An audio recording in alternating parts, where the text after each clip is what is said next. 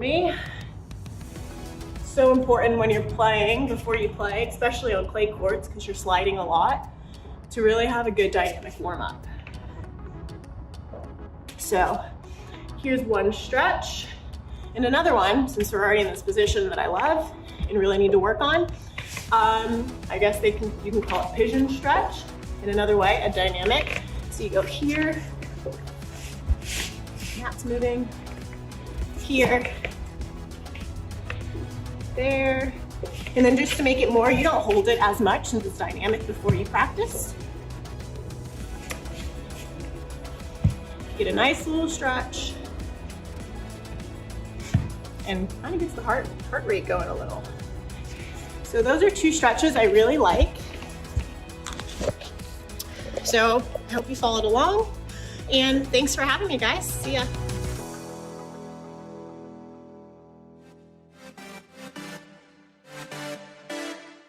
So tonight is not just any workout. Tonight I am bringing you my world tour workout in the comfort of your own home. Now tonight's workout is high intensity, but don't worry guys, I will be providing modifications. So for the people right now who are sitting down on the couch, I want you to get up because this workout is no equipment. So I want you to go grab some shoes. Doesn't matter what you're wearing, just get up. We're gonna work out all together. Now, while people are getting ready, I have a few things to say. So the first thing is go at your own pace in this workout. Don't get scared. You can go at your own pace. The other thing is I don't want you to stop, so I want you to keep moving through this entire workout. Now that means if you start getting tired, I don't want you to sit down on the couch. I want you to do something else. Dance on the spot, pick your favorite exercise and do that. And the other thing, which is the last thing and the most important thing, is I don't want you to stop moving until the music stops. Okay? So you'll hear 3, 2, 1 and the music stops, and that's your break time. But until then, because I might stop and give a modification over here. I might stop, but you can't stop.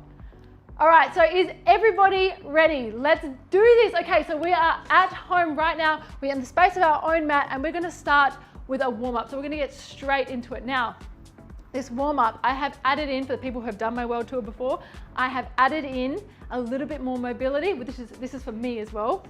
Okay, so everybody ready? We're down on the ground, starting in 3, 2, 1. All right, so we're gonna start in a child's pose. We're moving back,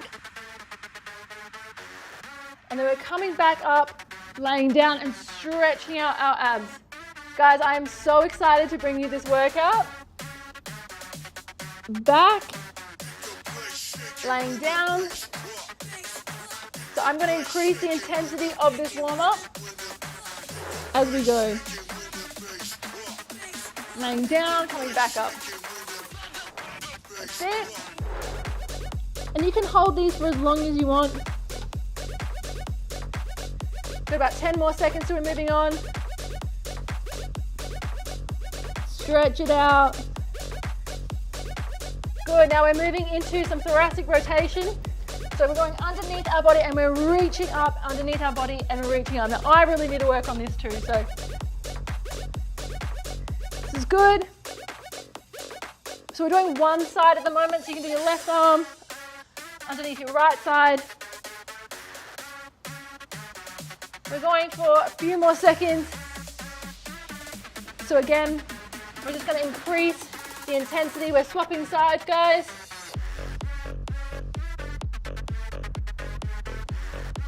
So reach under, arm up, reach under, arm up.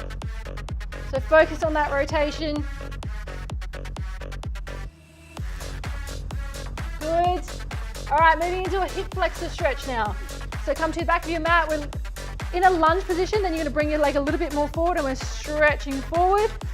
Trust me, you're gonna thank me for this warm up in a second. Stretching out one leg. Perfect.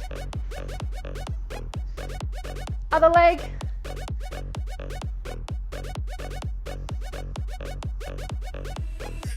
You can breathe out. You can even reach across your body.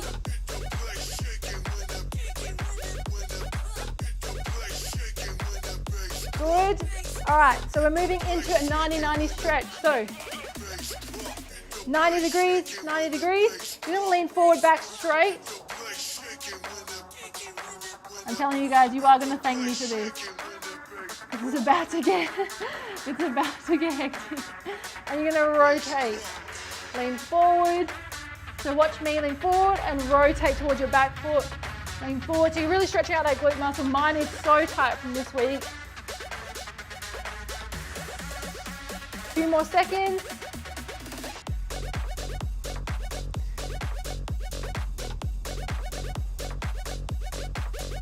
I'm going to swap sides.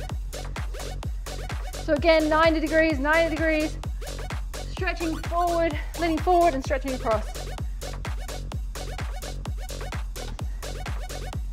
Good, you about 15 more seconds. Now you can hold all of these for longer. You can definitely lean into it, really feel that stretch. And then turn.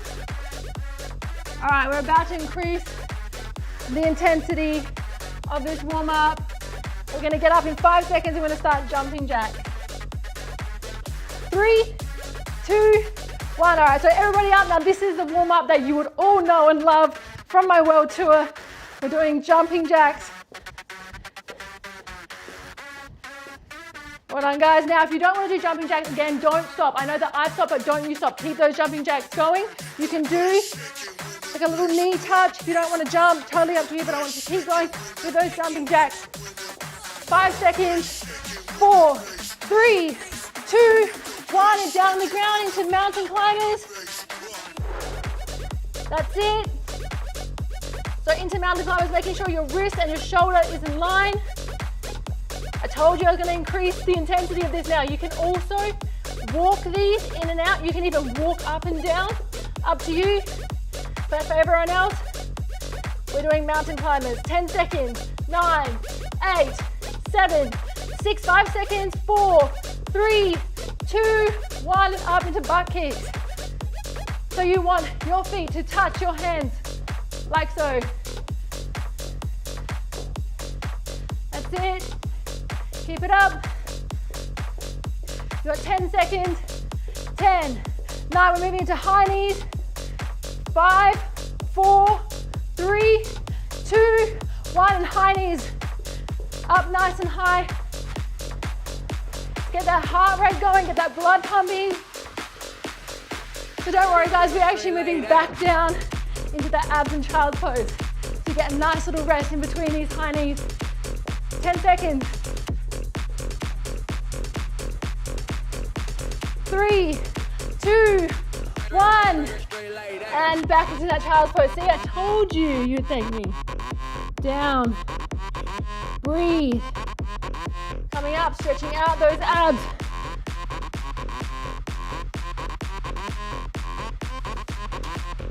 Down, stretching out.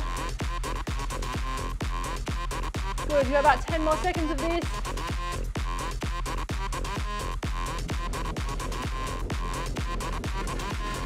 Well done. Moving into that rotation now. So you should feel a little bit more warmed up. You might be able to go a little bit further now.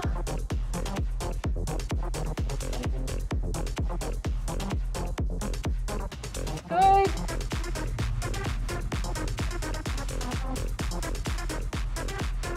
A few more seconds. Now you can slow this down as well. 3, 2, 1, other side.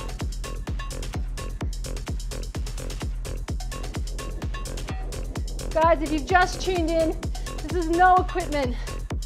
You can do this anywhere, anytime. So if you're at home right now, get up and join me. We're in the warm up at the moment. 3 seconds, 2, 1, that's good. Moving into that hip flexor stretch. You're gonna breathe through this.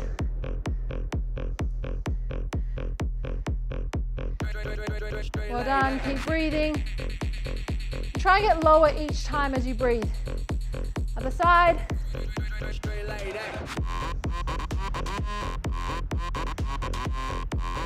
Good.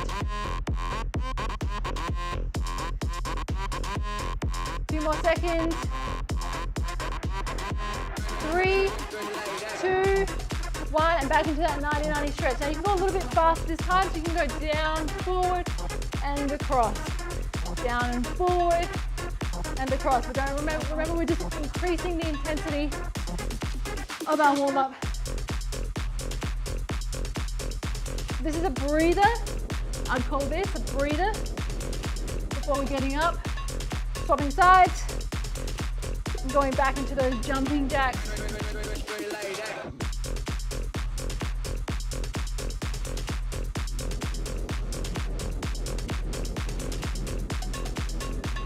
Keep warming that body up. You've got 5 seconds. 4, 3. I want you to see you get up nice and fast. 2, 1. Let's go straight into those jumping jacks. So I'm from Australia and I get caught up with this all the time. I call them star jumps. But I've learned now after years of tours, jumping jacks makes the most sense. Good, you got 10 seconds. 9, 8, 7, 6, 5 seconds. 4, 3, 2, down the ground. Let's go straight into those mountain climbers. Again, for the people at home, to modify this, you can just walk through these or walk up and down. Up to you. But I would like everyone, if you can, possibly to run on the spot. Good, 10 seconds. 9, 8, 7, 6, 5 seconds. 4, 3, 2, up. That's it. Straight up. Now while you're here, I know it's hard, but try and take a few deep breaths as you're doing this. So in through your nose, out through your mouth.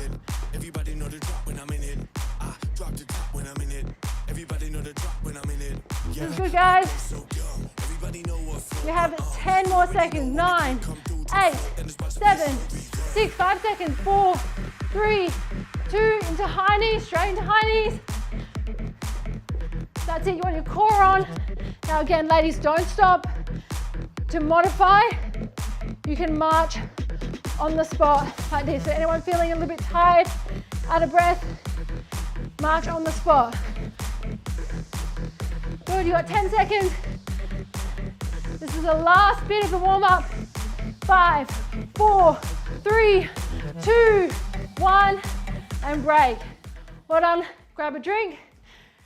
And we're going to get into the actual workout. Okay, so people laugh at this point because normally I don't do that mobility at the start. I just do 3 rounds of that high intensity. But we are going to get into the workout.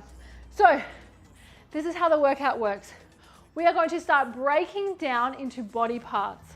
So we're going to do lower body, we're going to do some upper body, and then some abs. So right now we're starting with legs. So how this works, you have 3 exercises, 3 rounds, but don't worry, you're only doing the exercise for around 20 to 30 seconds. And I will walk you through the entire thing. So the exercises are a pop squat. You can do these a lot of different ways, but out, touch the ground. I swap hands. You can do it with both hands, totally up to you. So a pop squat. Into a reverse lunge, which means we're going backwards. Now ladies, if you have a chair or a couch, you feel a little bit off balance, you can actually hold it for balance, but for now, reverse lunge. And then we're gonna go down on the ground into a glute bridge. Okay, there are your 3 exercises. There are 3 rounds. Each exercise is around 30 seconds. 3, 2, 1, let's go, 30 seconds. Now, ladies looking for a modification for this. Again, remember I said don't stop if I stop. So you guys keep going with this.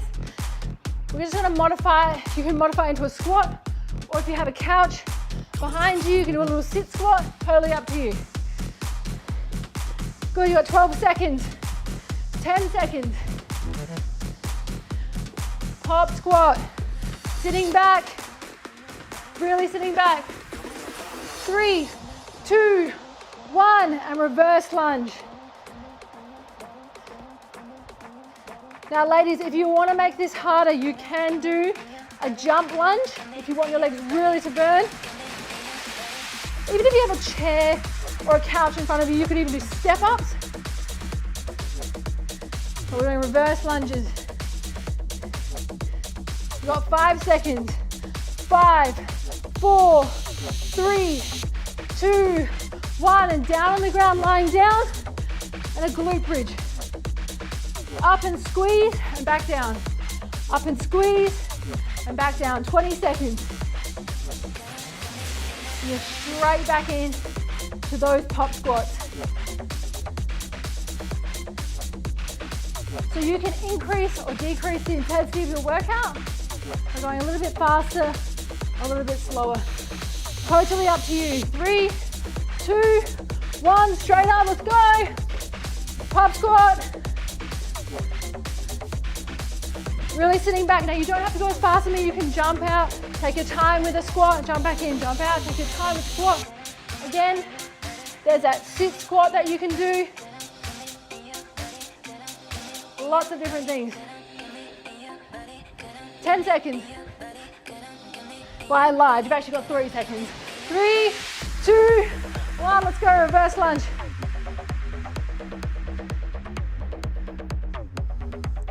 Again, you can do a jump lunge, you can do a step up. Really focus. Well done.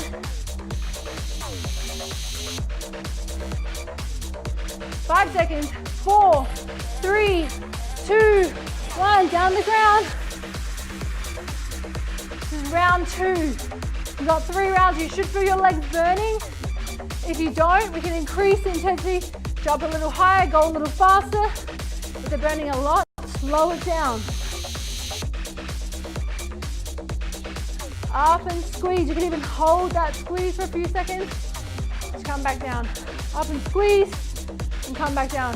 6, 5, 4, 3, 2, 1. Let's go straight back up. Then this round's much shorter. So I'm going to give you around 15 seconds to really push yourself through these last few exercises.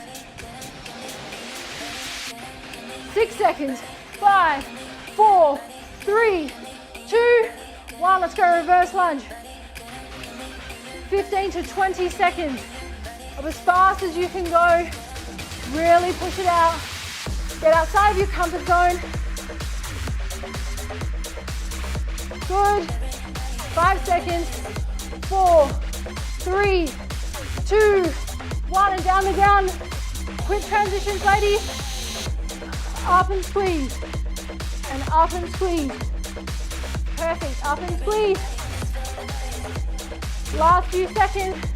You have 10 seconds. 9, 8, 7, 6. Keep going. 5, 4, 3, 2, 1. Well done, and break. Woo! My legs are burning. All right, so let's give our lower body a little bit of a break. We're gonna move into arms now.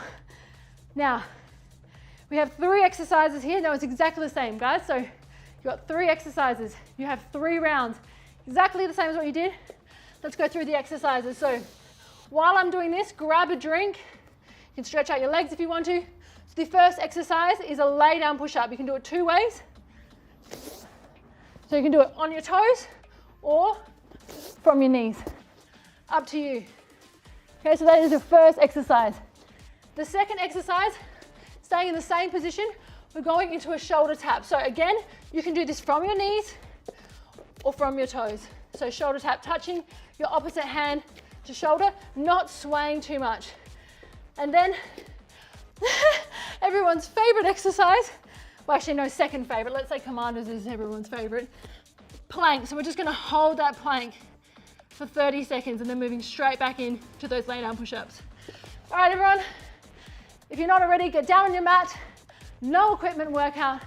Let's do this. We're doing arms. 3, 2, 1, let's go. 30 seconds, start now. So out, in, and up. Now you want to hover your hands slightly off the ground as they come out and back in. Now you can slow this down, you can speed this up, but you want to come up as one.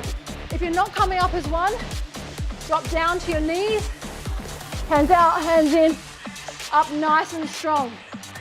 Both are right, both are correct, both are push-ups. That's good, keep it up. You have 5 seconds, 4, 3, 2, 1, and into shoulder taps. So touching that opposite shoulder. This also works your core, ladies. This is so good.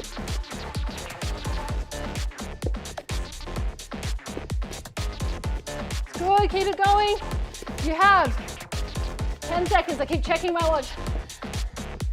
5 seconds, 4, 3, 2, 1, and down to that plank. If you can get straight down into it, that's great. We're holding for 30 seconds. Good, we've got 20 seconds. Now take this time, you can drop down to your knees. Take this time to take a few deep breaths. So in through your nose, out through your mouth. In through your nose, out through your mouth. Keep that core strong. 5 seconds, 4, 3, 2, 1. Lay down, push up. So this is round 2. Good.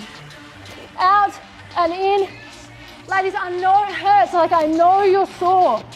But this workout was designed to get you out of your comfort zone, get you sweating at home, get that blood flowing. You have no idea, ladies, there are so many women around the world doing this. You are not alone. You can go on your knees. You have 5 seconds, 4, 3, 2, 1. Up in those shoulder taps. You're not alone. Just remember that. You're not alone. There are thousands of women all over the world doing this workout with you. You've got this. Keep going. Drop down to your knees if you need. Hold that core nice and strong. 5 seconds. 4, 3, 2, 1. Into that plank. World tour workout, ladies. World tour. This goes around the world. So many women have already done this workout and love this workout. Modify to suit you. You got 10 seconds. Again, dropping down to your knees if you need to breathe. And making sure you breathe as well. All right, we're going to move into our last round. 3, 2, 1. Let's go, last round. Really push it out. Now, if you feel like you're coming up like this, you want to maybe drop down to your knees and modify. 10 seconds, 9, 8, 7, 6, 5 seconds, 4, 3, 2, 1. Moving into those shoulder taps. Woo, my arms are burning. That's good, you got 30 seconds. So you're really transferring that weight from hand to hand. Not too much swaying. Drop down if you need. You have 3, 2, 1, down. 20 seconds, let's count it out together. 19, 18, 17, 16. You got 15 seconds to go. 14, 13, 12, 11, 10 seconds, 9, 8, hold it, hold it, hold it. 5 seconds, 4, 3, 2, 1, break. Woo! Okay, it is very hot. And if it helps, my arms are burning too. Okay, grab a drink. We're moving on to abs. So this is my favorite. My favorite. Maybe not your favorite, but my favorite. Okay, so the exercises are a bent leg raise. So again, I'll give modifications for this, don't worry. So bent leg raise. You can move into, you will move into an X plank. So attaching our opposite hand to foot. You can practice these or you can just watch me, totally up to you. Again, if you are sitting down watching me work out, I want you to get up right now, even if it's just for this one circuit. Get up and move straight into ab bikes. So 3 rounds, our abs are going to be burning. If you are standing up right now, lie down on your back. 3, 2, 1. Let's go. 30 seconds. Bent leg raise. Good.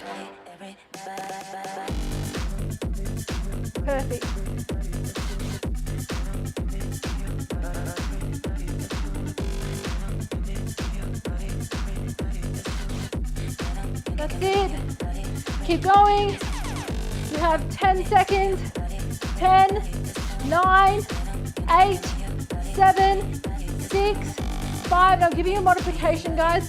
You can continue with this modification. You can move on with me. Totally up to you. 4, 3. I'm doing personal training. Counting. 2, 1. Moving over into an X plank. That's it. Touching that opposite foot. Good, you got 30 seconds. Now you don't have to touch your opposite ankle, guys. You can just touch your knee, if that's what permits. Totally up to you. Good, good, good, keep going. 5, 4, 3, 2, 1, into ab bikes. Good. Into ab bikes. So what you're doing here is you're rotating your torso to touch your opposite leg. That's it. Oh God, I am struggling here, guys. Keep it going now. You don't have to reach out so far. Little movement if you need. 3, 2, 1, and moving back into those bent leg raises. Now, again, if you're finding this difficult, knee to your chest, back down. That's it.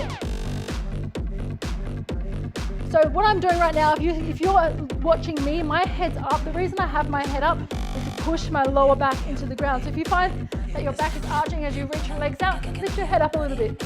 You've got 5 seconds. 4, 3, 2, 1. Turning around. That's it. And touching your opposite foot.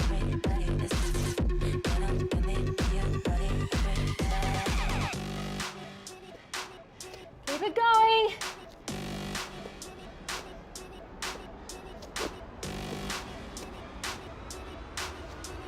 Good. 5, 4, 3, 2, 1. Turning over. Okay, the second round, massively burned. We've got one more round to go, guys. Push it out.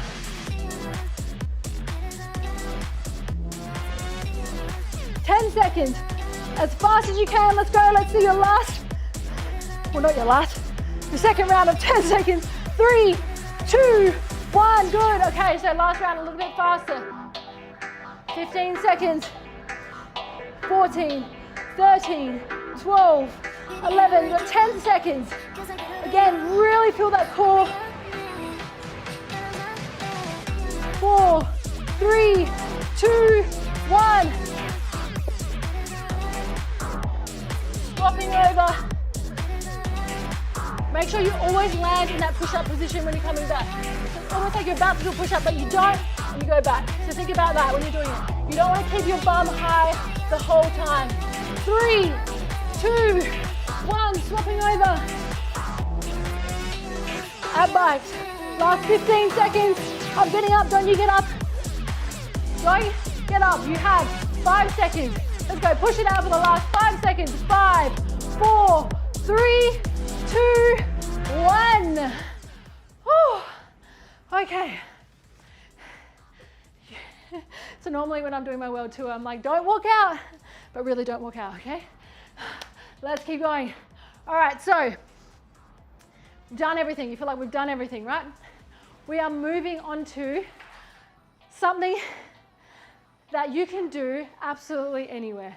If you ever think, you know, I want to get a quick workout in, whether it just be 2 minutes, that's going to haunt you, 2 minutes, you're going to do this, okay? So what you do is you pick 2 exercises and you do 30 seconds, 30 seconds, 30 seconds, 30 seconds. Now, if you're fortunate enough to be standing next to someone right now, maybe your sister, your partner, whoever, I want you to do this workout together. So if you are next to someone, I want you guys to separate, okay? So one person here, one person here. Or you can go in teams, however many people there are right now.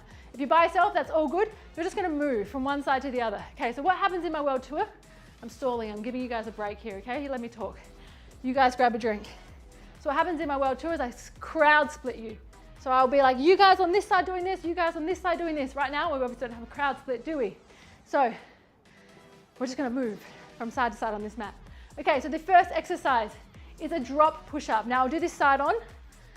So what you're gonna do is like you're about to do a burpee, so you're putting your hands where your feet are, jumping back, dropping down into a push-up, coming back up, standing up. This is a good one because you can have a break when you're standing up. You can take a little bit longer to drop back down. So a drop push-up, you can also drop down to your knees, do a push-up, and stand back up, okay? The next exercise is high knees. Okay, so the other person, if you have another person, we'll be doing high knees on the spot. When I call out swap, you're gonna swap. It goes for 2 minutes. All right, so one of you pick high knees, one of you pick a drop push-up. If you're by yourself, you're doing both. We're gonna start with, well, I'm gonna start with, if you're by yourself, drop push-up. 3, 2, 1, let's go. All right, so you're gonna drop down into a push-up and come back up. You got 30 seconds. The other person will be doing high knees. If you have no other person, that's okay. So you're doing this for 30 seconds. Again, you can break at the top. You can take a few breaths up here. 1, 2, psych yourself up, go back into a push-up. That's good.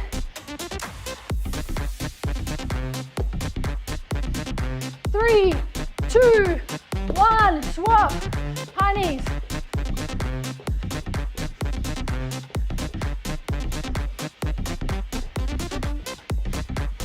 Keep going.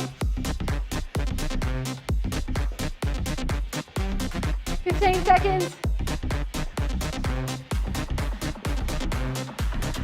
Again, remember what I said before, you can actually do this on the spot.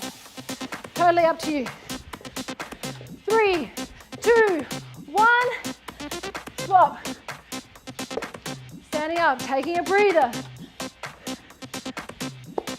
That's it. Remember, you can drop down onto your knees.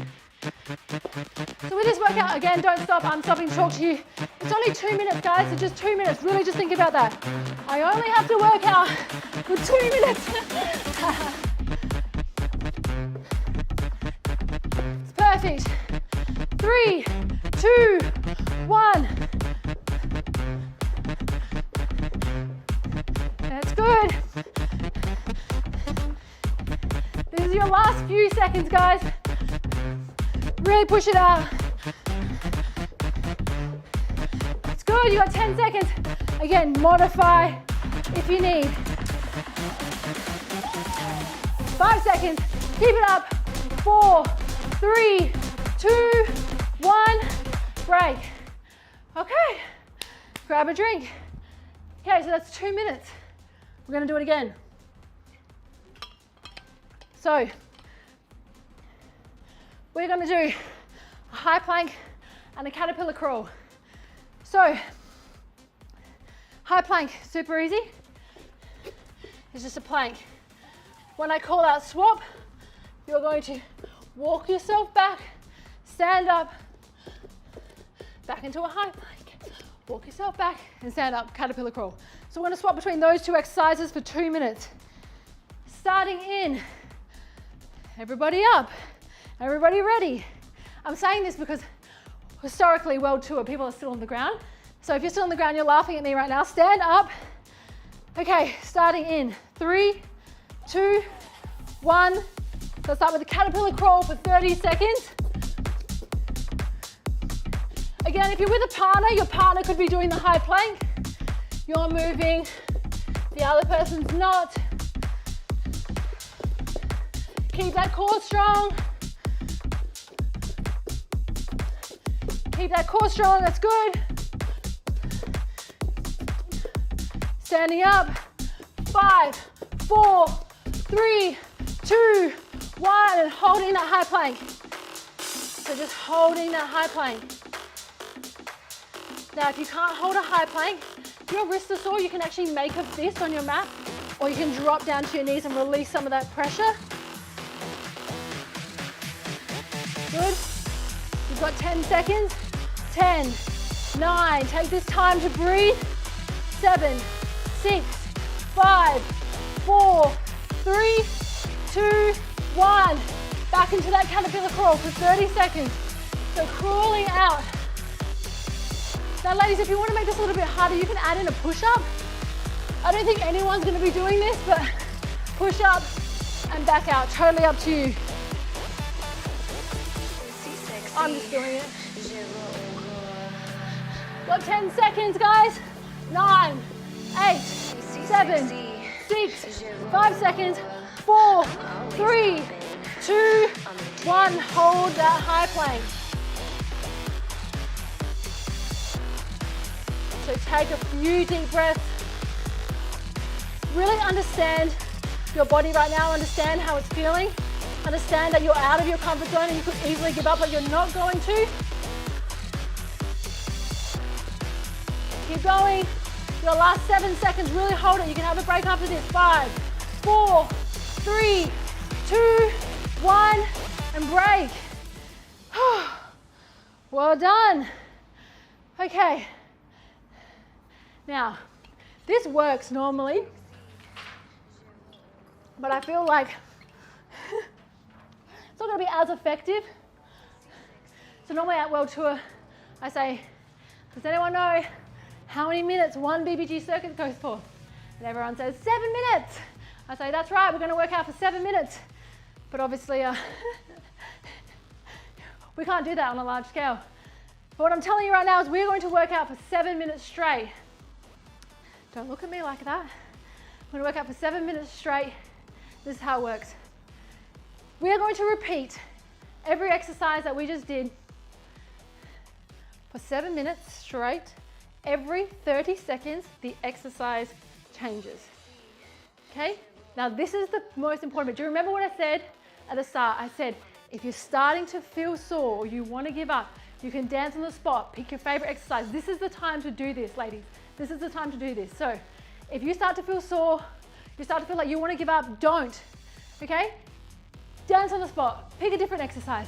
Totally up to you. Modify this to suit you, but we're doing it for 7 minutes straight, non-stop.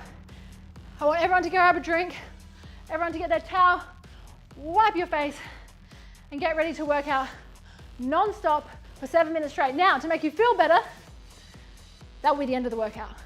So you can say, I did the Kayla Tina's World Tour in the comfort of my own home if you finish this last 7 minutes, okay? Think about it in your head, it's only 7 minutes. Are we ready? 3. Are we ready, guys? Are you ready? Are you ready? Yep, okay, cool. I can hear you. 3, 2, 1. Let's go, 7 minutes, pop squat. So you just follow along with me. When you hear 5, 4, 3, 2, 1, you're gonna change exercises. So you know, we're doing those legs first. Pop squat now. Remember, if you're tired now, you can sit down on something and stand back up. Sit down on something and stand back up. 10 seconds.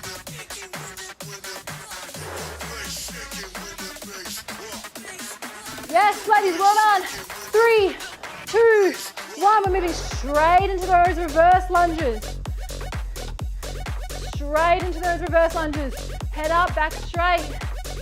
When you're doing reverse lunges, shoulder width apart, okay? Remember that, shoulder width apart. So you don't lose balance. If you are losing balance, hold a chair, hold a couch, whatever's near you, hold a wall. 10 seconds. 5 seconds. 4, 3, 2, 1. Down on the ground. 30 seconds of glute bridges. You do not have to do these again. You do not have to do them again. So really push it out. You know, this is the last 7 minutes of this entire workout.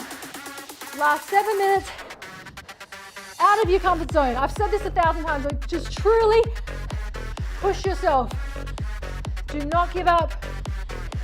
You got 7, 6, 5 seconds, 4, 3, 2, 1. Lay down, push up. That's it. Lay down, push up.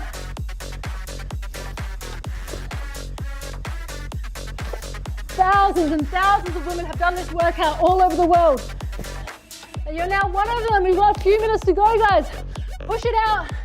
You have 10 seconds, 9, 8, 7, 6, 5 seconds, 4, into shoulder taps, 3, 2, 1, let's go.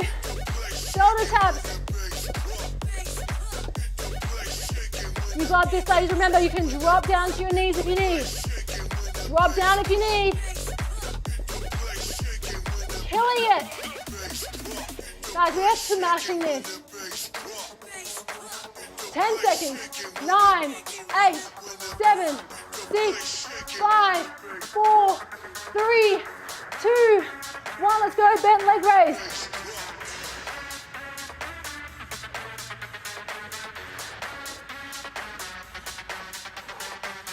That's it. You got this. Breathing. Don't hold your breath through these. Don't arch your back through these. 10 seconds. Let's go, let's go. 3, 2, 1. Oh, I almost did the wrong thing. Ab bikes. I got too excited.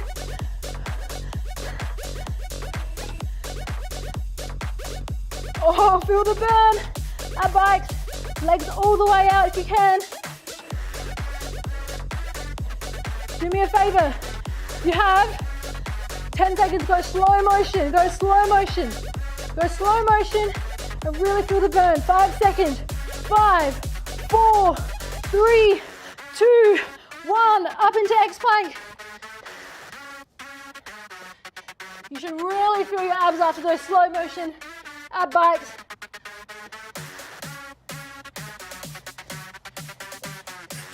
We're killing this, guys. Don't give up. Keep going. You have 4, 3, 2, 1. Let's go into high knees to get those knees up nice and high. You're 4 minutes in. You're 4 minutes in. 4 out of 7. Let's go. High knees, high knees. Can't believe I'm doing this. This is so exciting. 10 seconds. 9, 8, 7, 6, 5, 4, 3, 2. Jog push up.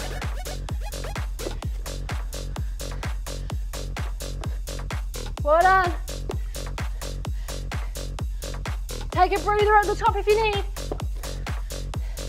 You have 15 seconds. Do that knees. Do the knees if you need. Well done. 5 seconds, stopping in 5, 4, 3, 2, 1, and we're walking out. And walking back in. Walking out and walking back in.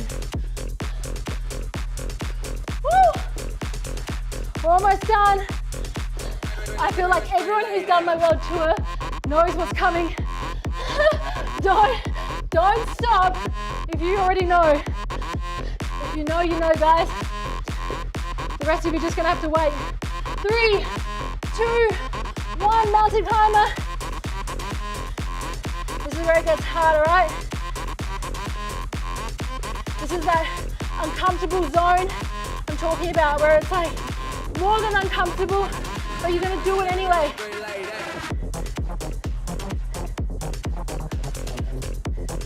We got this, guys. You got 5 seconds. 5, 4, 3, 2, and hold that high plank. All right, listen. You already come this far, so you can't stop now. We have 1 minute to go and 1 exercise to go after this. And that exercise is burpees, okay? And we're gonna finish this world tour workout, because it wouldn't be a world tour workout without burpees. We're going to 30 seconds of burpees, starting in 5 seconds. To end this entire workout.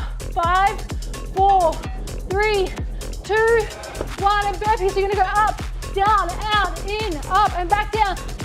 You can modify these by touching the ground, walking out, walking back in, standing up or touching the ground, jumping out and jumping in, standing up, totally up to you. But you have 15 seconds to go before the entire workout is over. I'm counting you down right here for you. You're ending this workout in 5, 4, 3, 2, 1, and done. Woo! Ladies, 1 second. Ladies, I'm so proud of you for completing a Kayla Tina's World Tour workout. That was absolutely incredible.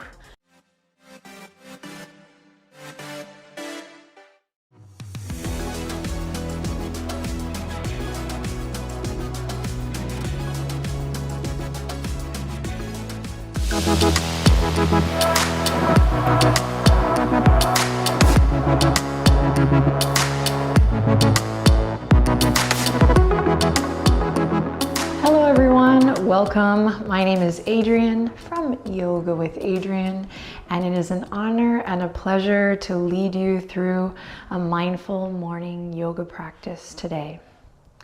However you're coming to the mat is perfect. Come as you are. Thank you so much for making the choice to practice today. Spend some time tuning into your body and your breath. We're going to begin in a nice comfortable seat. So take your time. Come on down to the ground. I am joined here today by my pal Benji, who's already nice and relaxed. As you're ready, sit up nice and tall and see if you can align your head over your heart and your heart over your center or your pelvis. Then take a second to relax the shoulders.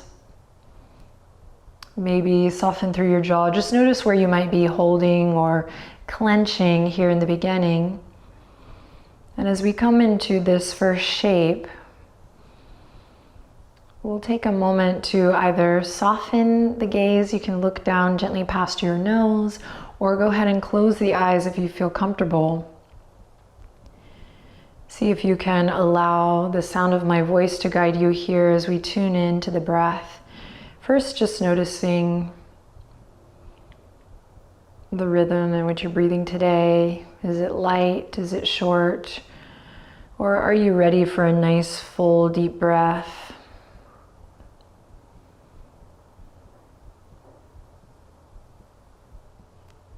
Trust yourself, trust this video, and thank you for trusting me, sharing your time with me, that however you're coming to the mat today is a-okay, it's perfect. Everything is as it should be. Just allowing whatever you notice here to be, no judgment. Maybe you feel a little tired, cranky, anxious. And knowing that feeling off balance or even a little down is okay. We're gonna start wherever we are today fully. So take a deep breath in, just to kind of acknowledge who you are and where you are today. And as you exhale out, relax your shoulders down a little more. And then we'll just do that twice more. So big inhale, just in full acceptance and acknowledgement of who you are and where you are today. And then exhale, relax the shoulders. And one more time, big full conscious breath in. And exhale, relax the shoulders. Each time you exhale in this practice, there's an opportunity to kind of drop the shoulders, drop any stress or tension that might have accumulated in the neck and the shoulders. And so you can take it or leave it, but that's definitely an offering that's here for you, and that hopefully you can take with you off the yoga mat as well. All right, let's draw the hands together, gently bow the head to the heart. We'll just take a second here to feel nice stretch in the back of the neck. Continuing to gently deepen the breath now. And continuing to acknowledge, notice, observe what's going on today. If you want, you can set a little intention for this time on the mat. Whatever comes to mind, something that will serve you in the present moment. Maybe the sentence is in and of itself, I choose to be present with what is.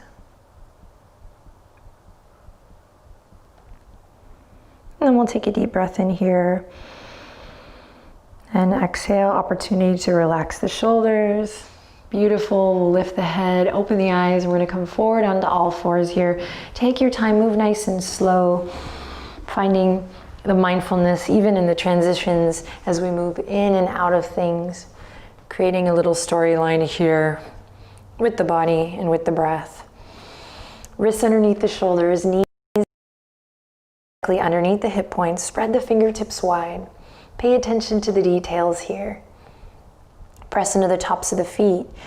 When you're ready, soft bend in the elbows. We'll drop the belly all the way to the ground, tailbone up towards the sky, and open the chest forward. Breathe in.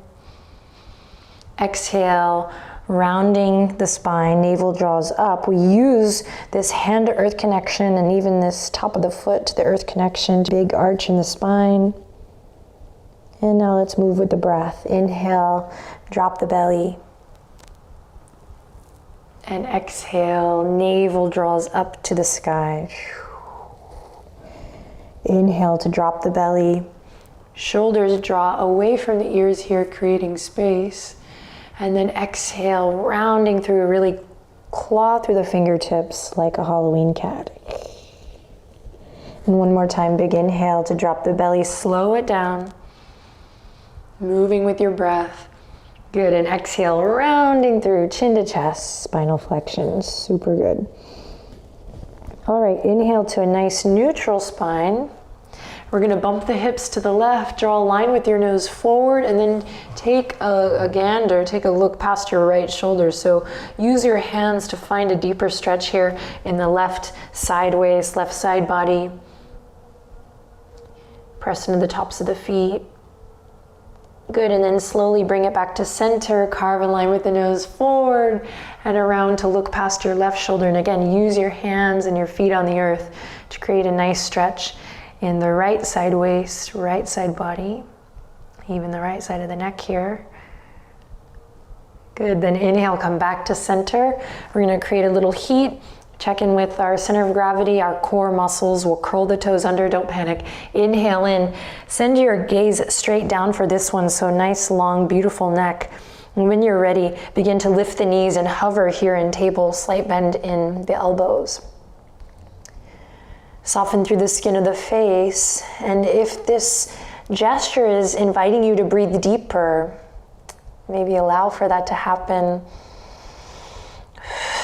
We're here for 5, neck is nice and long, 4, 3, 2, and on the 1, release. Awesome, bring the big toes together, knees as wide as the yoga mat. Once again, drop the belly, inhale to look forward, so long puppy belly here, really stretching through the front body, and then exhale, let's take the hips back. Extended child's pose. I'm gonna join Benji here on the ground. You can reach the arms forward. Forehead will melt towards the mat. If it doesn't make it, no worries. If it does, you might enjoy a gentle rock side to side, massaging the brow bones here. Now everyone, take a deep breath in.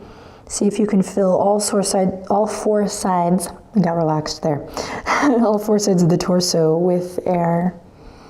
And then exhale, melting the heart towards the earth. Great, close your eyes here, inhale in again. Filling all 4 sides of the torso. And inviting just a softening as you exhale here. And one more time, listening to the sound of your breath. Inhale. And exhale. Great, from your center, whatever that means to you, maybe draw the navel in just a bit. In traditional yoga practice, we call this Uddiyana Bandha, engaging from the center. Navel draws in and up, and that could be what brings you all the way back up into tabletop position. And we'll curl the toes under, soft bend in the elbows, inhale in, exhale, lift up to that hovering table once again. Breathing deep, creating a nice, long, beautiful line in the spine from the crown of the head, the tip top of the head, all the way to the base where the tailbone is at. Excellent. Stay here if you want. You can hug the right knee up towards the chest here for a little challenge. And then release, and then maybe take the left knee all the way up towards the heart center. And then release. Awesome. From here, we're gonna send the hips up high and back. Walk the hands out just a bit if you need. I'm not negotiating space with Benji here, and that's okay. And begin to pedal it out, begin to breathe here in downward facing dog. We're clawing through the fingertips, we're pressing into the knuckles. Upper arm bones are externally rotated. Inhale, lots of love in here as you stretch out through the feet. And exhale, lots of love out as you continue to pedal back and forth, stretching through the Achilles, the calf muscles, the hamstrings, of course, hips up high. We're not holding in the neck, so take a second to maybe shake the head a little yes and no. Beautiful, then take a moment here to find stillness. Inhale in deeply, you're doing great. And exhale, nice cleansing breath out through the mouth. Excellent. One more breath here on your own with the head below the heart here, so good for the body. And beautiful, we'll bend the knees and we're gonna make our way to the top. You can take baby steps there, or maybe you wanna float or hop, maybe you ragdoll up to the top of your mat. That's where we'll meet, feet hip width apart. Coming into a standing forward fold. Bend your knees, let your belly come towards the tops of the thighs. They don't have to come super close, but just that's the intention. Then we'll clasp opposite hand with opposite elbow and begin to rock a little side to side here, feeling your feet grounding on the earth. Now close your eyes here or soften your gaze. Give your thinking mind a break, darling, and start to breathe deeply. Breathe like you love yourself. Feel your feet again, grounding you to the earth, finding that connection. Letting any stress or tension maybe slip off the back here, slip off the shoulders, the neck, so that when you release the arms and slowly begin to roll it up, you feel a little lighter, or you welcome a lightness, rolling up to standing.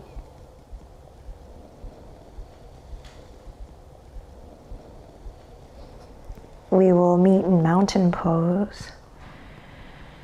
And when you get here, relax the shoulders down. Continue to deepen through your breath. See if you can slow down your inhalation, slow down that exhale just a bit. I know there's a tendency to kind of want to rush and get things done, but let's see what happens if we slow it down and just allow ourselves to really move from one present moment to the next.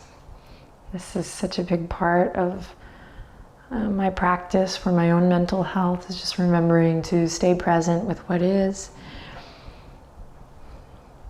Not get too far ahead. So actively draw your awareness into all four corners of the feet.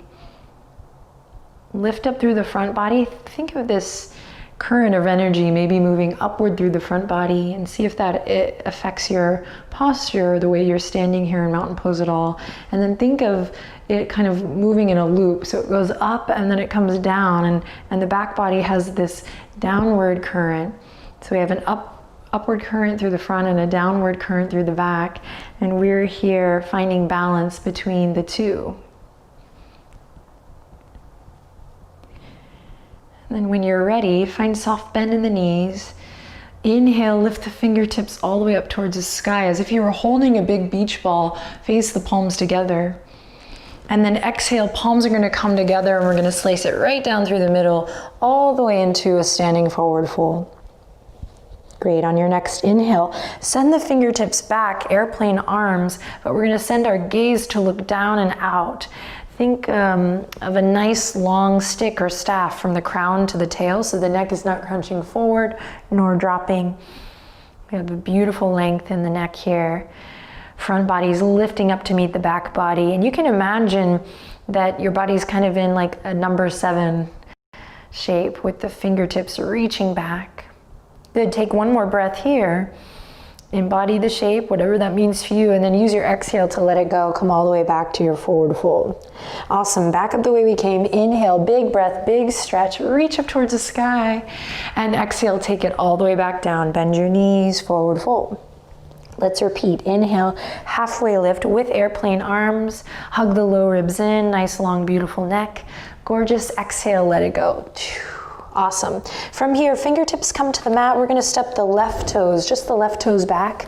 Lower the left knee to the ground, and on your next big breath in, keep the front knee over the front ankle as you sweep the arms up all the way overhead. for a nice crescent lunge here. Big stretch in the front of the left hip crease.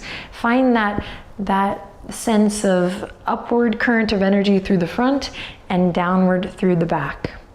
Anchor your mind's attention in this flow of energy of lifting and grounding. Squeeze the inner thighs to the midline. Find a little connection to your core. Let's take another deep breath in here. Maybe you lift the chin up a little bit and then exhale to soften and release it down. Fingertips come back to the earth. We're gonna lift the back knee up here, plant the left palm, and inhale, reach the right fingertips up towards the sky. Breathe into your belly for this twist here. Inhale in, and then exhale, rain the right fingertips down. Plant the palms. We'll step the right toes back for a plank or a half plank. So you can keep it nice and gentle today by lowering the knees, or maybe we're working to build strength mindfully.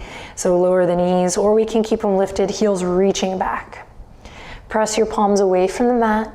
Hug the low ribs in. Notice what it feels like to be alive today. You're doing great. We're here for 3, 2, 1. On the 1, look forward, shift forward. Exhale, squeeze the elbows in and lower all the way down to your belly. Good. Inhale for cobra. Lift the chest. Press into your foundation. Toes, feet, pubic bone. Squeeze the elbows into the side body. And then slowly release. Benji. Here we go. Pressing up to half plank or plank. Take a deep breath in. And then exhale, hips up high and back for your downward facing dog. Good. Inhale, lots of love in. Breathe deep. And exhale, lots of love out. Let it go. Great, bend the knees. Inhale, look forward. Make your way to the top. Again, you get to decide, baby steps, ragdoll, or maybe you hop. And then feet together, really together. We'll inhale halfway, airplane arms, look forward and down. And exhale to let it go, forward fold. Fingertips to the mat. Now this time the right foot steps back. We lower gently onto the right knee. Squeezing your thighs together towards the center so you have a nice strong foundation to swim the fingertips forward. When you're ready, up and back, lifting the heart, feeling that stretch through the front body, that lift of energy through the front. Front knees over the front ankle here. I'm lifting the chest to the chin to the sky. Big beach ball up and overhead for one more breath. Inhale. And exhale to slowly bring it back down. Great, let's lift the back knee. Right hand comes to the earth. And when you're ready, big inhale, left fingertips all the way up towards the sky. Now breathe into your belly here. A beautiful twist to move the energy, create a healthy flow of energy, which of course can affect our mental state. And then we'll bring it all the way back down. Plant the palms. Here we go. Step it back, plank or half plank. So connecting to center here. Taking pressure out of the wrists by pressing into the knuckles and really pressing into the fingertips. Good. We're here for 3, 2. On the 1, slowly lower to the belly. Cobra, inhale. Use that inhale to really lift up and open your heart. And then use the exhale to soften and release. Curl the toes under, inhale in, press up to plank or half plank. And then exhale back to your downward facing dog. Inhale in deeply here, in through the nose. And exhale out through the nose or mouth. Beautiful. Bend the knees, inhale to look forward, exhale to make your way to the top. Feet together, really together. This time, bend the knees generously. Send the hips back, hang with me here. Focus on the sensation, nice and easy.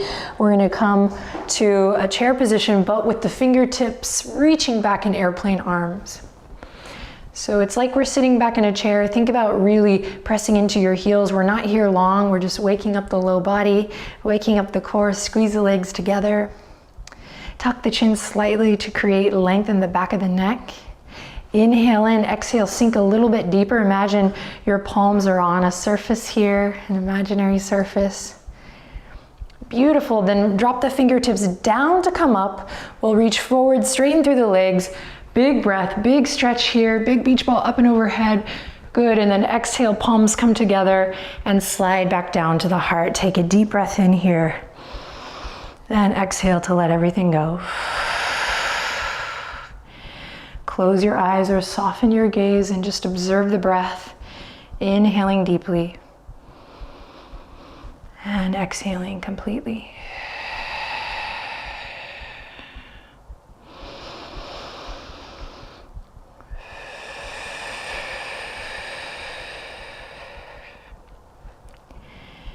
Beautiful. Interlace the fingertips here. Continue to deepen your breath.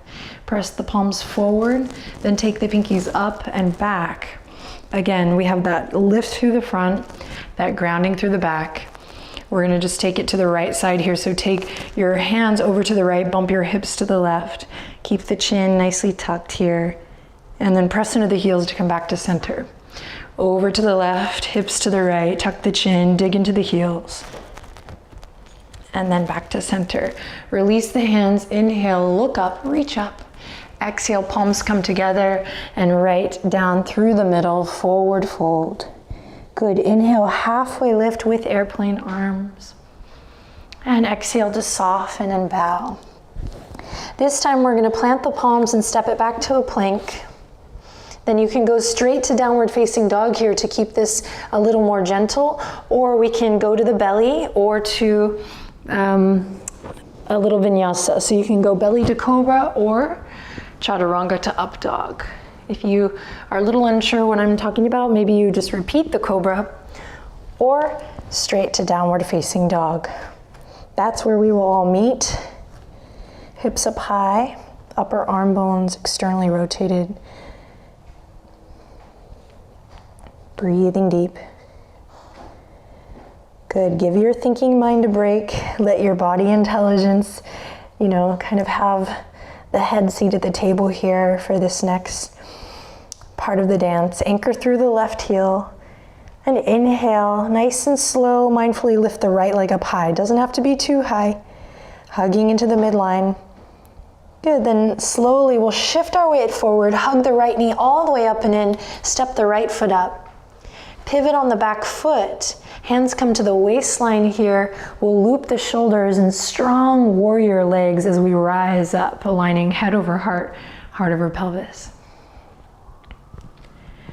Now find that lift through the front, that grounding through the back. Let that anchor you. Then you can keep the hands here for warrior one, or we'll reach the fingertips forward, up and back. Strong back leg. Back toes are turned in, left inner thighs engaged. Good, inhale, lift the chest, lift your heart. Exhale, listen carefully, we're gonna send the fingertips back, airplane arms, and shift our weight forward, front knees bent. Pull the right hip crease back, and it's as if you're looking into a pond here, seeing your reflection. Neck is nice and long. Again, back leg is really strong. Good, you can stay here, inhale, or you can exhale, slowly pivot on the back foot. You can stay here, inhale again, everyone. And maybe exhale, lift the back leg, just an option. So we have options to stay with the foot down, to lift the heel, or to practice lifting the whole leg. Wherever you are, inhale in, exhale, slowly make your way back to warrior one, arms all the way up, big breath, big stretch. Exhale, warrior two, we turn it out to the left, send the fingertips front to back. Good, inhale, reach the arms all the way up, peaceful warrior, then have a little fun here as you cartwheel it all the way back to your lunge. Same thing, your choice. You get to step it back, take a little vinyasa, belly to cobra, chaturanga to up dog, or take the hips up high and back straight to downward dog. That's where we will all meet. So really choosing your own adventure, moving with your breath, listening to your body, making a practice of that. Once in downward dog, we'll ground through the right heel. Inhale, lift the left leg up high. Exhale, shift it forward, step it up. Good, take your time, pivot on the back foot, back toes are turned in. Hands come to the waistline, and with strong warrior legs, we rise up. Good, find your breath. Find your footing. Hands can stay on the waistline or we'll reach the fingertips up and back, warrior one. Press into the outer edge of your right foot, engage your right inner thigh. Beautiful. Inhale in, maybe chest lifts, maybe chin lifts. And when you're ready, exhale, bend the elbows, send the fingertips back, airplane arms, or maybe you have some wings here, like a bird. Draw the shoulder blades together, belly aims towards the top of the left thigh, that femur, but we're really pulling back with the left hip crease here and keeping a little bit of space so we're not collapsing onto the thigh. Building strength. Inhale, stay here. Or exhale, start to lift the pivot on the right foot, lift the right heel. Good, inhale in again, everybody. And maybe on this exhale, you start to lift the whole right leg. And just playing around. If you fall, we'll catch you. Breathing, exploring, staying curious. And we'll make our way all the way back to that warrior one. And when you're ready, take a deep breath in. And exhale, warrior two. Nice wide stance. Left fingertips forward, right fingertips back. Strong legs. Peaceful warrior, here we come. Keep the front knee bent. Lift the left fingertips up and back. Big breath, big stretch. Good, and then cartwheel it all the way up and around and down. Back to your lunge. Step it back to plank. Inhale in and exhale, slowly lower to the knees. Send the hips back, child's pose. Rounding down, forehead to the earth. Inhale in deeply here, maybe the biggest breath you've taken all day. And exhale to let everything go.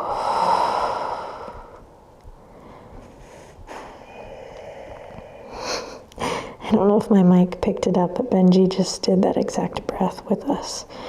All right, slowly, mindfully bringing the hands back up, really feeling your hands on the ground. And then slowly we'll just come through to a seat, send the legs out in front. We're gonna join Benji, the yoga master, really. Oh, sorry, buddy. And we're gonna come to lie down. Uh-oh, I disturbed the master. All right, we're gonna end here with just a little reclined twist. So come onto the ground.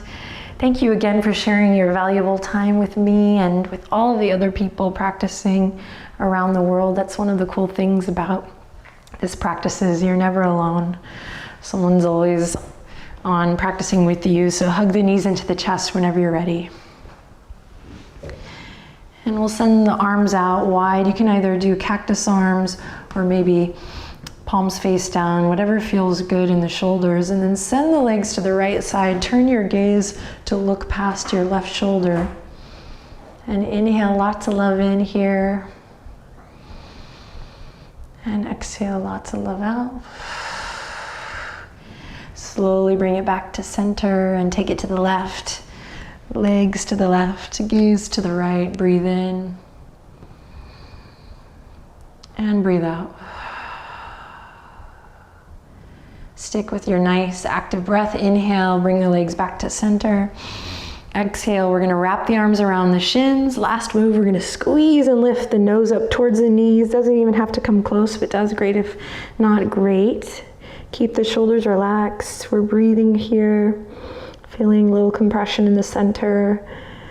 Practicing kind and loving thoughts here towards oneself. Leaving the judgment behind. We got this, we're here for 3. Finding a softness in the face, 2. And on the 1, release everything. Extend the legs out long. Bring your arms to your side. Inhale in deeply. Exhale to relax the weight of your body fully into the mat. Nice work. And on your next breath in, we'll bring the palms together. We're gonna bring the thumbs to the third eye, and we will close this practice here together by taking one last deep breath in and exhaling together. Namaste. Thanks everyone. Take good care.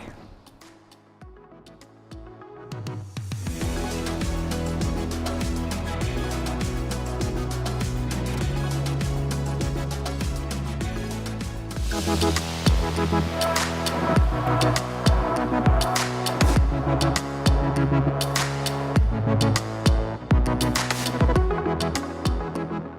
I'm Karina Dawn, co-founder of Tone It Up, and I am very honored to be here today with you and be a part of the wellness experience with Jewel and Kroger. And they are RVing through the country and happened to stop through Telluride, so we actually get to do this together in person. Yay! Yeah, so we're going to do a little meditation break. Meditation is a huge daily practice for me in my life, and I know in Jewel's life. It helps reduce anxiety and stress, and it literally rewires your brain. Yeah, research has shown that in as little as 8 weeks, you can grow new folds in your frontal lobe, which is crazy. Meditation is literally like a workout for your brain. Something to note is a lot of people think they're failing at meditation because they have thoughts. Meditation isn't about never having a thought because we have a brain. How many thoughts do we have a day? At 80,000 to 100,000 thoughts per day. So, of course, during meditation, those thoughts are going to come. But let them come and then release them. And it's okay. Without judgment, just let them go and come back to your meditation. And they've actually shown that when you are lost in thought, like let's say I'm thinking about my grocery list during a meditation and I realize it, as soon as I realize it and I go, oh, I'm going to come back to my breath, that's the neurological workout. You just built a new pathway. So it's almost like the more you fail, the more you win. So really flip that script so you don't feel like you're starting to get down on yourself because, oh my gosh, I have thoughts. I must not be good at meditation. That's not how it works. Yeah.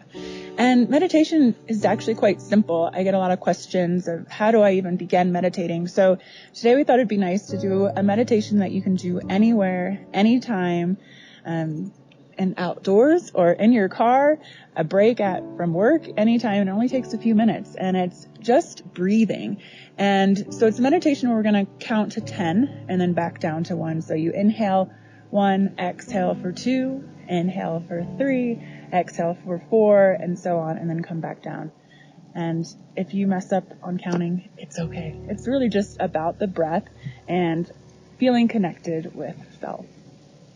A great thing to also realize is when you're meditating, we're mindful if we're present. And so you'll start to hear the sounds. I have a lot of people worry if I'm meditating, what if I don't notice my house is burning down? I've actually had people ask me that. You actually become more aware. And when we're present, we're going to become more aware of the smells and the sights and the sounds. And that's like an added bonus. All right. Shall we begin? Yes. All right. So wherever you are, find a comfortable seated position. Cross-legged is great. Let's do palms facing up to receive this love that we're all sharing with each other. And spine tall, chin gently tucked in, and gently close your eyes, and let's begin.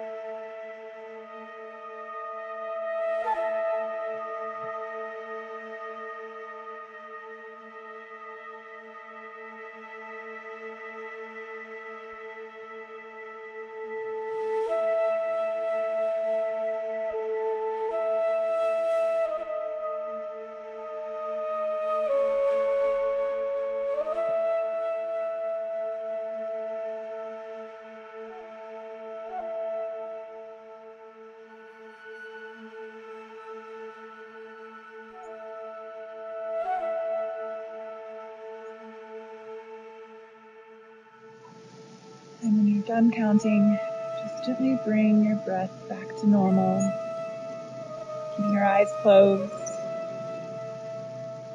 bringing awareness to your body, the pressure points upon the earth, awareness to your surroundings, the air, the sounds, the wind. Just breathing here together.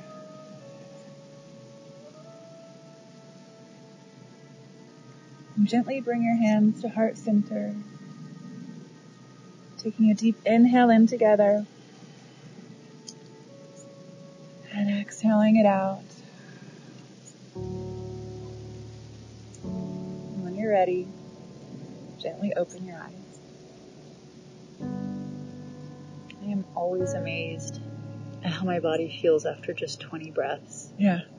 My whole voice lowers. And they've actually learned that by just breathing like this, it's a physiological response. So your vascular system dilates, your blood pressure drops immediately. The blood flow patterns change in your brain, so it stops lighting up your amygdala and starts circulating in your frontal lobes. And your neurotransmitters change. I mean, it's powerful. Think about how many times, even myself, I catch myself not breathing in the day, or just taking short breaths and not those deep breaths, and like really letting the oxygen in. Yeah, we really want to control our breath when we're trying to control our life.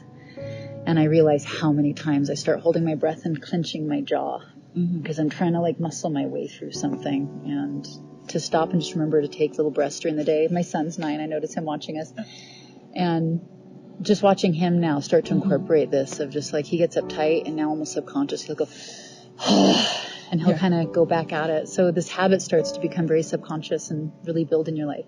Yeah, that's beautiful. Thank you for taking this time to meditate with me during the wellness experience. And there's all forms of meditation too, and from mantra-based or sitting in silence, and whatever you're vibing with, it's there for you. So. And for more of these types of practices, you can go to the Tone It Up app. I became a fan of this young woman next to me well before I got to meet her. And when I decided to do the wellness experience, I knew I wanted them to be part of this, because Tone It Up has an amazing community and culture and focus not only on your physical fitness, but the whole thing, mindfulness fitness. And so you can go there to check out more meditations and fitness.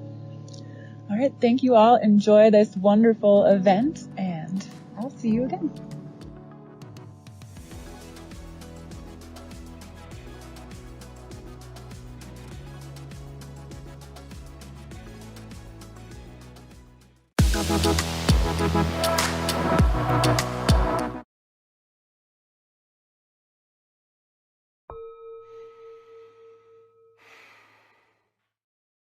This organization is giving youth the tools to really become the best they can be in every area of life. The foundation saw me and saw my struggles and took me in. Our foundation is in dire need of support. We might be in a position where we're going to have to turn people away. And what we're asking from you is $1 a day. We've never turned away anybody, and the last thing we want to do is start now. So thank you for your support.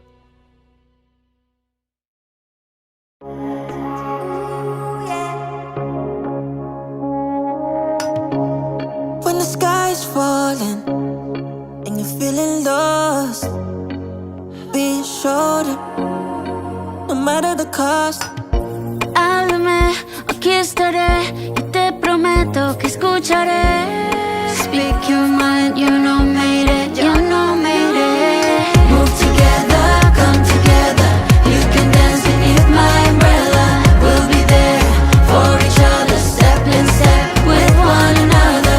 Move together, come together, hand in hand, we'll break the weather. Though the clouds are getting wetter, we're gonna move the world for the better. لما بتعدي من الدنيا وما في حدا قريب، لا تحسي بالوحدة، اتصلي فيه. You know you can call on me, oh, just call on me. So whether the rain or shine, you know I dare your side. Move together, come together, you can dance beneath my umbrella. We'll be there for each other, step in step with one another. Move together, come together, hand in hand, we'll break the weather.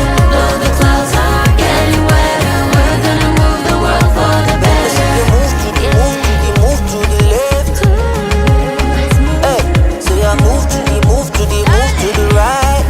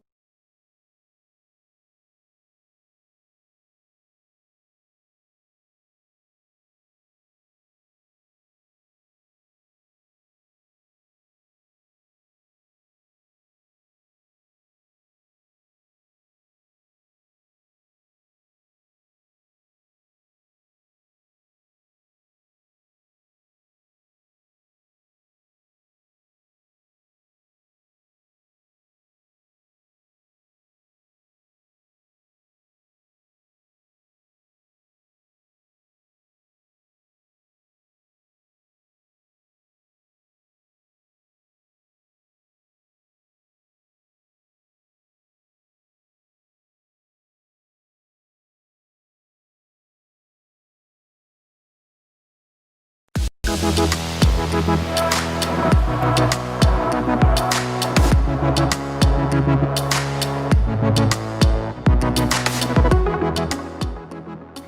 everybody, thanks for joining me today for this anxiety workshop. Anxiety is something we are all feeling. I don't think I've talked to anybody that seems to be escaping really high levels of anxiety, especially brought on by the pandemic, the economic outfall. But in all honesty, we were really struggling with anxiety as a society before COVID. So I thought I would give this workshop to help put some framework around anxiety. What is it? Why do we have it? And what do we do with it? So I'm going to take you through some of the stuff that I've learned in my lifetime that has really helped me rethink my relationship to anxiety. I would like to first start with a meditation, just to ground everybody and to help dilate everybody. Some of you may have heard me say this, but there's two basic states of being. There's dilated, where we feel open and relaxed, and there's contracted, when we feel tight. Every single thought, feeling, or action leads us to one of those two states. So when I was young, living in my car, when I was homeless, I was having panic attacks. I was agoraphobic. I had constant anxiety, unmanageable levels. And so when I realized there was these two basic states, dilated and contracted, and that every thought, feeling, or action led to one of those two states, I began to keep a journal. And that's something that I would like all of you to do. In fact, I would love you to make a commitment right now to starting to bring some mindfulness around your mental health and your emotional health. And I'd love you to start with this exercise.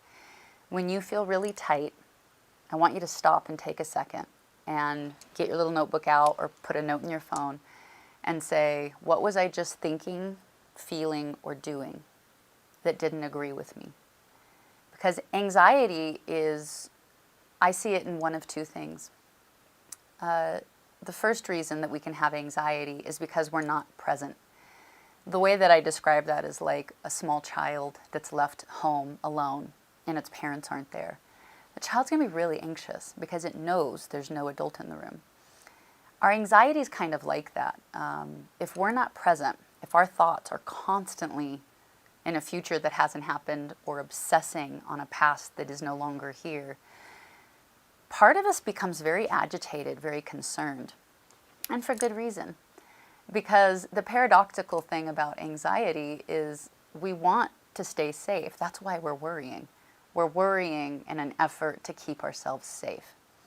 But paradoxically, it robs you of the only moment you have to stay safe, which is right now. I don't know if any of you meditate or can relate to this, but I know a lot of people, myself included, that I would meditate and be like, oh my gosh, I got this. I'm good, I'm evolved, everything's good. And then I walk out the door and step on a Lego and I'm right back at, dang it, the anger's back. We need to be able to change our habits. And meditation, again, helps us build this muscle. But then I like to do what I call mindfulness in motion. We have to have practices that we practice every day that help us build new habits. So to be consciously present outside of meditation, a really simple thing is be observant and curious. Because it's impossible to be observant and curious and not be present. Because for me to notice that the table here is white and this camera that I'm looking at is black, I have to be present to notice those things. A lot of people tell me they can't meditate. And when I ask them why they think that, they say, well, I can't sit still, or my head just keeps racing. That doesn't mean meditation isn't working. Meditation is just a willingness to come into the present moment for whatever it is. We're not trying to control it. It's just coming in and being willing to force your body to sit still and maybe count to 10. I want to run you through a really simple meditation practice that we can all do together that's very simple. Anyone can do it. I'm going to breathe in and count that as 1. I'm going to breathe out and count that as 2. Breathe in and count that as 3. Feel free to breathe at your own tempo. Feel comfortable, get somewhere comfy. Close your eyes and we'll begin. Each breath is a number, counting starting with 1.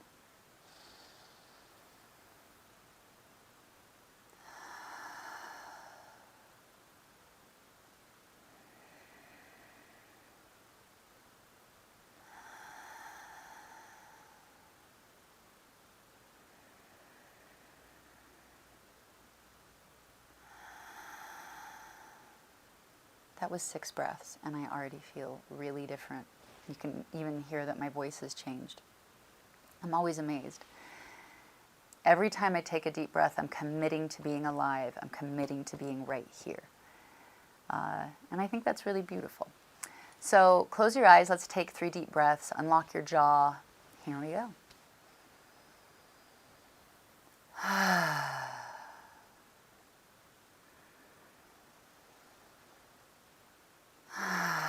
As you're doing it, maybe let out a sound or a sigh.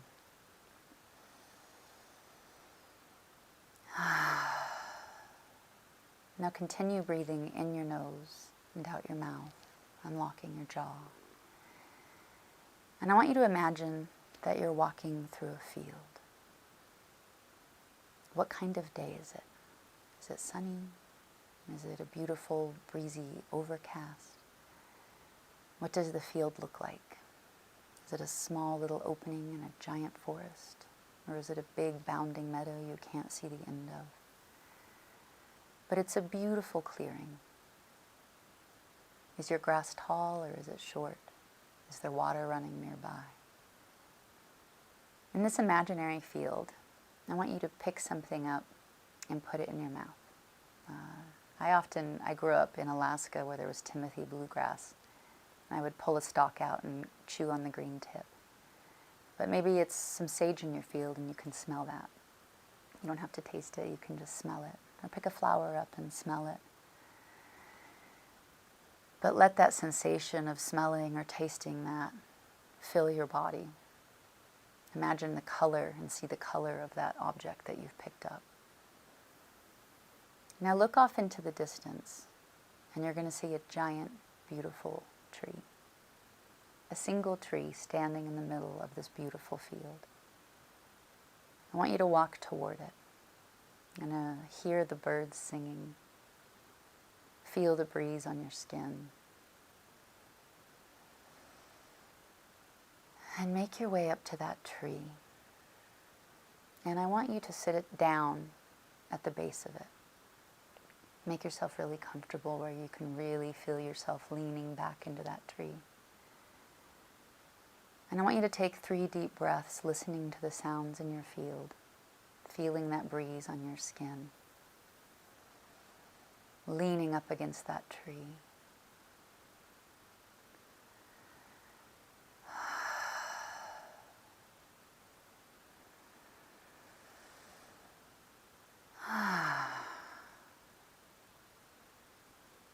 I really love that meditation.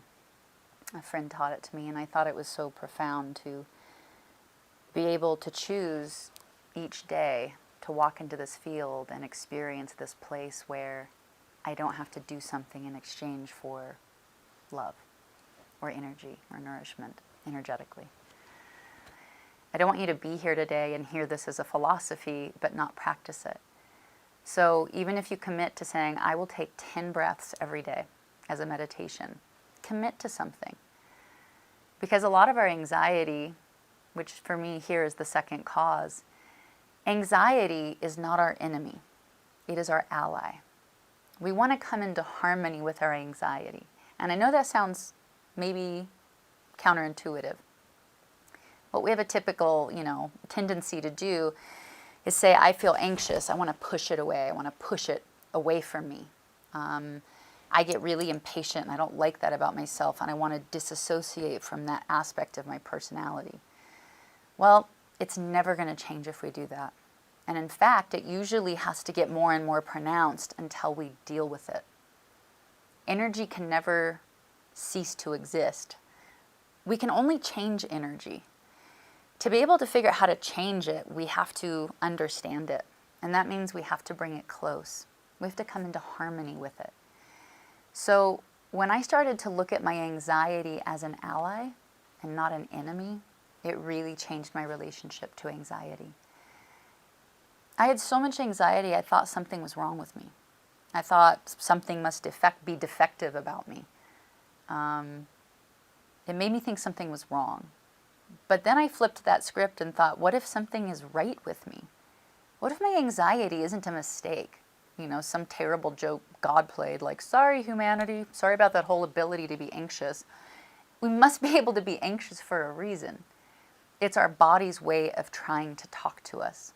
So what is it trying to say? Again, if every thought, feeling, or action leads to us feeling calm or us feeling uptight, that's trying to signal us.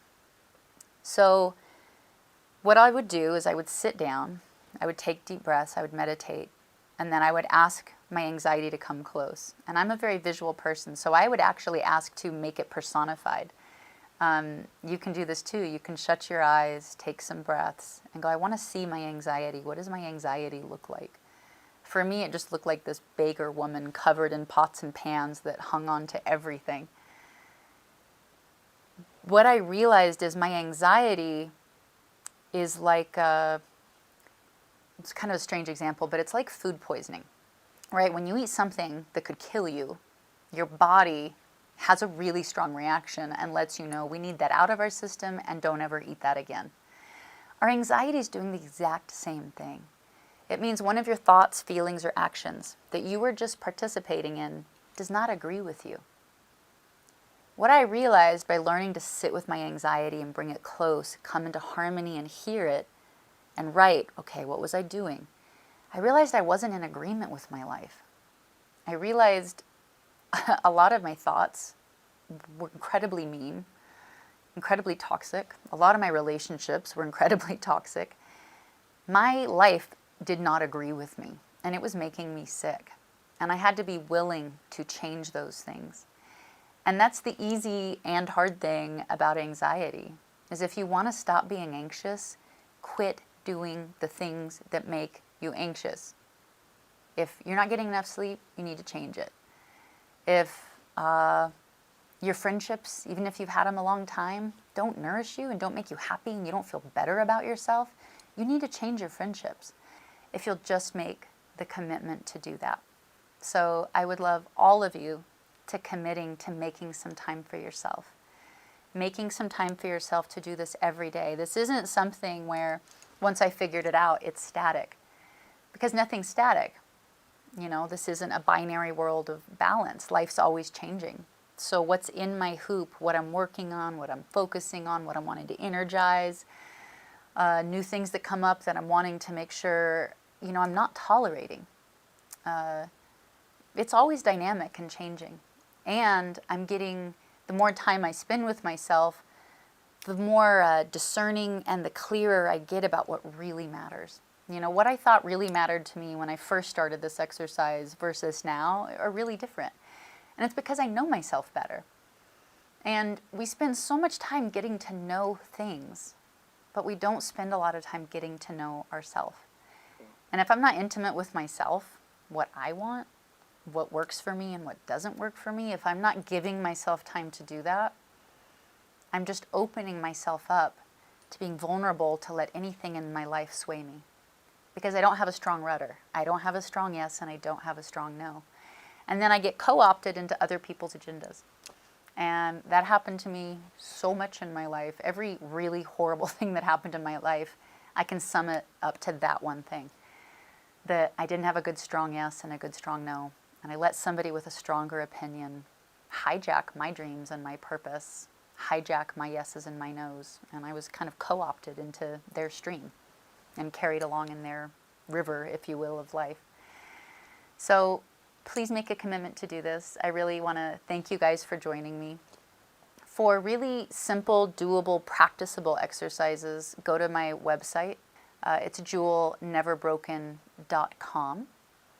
You can also go to our Twitch page. On Twitch, it's Inspire House. You'll meet a lot of the kids in my foundation who teach meditation and yoga, and are just really great people to be around and be mentored. So thank you so much. Thanks for joining me, and I hope you got a lot out of this. Bye.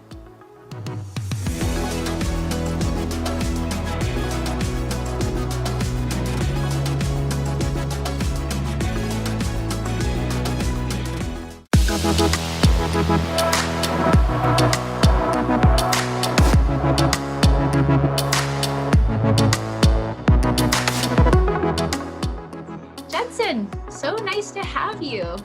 Thanks for having me.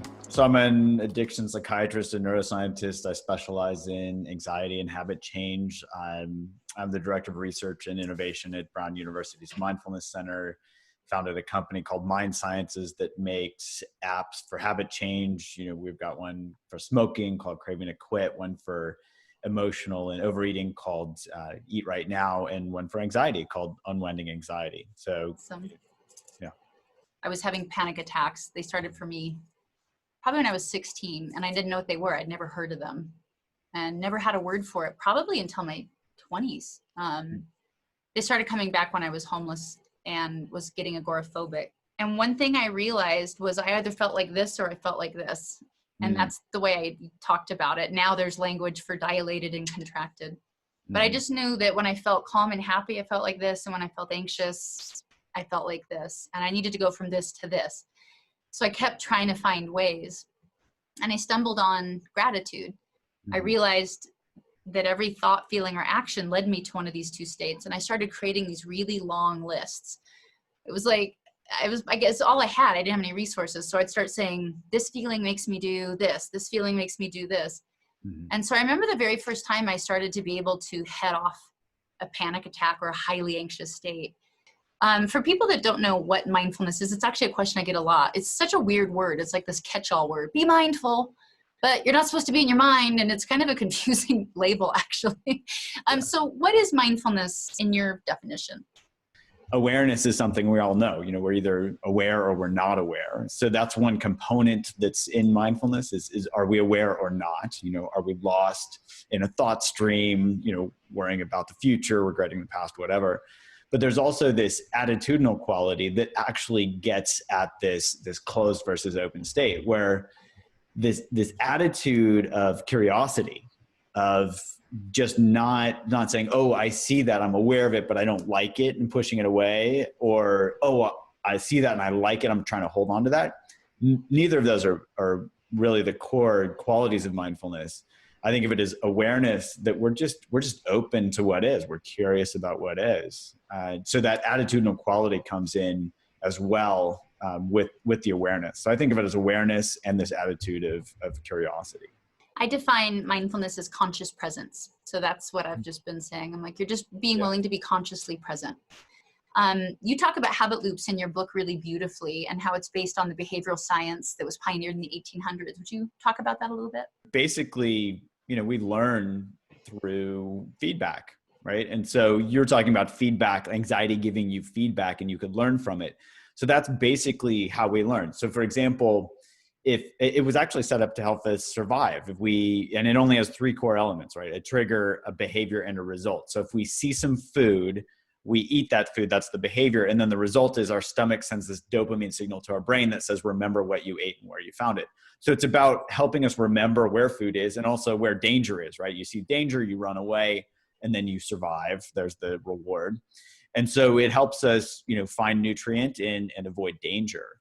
But that old part of the brain actually has a newer part of the brain kind of layered on top of it, literally called the neocortex, the new brain, which helps us survive in a different way, which is through thinking and planning.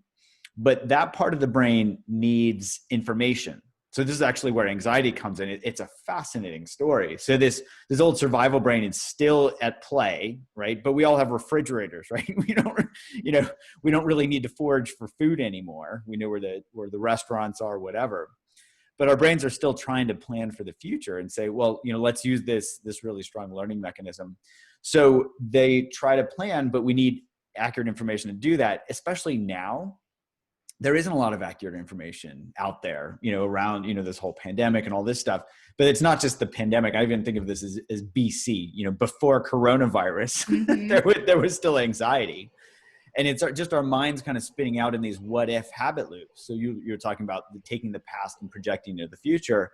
That's actually what our brain does, is it takes past information and tries to assume what's going to happen, or project, you know, okay, based on what happened in the past, this is going to happen in the future. But we need something, you know, similar in the past to be able to project that into the future. Actually, I wrote a New York Times article about this that kind of highlights where all these things have come together with the coronavirus, where, you know, nobody's really lived in a pandemic like this before. 1918 was the last big one like this, and all this. So our brains are going in hyperdrive and getting anxious because in these what if habit loops. And then you add to that social media, which is like, you know, you can distance yourself from somebody to not catch a virus, but you can go on social media and somebody can sneeze on your brain from anywhere in the world. Right? So you're talking about the contagious nature of fear and anxiety. Yeah. And there's a scientific term for it called social contagion, you know, how appropriate. So we can see how not having accurate information gets us to go online or call somebody or watch the news to try to get that information. That's just our brain trying to help us survive. But when we don't know how our minds work, we're just going to get sneezed on and catch that fear or that scarcity or whatever and freak out and then spread that to somebody else. Getting people comfortable with stepping into the unfamiliar and building some muscle around that is a really important thing, because we all say we want to change, but at the end of the day, we really don't, because we kind of would prefer the misery we know, because we don't have systems for change. So what I'm really trying to do with this book is help supply people with some exercises and some systems to help ease them into an entirely new paradigm shift. Do you have any tips for people of how to get comfortable with that really frightening feeling when you're like, I want to change, but I don't know how? Because really, where do you go to school to learn this? I mean, there's really nowhere to learn it. So I would say two things. One is, and we've actually embedded this right in our apps. And we just finished 2 clinical studies with our unwinding anxiety app, for example. We just published a study with anxious physicians, right? So this is really appropriate right now. We got a 57% reduction in clinically validated anxiety scores when we taught them a couple of things. One was help them understand how their minds work, right? Map out these habit loops around worry and anxiety. Then see how unrewarding worry is, right? You know, planning helpful, worrying about every possible thing that could go wrong, probably not so helpful. Our thinking brain actually can't think when we're worried. But the third piece is bringing in these bigger, better offers around mindfulness practices. And of course, my favorite one is curiosity. And you know, I've had people in the program who've trained themselves literally through that, you know, it being more rewarding, that curiosity feels so much better than being in a panic attack, that they can literally, you know, it becomes their new habit where they don't even have to say, okay, I'm going to do this now, you know, when I'm contracted. They literally move there by themselves because their brain says, dude, why would I be contracted when I can be curious about what that contraction itself feels like? So even in those moments when we're anxious or when we're worried, we can actually hack that right there, bringing curiosity in and be like, oh, there's this sensation associated with anxiety. Oh, what does that feel like? Where do I feel it in my body? And all of that stuff. So for people new to mindfulness, if you're wondering how to get mindful outside of meditation, if you're observant and curious, you're mindful. Yeah. So if you're worried or you're anxious or anything, the absolute quickest way to come into conscious presence is just get very curious about something in your immediate environment. So if your anxiety is escalating, become very curious about the feeling of the carpet under your feet or the smell in the room, some little detail. That's the quickest way to get mindful. With worry is a misuse of creativity, right? Worry is a form of curiosity. Worry is a form of curiosity, but you're telling yourself a lot of scary stories, right? You're worrying about all the possible things, but that is your curiosity, but it's a misuse of it. If we can take that worry and become incredibly curious about something else, we'll start to move in a very different way. And it does feel a lot better. I agree. And I think we can even get curious about worry itself as a way to start moving, kind of co-opting that energy. You know, here's all this nervous worry energy. We can swoop right in there with that curiosity and be like, oh, here's worry. And in fact, you know, there's a lot of worry happening right now. I've actually put out about 25 short YouTube videos in the last month just to help people start to see all the different ways that anxiety and worry are very, very unprecedented and uncertain time. But it's really about, you know, mapping these out and being able to take that energy, because it's really powerful. There's a ton of energy in that. It is. And being able to kind of put that, you know, for the benefit of good as compared to evil. Yeah. For me, that's how I really see it. It's like all energy, all emotions it's all just a resource. It's a fuel. And so we think this fuel is feeding us, but it's actually harming us. we confuse nourishment for poison. And Yeah. a lot of us do that. So we think our worry is nourishing us, but there's a much more nourishing emotion we can do. And so once I kind of get out of the emotionality of it, and I'll say, all right, my anxiety or worry is just a form of energy, and I can transmute it and transform it into a curiosity or a completely different feeling, really getting into my intuition of my gut, completely out of my head, and really go down into my gut and go, what do I need? Or it's a completely different way of relating, but it's really just learning to, like, emotional alchemy. I'm going to start transmuting my feelings. I'm going to start using them as colors to weave an experience I want instead of this controlling me. I think we've talked about this before, but Descartes said, I think, therefore I am. During that year that I was homeless, I really realized it was, I perceive what I think, therefore I am. If I could perceive I was sad, I was something other than sad. I was the observer of it. I know Descartes also used doubt as a proof of existence, which is just a horrible way to exist. Yeah, again, if I can perceive I can doubt, I don't want to buy into that. It's a horrible way to, I much respect Descartes, but no, thank you. Yeah, I was going to say, I'm not sure how much of a service he did humanity. Yeah, I agree. Especially I get the logic. And we privilege the thinking over the feeling, but our thinking brains have they do not hold a candle compared to our feeling bodies. Our feeling bodies are actually what drive all of behavior. Yeah. Anytime, and we can prove this to ourselves, anytime somebody has a habit they want to break, just try to think your way out of that habit. And I say, good luck. My whole life is really different. I mean, if you look at me going from a girl with an outhouse in a log cabin to homelessness to fame, all these different things seem like a lot of change, but there was a much deeper level that wasn't changing. And so I spent the last 2 years really studying change and creating metrics for change. How can we quantify it? How do we know when we've changed? Because what I realized is I got the scenery to change. So I was in a car. I even got my car to change. The road never changed. So I got the scenery to change from Arctic to green to skyscrapers. But that isn't really change. It was just the scenery. It's the curtains in the house. How do you get on a fundamentally neurologically new road? I mean, how do you create an actual paradigm shift? So that's what I was with this new book, it isn't out yet, really looking at, is that level of change. And one of the things I really saw the most is people don't want to change because they don't know what's possible. Do you have any tips for people of how to get comfortable with that really frightening feeling when you're like, I want to change, but I don't know how? Because really, where do you go to school to learn this? I mean, there's really nowhere to learn it. So I would say two things. One is, and we've actually embedded this right in our apps. And we just finished 2 clinical studies with our Unwinding Anxiety app, for example. We just published a study with anxious physicians, right? So this is really appropriate right now. We got a 57% reduction in clinically validated anxiety scores when we taught them a couple of things. One was help them understand how their minds work, right? Map out these habit loops around worry and anxiety. Then see how unrewarding worry is, right? Planning helpful, worrying about every possible thing that could go wrong, probably not so helpful. Our thinking brain actually can't think when we're worried. But the third piece is bringing in these bigger, better offers around mindfulness practices. And of course, my favorite one is curiosity. And I've had people in the program who've trained themselves literally through that, it being more rewarding, that curiosity feels so much better than being in a panic attack, that they can literally, it becomes their new habit where they don't even have to say, okay, I'm going to do this now, when I'm contracted.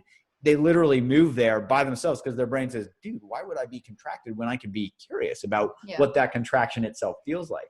So even in those moments when we're anxious or when we're worried, we can actually hack that right there, bringing curiosity in and be like, oh, there's this sensation associated with anxiety. Oh, what does that feel like? Where do I feel it in my body? And all of that stuff. So the one thing I would say is, pay attention, be curious. And that curiosity will help us learn everything that we need to know without overthinking it. It's really important that we not overthink this. Wonderful. It's so nice to have you today. I would love to have you back when we can have even more time to talk, because I feel like we have so much more to talk about. Totally.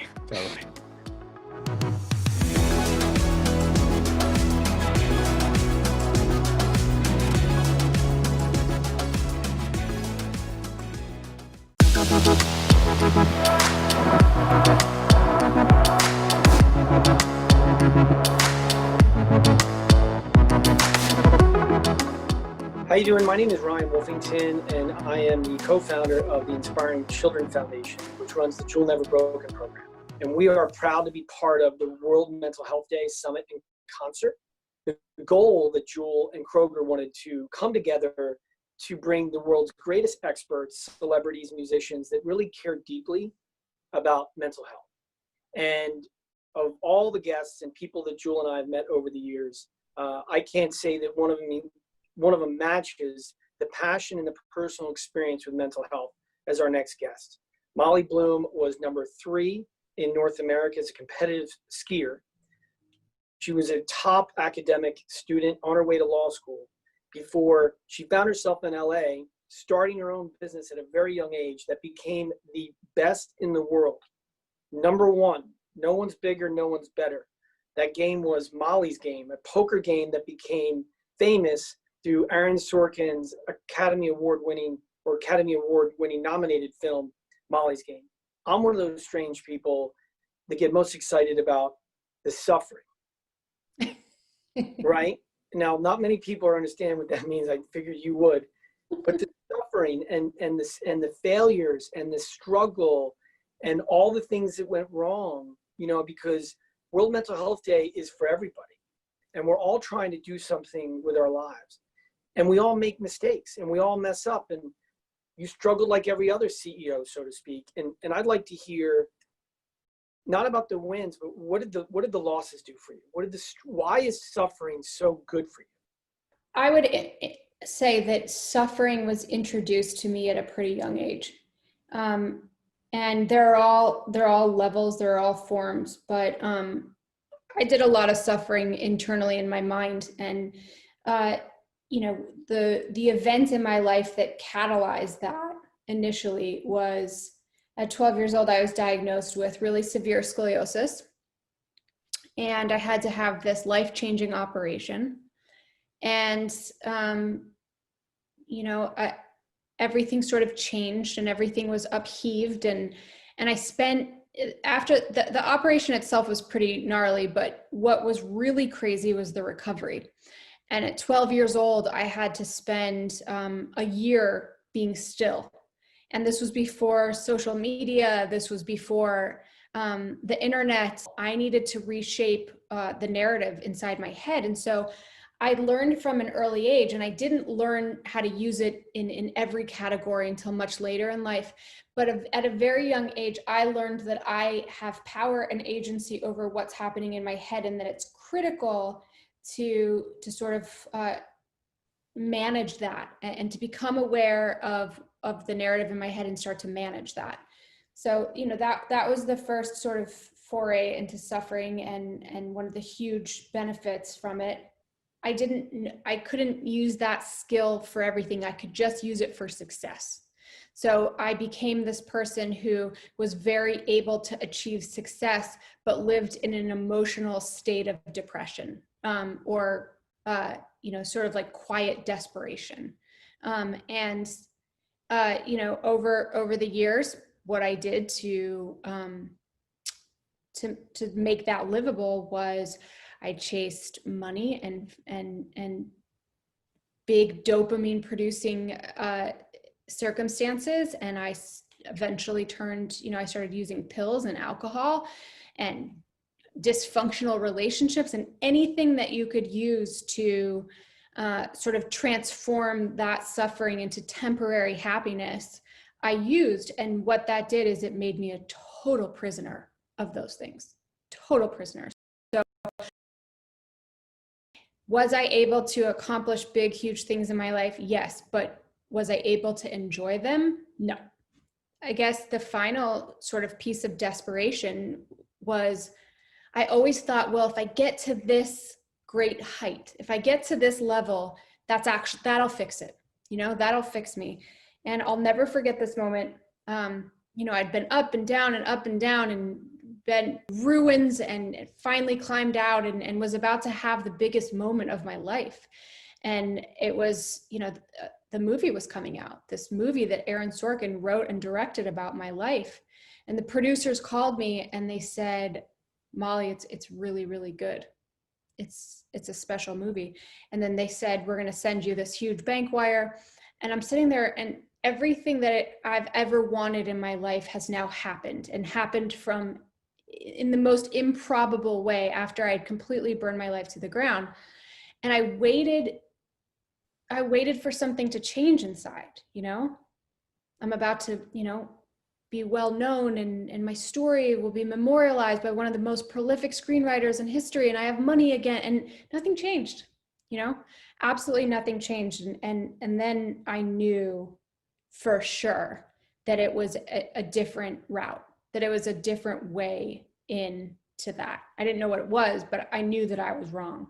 Was that kind of transfer into I mean, before it was, I'm high, right? I'm high on the excitement. I'm high on the fame. I'm high on my success, because you're a smart and hard worker, right? You can always work hard.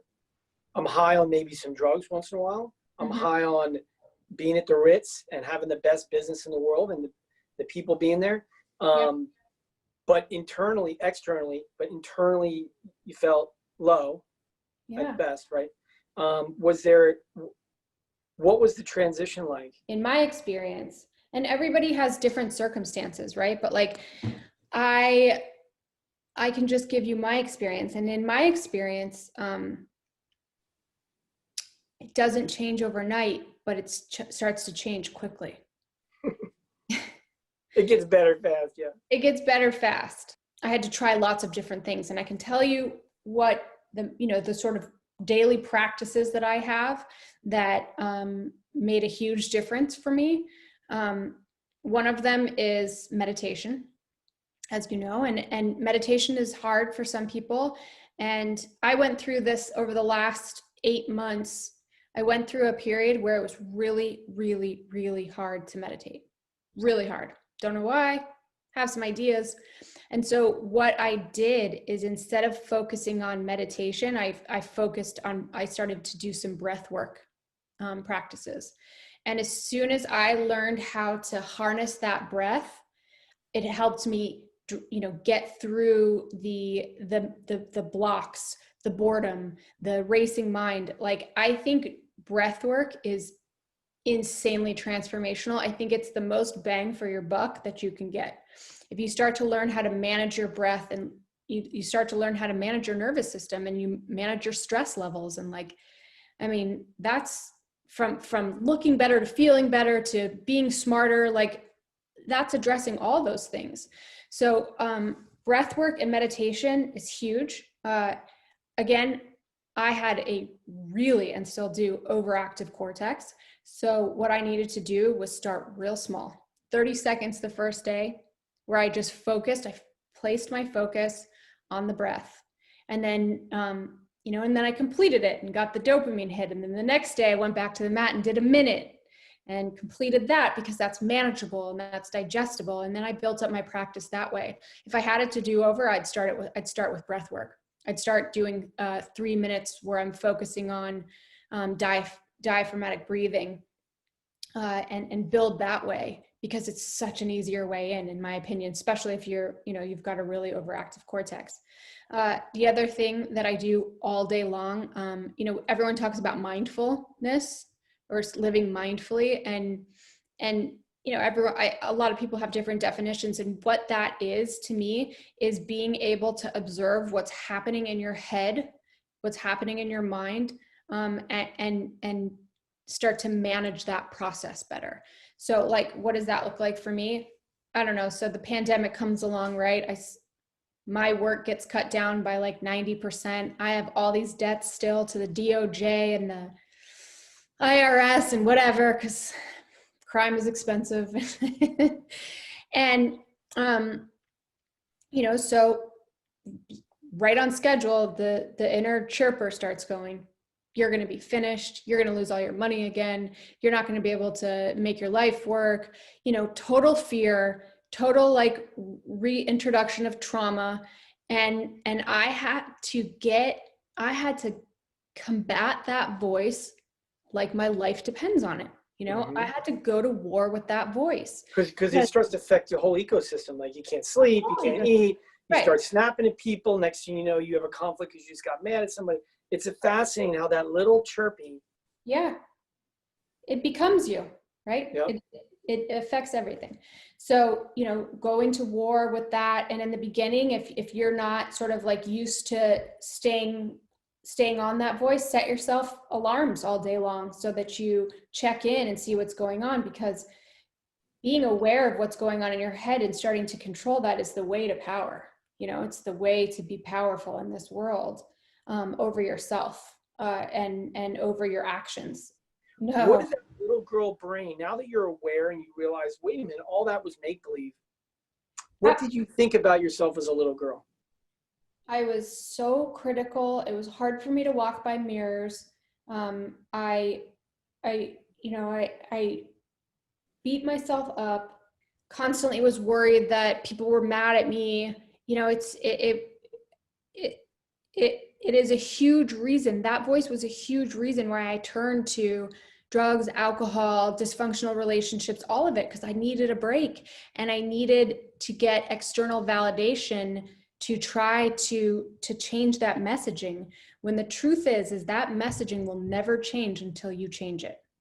There's this whole field of neuroscience, neuroplasticity, that shows us that we can actually change the anatomical structure of our brain, that these networks, these and connections and neurons and the way our brain fires can be altered and changed. And for some reason, you know, especially with girls, we need to upgrade that operating system because it is not our friend. Mm-hmm. And, you know, if you want to have power in this world, and if you want to have agency, and if you want to enjoy your life, this is critical work. I so wish somebody had sat me down and taught me what you're teaching those kids, Ryan. Because who knows where I would have been right now. I would have, you know, you want to know the real reason why, like, even though I was the US ski team, you know, I was skiing for the US ski team and 3rd overall in North America and got straight A's in college and scored in the 99th percentile on the LSATs, I still didn't think I was good enough. I still thought that the best I could do was running an underground poker game. Otherwise, I would have gone into politics or, you know, done something different, and probably not. I did not know my worth, you know, and I know that there are so many young girls and women that, because of this sort of thing this inner dialogue that's very destructive that exists, and there's missed joy and there's missed ambitions and pursuits. Listen, I'm not pushing a monastic life. I will always be ambitious. I will always want to do things and do things at scale, and you know, that's how I'm wired. But the difference is, this time around, I'm actually enjoying my life. You know, I'm enjoying my life, and I have joy in simple moments, and like, it's like being reborn, you know? All right, well, I'm going to let you go. And thank you again for not only spending time with our children in the Inspiring Children Foundation and Jewel's Never Broken program, but for coming here today to share your story. For those watching below, you're going to see links to Molly's book and her movie and the things that she loves, some of her favorites. And come back. This World Mental Health Day Summit and concert has so much content. The concert's going to blow your mind. There's unbelievable artists. And we really want to thank Kroger and all the sponsors for making this possible.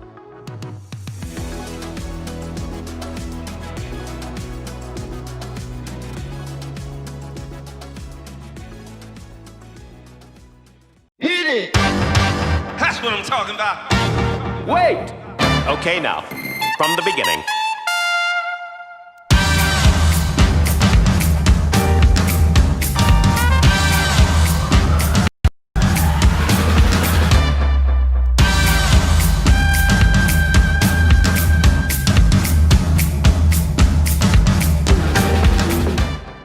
So today we're working with Kroger's Simple Truth brand. It's natural and organic and free from over 100 artificial preservatives. So here's our spicy harissa breakfast hash. Gorgeous. I'd like to drizzle it with some tahini. Yum.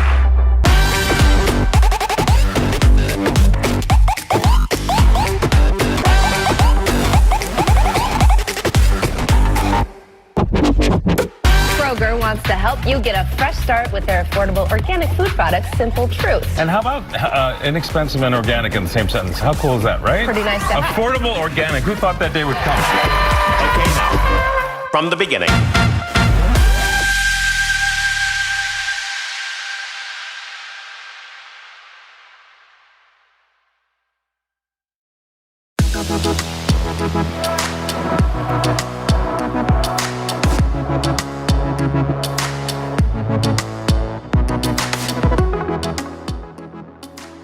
Hi everybody, my name is Cheryl and I'm a part of Jules Inspiring Children Foundation. I'm a postgraduate intern there and I'm going off to Stanford University next fall. The program's really helped me find happiness within myself as I've struggled with suicidal thoughts and depression. So I'm really, really grateful to be here and very grateful for the program that helped save my life. And I'm here with Dr. Blaise Aguirre. And I was wondering, Blaise, if you could just give us like a brief background on who you are and the program that you created and why you felt the topic of suicide was so important, especially right now. Thank you so much, and it's just wonderful to see you. You inspire more than just children. Let me just tell you, you inspire adults. You inspire so many people, and I appreciate how you're helping us out here and helping the cause. So I'm a child and adolescent psychiatrist, meaning that I, in theory, work with from young children to people in their 18, 19, 20. But most of the people I work with are adolescents between the ages of about 14 and young adults 20 or so. What I was interested was always in long-term mental health of people. I was worried about how we got people into a cycle of,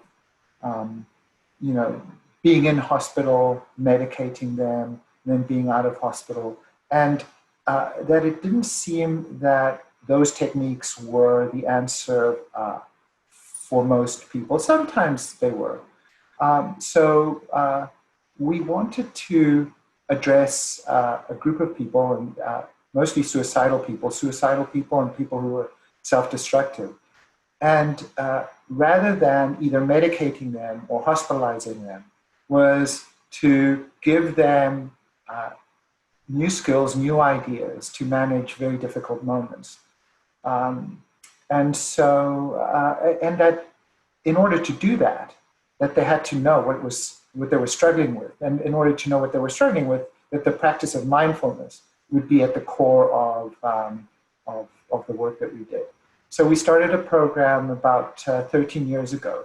And all we did was accept young people who were very, very suicidal and who were struggling with self-injury, who'd had very difficult lives, and just taught them new ways in a very, very compassionate environment.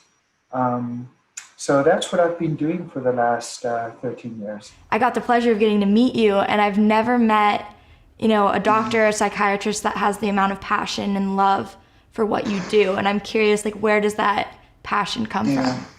Many people have struggled with their parents. I had a wonderful mom, who just loved people. And I could just see how healing that capacity was. And, there are people who love what they do, whether it's gardening or whether it's cooking or whether it's playing a sport. And for me, seeing people content, happy with their life, it just brings me so much joy. So I never actually thought of it as a job. Now, of course, it's a job as well. And I have a lot of the job part of my job. But the part that brings me the most joy is just seeing people content and seeing that they can, when they have that moment where they click and they say, wait a second, I'm not defined by what something external to me has defined me by. And so I'm curious, when you see a patient that is struggling with suicidal thoughts, what are the top 3 skills or tools that you teach them? Most people struggling with a lot of suicidality are in distress. Okay, so let's just take that point of extreme suffering that leads someone to be suicidal and that they're in distress. So one of the skills that we teach is If somebody's in distress, how do they tolerate that distress? So, there's a skill set that we call distress tolerance. And within distress tolerance, there are, these skills that we teach, like, okay, in this moment, what can you do? So for instance, now one of the skills that we teach, for example, is what we call an ice dive. And where you literally submerge your face into ice cold water. Now, there's many things that you might be when you put your face in ice cold water, but it's very hard to be actively thinking about suicide when your face is in ice cold water. So what we want to do is we want to remove the focus of attention from suicide to some other intense stimulus. Now that is based on the science that when people put their face into ice cold water, it activates the dive reflex and it lowers the heart rate, it lowers the level of agitation. Now they might get very upset with me for having told them to put their face in ice cold water, but I can deal with upsetness. I don't want a dead person, right? Okay, so there's, how do you manage this immediate moment? The other part of it is also the practice of radical acceptance. So it's sort of this idea that maybe in this moment, things are really awful. But we also know that this moment is as unique as every other moment in the world. And that what will happen is, because life is impermanent, things will change. We know that they're going to change. So that if we can get through this moment, if we can accept this moment purely as it is, most people have gotten through the worst moments in their life in any case. This is just one of those other ones. They can get to a moment where they can, different things can be done. So that's the distress tolerance. Okay. The other part of it is mindfulness practice. So we've talked distress tolerance, mindfulness practice. So for instance, that most people, when they're suffering, are either spending a lot of time thinking about something terrible that happened or a very bleak future, but they're not very present. So it's sort of teaching them not to spend too much time dwelling in like a horrible future that doesn't exist or a past that no longer exists. That all of these things are happening in the moment right now. So it's sort of, how do you focus much more on the present moment? The other thing is that we use emotion regulation skills, so that often people are when they're very suicidal, their emotions are very heightened. So how do you bring your level of emotionality down? And how do you begin to work on that long term so that you don't get caught in a spiral of very high emotions? So, but in the present moment, if somebody were saying right this second, I would do everything in my power to prevent that from happening, obviously, but I would want them to change their body chemistry immediately. So, face in ice cold water, sprinting up and down, a little hill, something like that would change their immediate experience. So true. And I'm also curious in that, because you listed just a few different thoughts that, maybe a lot of patients you see have. Do you see like a commonality within, do you feel like the narrative is usually pretty much the same within like all of your patients? Because in my life, it's you said the exact narrative that my mind used to come up with. And when I talk to my other friends that have maybe struggled with some of the same things I have, I just see the similarity of wow, that's literally the exact same narrative that my brain came up with. Do you see, I guess, a commonality in those thoughts with your patients? Yeah, I think that most people who don't want to fight on or who feel like that they need to give up feel that the world would be better off without them, that that no one will miss them if they're gone, that they can't contribute anything to the world in any case. But here's this is why it's so thick, that whole story. And that is, if we tell ourselves something enough times, it's like the Easter Bunny. You tell yourself that the Easter Bunny exists enough time, and after a while you believe in the Easter Bunny, or Santa Claus, or anything that's just not true. And then later on you say, okay, but then society also tells you, yes, it's true, and then it is. So once you start believing that thing that you've repeated in your mind over and over and over again, you start to believe it, and it's just repetition. So I see that many of the people who struggle in this way have that repetitive thought. But then why repeat that thought? Why not repeat another thought like, I am powerful, I am wise, I am significant to the world. Why not repeat that thought? You could say it's just as fake, fine, but let it be fake in that direction. Maybe by repeating it, you also see that it's true. So so I see that there is a lot of commonality in that. And the problem is that it feels so real that it's even hard to imagine that I'm just going to label that as a thought that will pass, because it just feels like that is the truth, and it's not the truth. I mean, that's the other thing. It's absolutely categorically, it's not the truth.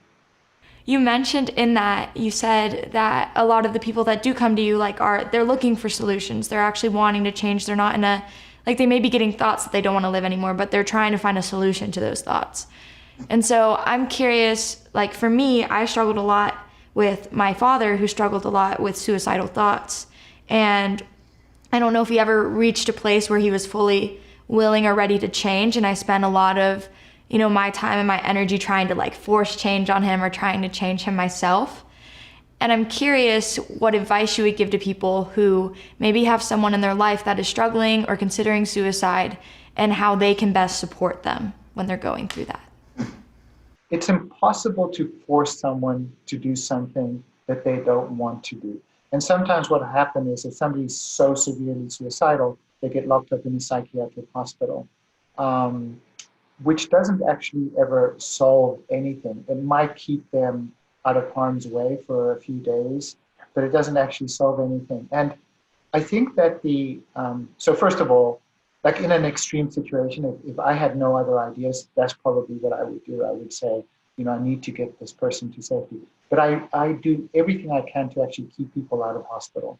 But I'm not going to be a cowboy, in the sense of saying, okay, you can do this. If somebody really feels they cannot, then that's one.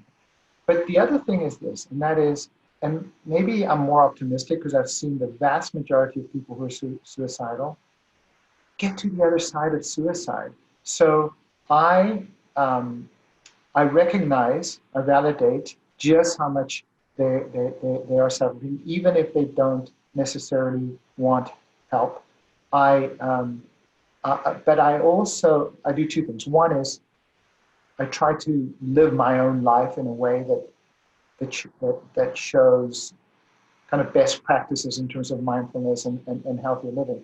But also, I always make the statement that I'm going to be there for you as long as you want my help, and then I also make it very, very clear how devastated I would be without that person. If I would be, and so I'm honest about that. That it's never the solution.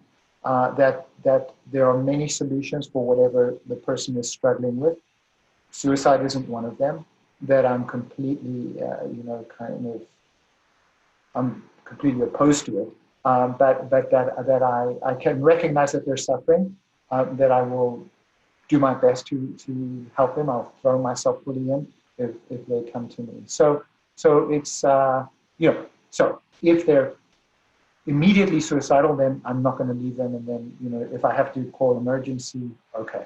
But if they're chronically, it's like we can continue to work on this together. Right, that's so powerful, and I think I really resonated with the beginning as well of okay, yes, we can do these actionable things to help them, but really the first step is helping yourself and learning how, to be a light or be an example for that person, to show them, what it looks like to actually work through those thoughts and come out on the other side of them. And so I think that's super, super powerful and something that helped me a lot personally when I was dealing with my dad or other people in my life who were struggling. And that was the best way I found that I could help them, especially if they weren't in a place where they were willing or ready for change. So I also had some questions specifically relating COVID, because I think I'm pretty sure it's 800% increase in, suicide hotline phone calls. I'm sure just a time of isolation is when you're left with your thoughts.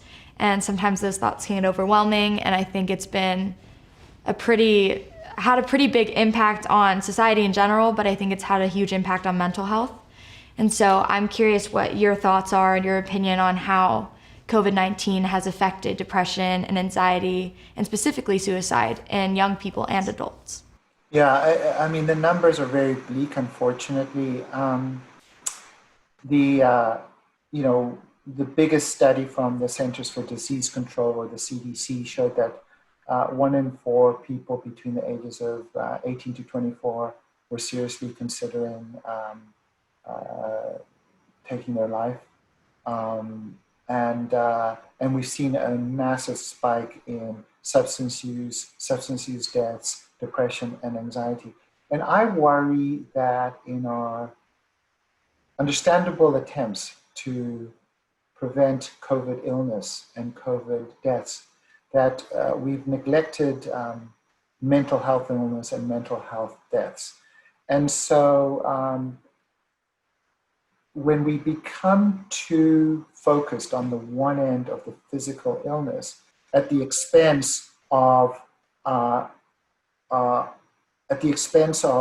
mental well-being of people, it does really concern me. And the other thing is that today's depression and today's anxiety is going to continue to have waves into the future.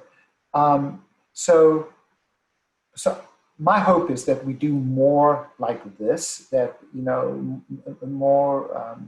have more discussions around mental illness, not so much focused on COVID, and then getting people out of the cycle of fear, because we're resilient human beings, and we can get through some very, very difficult moments, but we also ought not to give up on the things that make us happy. So rather than taking antidepressants, we should live an antidepressant life.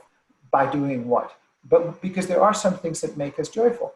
Earlier on, you and I were talking about like maybe shows on TV that might bring us some joy, or books that we wanted to read, or exercising, or learning how to cook finally, or gardening. So rather than just getting stuck in, I have to isolate, that I can also engage. And the other thing is that, you can still go for walks with friends, and you can take reasonable precautions. But I think that we've given such a draconian message about isolation that we've neglected the impact on mental health. But there are other things that you can do to sort of help yourself. And that's by getting out of bed and go garden, go for a walk, take your dog for a walk, take a neighbor's dog for a walk, stuff like that. Do you have anything else that you want to share with everyone before, we go off, or any last, pieces of wisdom or advice concerning suicide or depression or anything in general? Yeah. Never give up. Most of us, once we are gone, will be gone for the billions of years. So this is a time to pay attention right now, to see the possibility in the world, but don't give up. Never give in to suicide. Never give in to suicidal thoughts. You can defeat them. You can defeat suffering. It's hard, but you can do it. And many, many people have done it. And that once you can see that you're more powerful and wiser than you imagine yourself to be, and that there are people that you can connect with, there are other ways.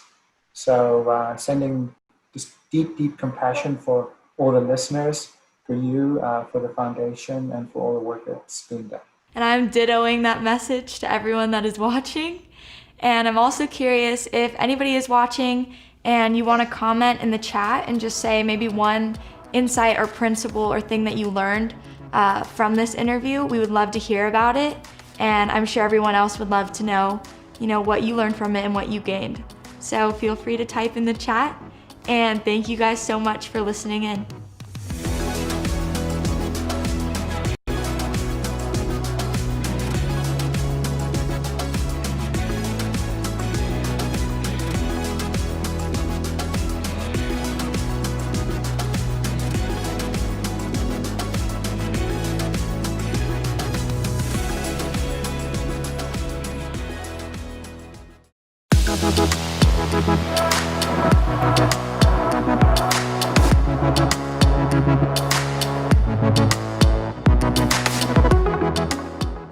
How you doing, everybody? My name is Ryan Wolfington, and I'm proud to say that I collaborate very closely with 4-time Grammy-nominated singer-songwriter Jewel, who's not only a 2-time New York Times bestseller, but a mental health expert that has dedicated her life to bringing physical, emotional, and mental health to the masses. And when we were talking about who we were going to bring on, the experts, the lived experience experts, the first person that came to mind for me was Gloria Walker. Gloria is the executive director of a NAMI affiliate in Cincinnati. They are a partner of our wellness festival there with Kroger. And she is the real deal. You know, for years, she's been working in the inner city, making sure that mental health is available to everyone, not just to the select few that can afford the high expenses of mental health, but to everyone. In particular, her personal story with mental health is extremely special. And I'd like to start with that, Gloria. Can you share why this means so much to you and why you've dedicated your life to this work? I've been involved in this for about 30 years, and I got involved as a result of having my loved one experience challenges with his mental health. And I found out that the system and the treatment was something that I had never heard of before, had never really heard of at the time, mental illness. I had never heard of anything that had to do with a separation of physical illnesses. So, I'd heard about, going to the doctor and getting everybody checked, but no one ever checked when it came to mental illnesses or a person's mental health. That was just not something done at the time. But his experiences were just devastating. They just could absolutely ruin his life. And so I had to get out there and find out what's going on here and what can I do to help him. So I got involved with NAMI after a couple of years of going through, hitting my head up against the wall trying to find out information. But once I got involved with NAMI, I was able to get information. I was able to get education. I was finding family members who were like me, had gone through these same experiences, and it wasn't just me. I wasn't alone. I just felt like, there are people in my community who are going through the same thing, and they are exasperated. They really are burnt out. Family members, you got 2 or 3 children, and one of them is acting out. So I just felt like, I know how good I felt when I found NAMI, that I needed to get out there and help educate people and help them, offer them the support, let them know that they're not alone, that other people are dealing with the same thing. And of course, in teaching them about the illness, I also had to teach them, here's how you do the system. Here's how the system works, and here's how you can work within the system, within the mental health system, within the court system, within the legal system, within the school system, within everything, because poor mental health impacts everyone, starting with our children and trauma in the communities where people are being shot and killed, in the communities where people are poor and having to figure out how to live from day to day, especially with COVID. How do you get food? How do you pay the rent? How do you do all of these things?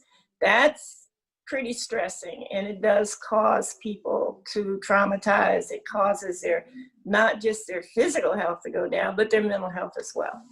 I know when we spoke last year, you had explained that your experience was that people of color were not being given the same type of mental health resources as other communities. And there was also almost even stigma within the Black community that mental health wasn't even a thing as much before you got there to kind of educate and bring people along. Can you talk a little bit about what that education looks like and what you've done to destigmatize it in the Black community? Okay, so one of the first things that we do is to offer support to those people who are going through these various challenges with their mental health. We offer support to them. We offer support to their families. But we also do the NAMI evidence-based practice, the family-to-family training. It's an 8-week class. We're going to be doing it online now, helping family members and others to understand about mental illness. Well, I'll tell you what's interesting. I just found this statistic. According to the 2014 Adult Psychiatric Morbidity Survey, Black adults have the lowest treatment rate for mental health issues. Here's another stat. Approximately 30% of African American adults with mental illness receive treatment each year. That means 70% don't receive treatment. Right. Compared to the US average of 43% get treatment. And what's interesting to me on that is, okay, 30% get treatment, and then the average is 43%. That means 70% of people aren't getting treatment. Let me just give you an old statistic around that, and I don't think this has changed very much. African Americans end up getting their treatment, first treatment, or their introduction to a mental health system in an emergency, at the emergency room, in the hospital, not along the lines of when they're growing up and taking, appointments with the doctor and that kind of thing.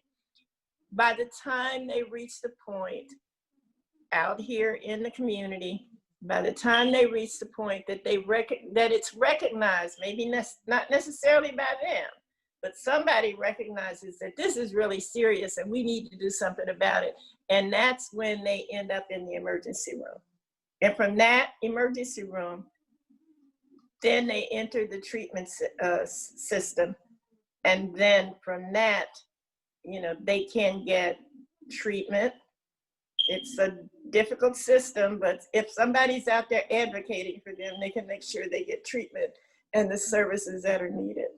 What are some of the most important things that you think we need to do as a society to make mental health more accessible and to heal this mental health epidemic, not only in communities of color, but in the country as a whole?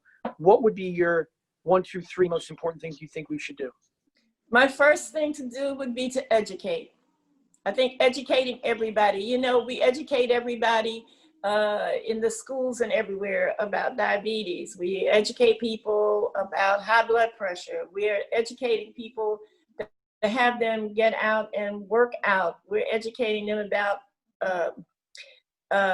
obesity. We're educating people about health. Let's educate everybody about the brain and how it is part of the body. Your health does not stop at your neck. Taking care of your health does not stop at your neck. I would say the next thing would be access to information. I just believe that when people know what's at stake, they will make good decisions if they know what can happen. And then the third thing, I would think treatment and services available to everybody. Everybody can't just call a psychiatrist because we don't have enough of them. And in the Black community, people want to go to people who look like them, understand their culture, understand what they're going through. People want that, but we don't have a system in place that can put that treatment and services, not just for Black people, but for everybody in the community. Last year in our foundation, we really believe that children are empowered and they learn by doing real life projects. So they help us put on this festival. They helped us put on the festival last year. Clarice has been a big part of our organization. And I brought her to the meeting with you, and it meant a lot to her. And I wanted her to be involved in this at the very least, just to reconnect with you. And I'd like to ask Clarissa, what was it like meeting Gloria? And what do you think about what she said about different communities and how they perceive mental health and mental wellness and mental illness and different personalities and what the solutions might be? Thank you. First, I want to say I'm honored to be a part of this call because I think that this conversation is really important. You know, I do suffer with a lot of mental health challenges, but I've also seen it in my family and, you know, have it destroy them. And I also recognize that as much as mental health really impacts everyone, there seems to be more like cultural barriers within communities of color. We say BIPOC communities, the Black, Indigenous, and POC communities. There seems to be a disconnect, a lack of resources. Like you said, a lack of ethnic matching with counselors and psychiatrists, which I think is so important because there is a mistrust, I think, for just with everyone in general, but especially in communities of color, where sometimes we feel like maybe our problems are not understood.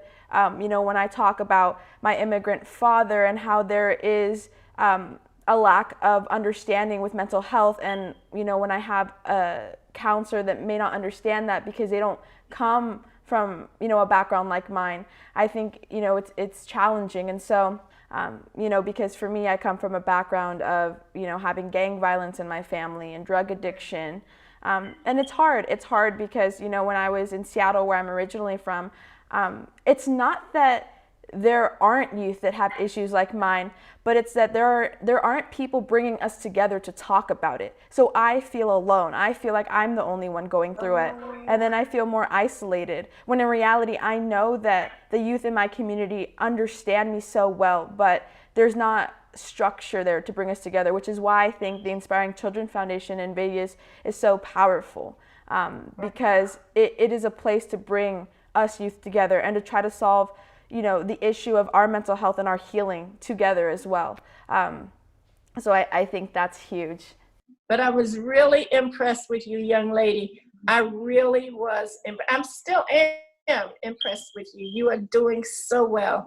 And that is wonderful to see and to hear. And I just know you're going to be doing big things. Thank you.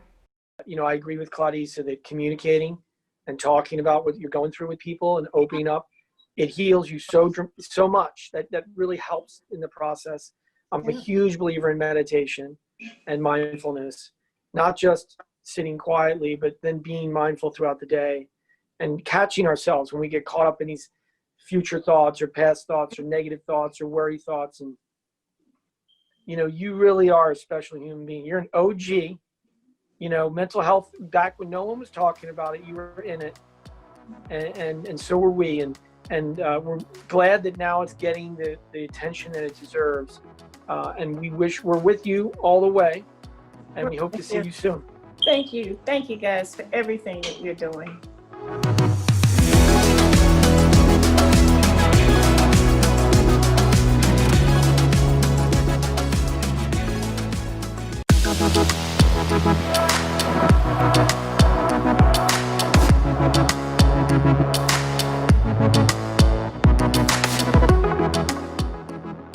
Hi everybody, thanks for joining me today for this anxiety workshop. Anxiety is something we are all feeling. I don't think I've talked to anybody that seems to be escaping really high levels of anxiety, especially brought on by the pandemic, the economic outfall. But in all honesty, we were really struggling with anxiety as a society before COVID. So I thought I would give this workshop to help put some framework around anxiety. What is it? Why do we have it?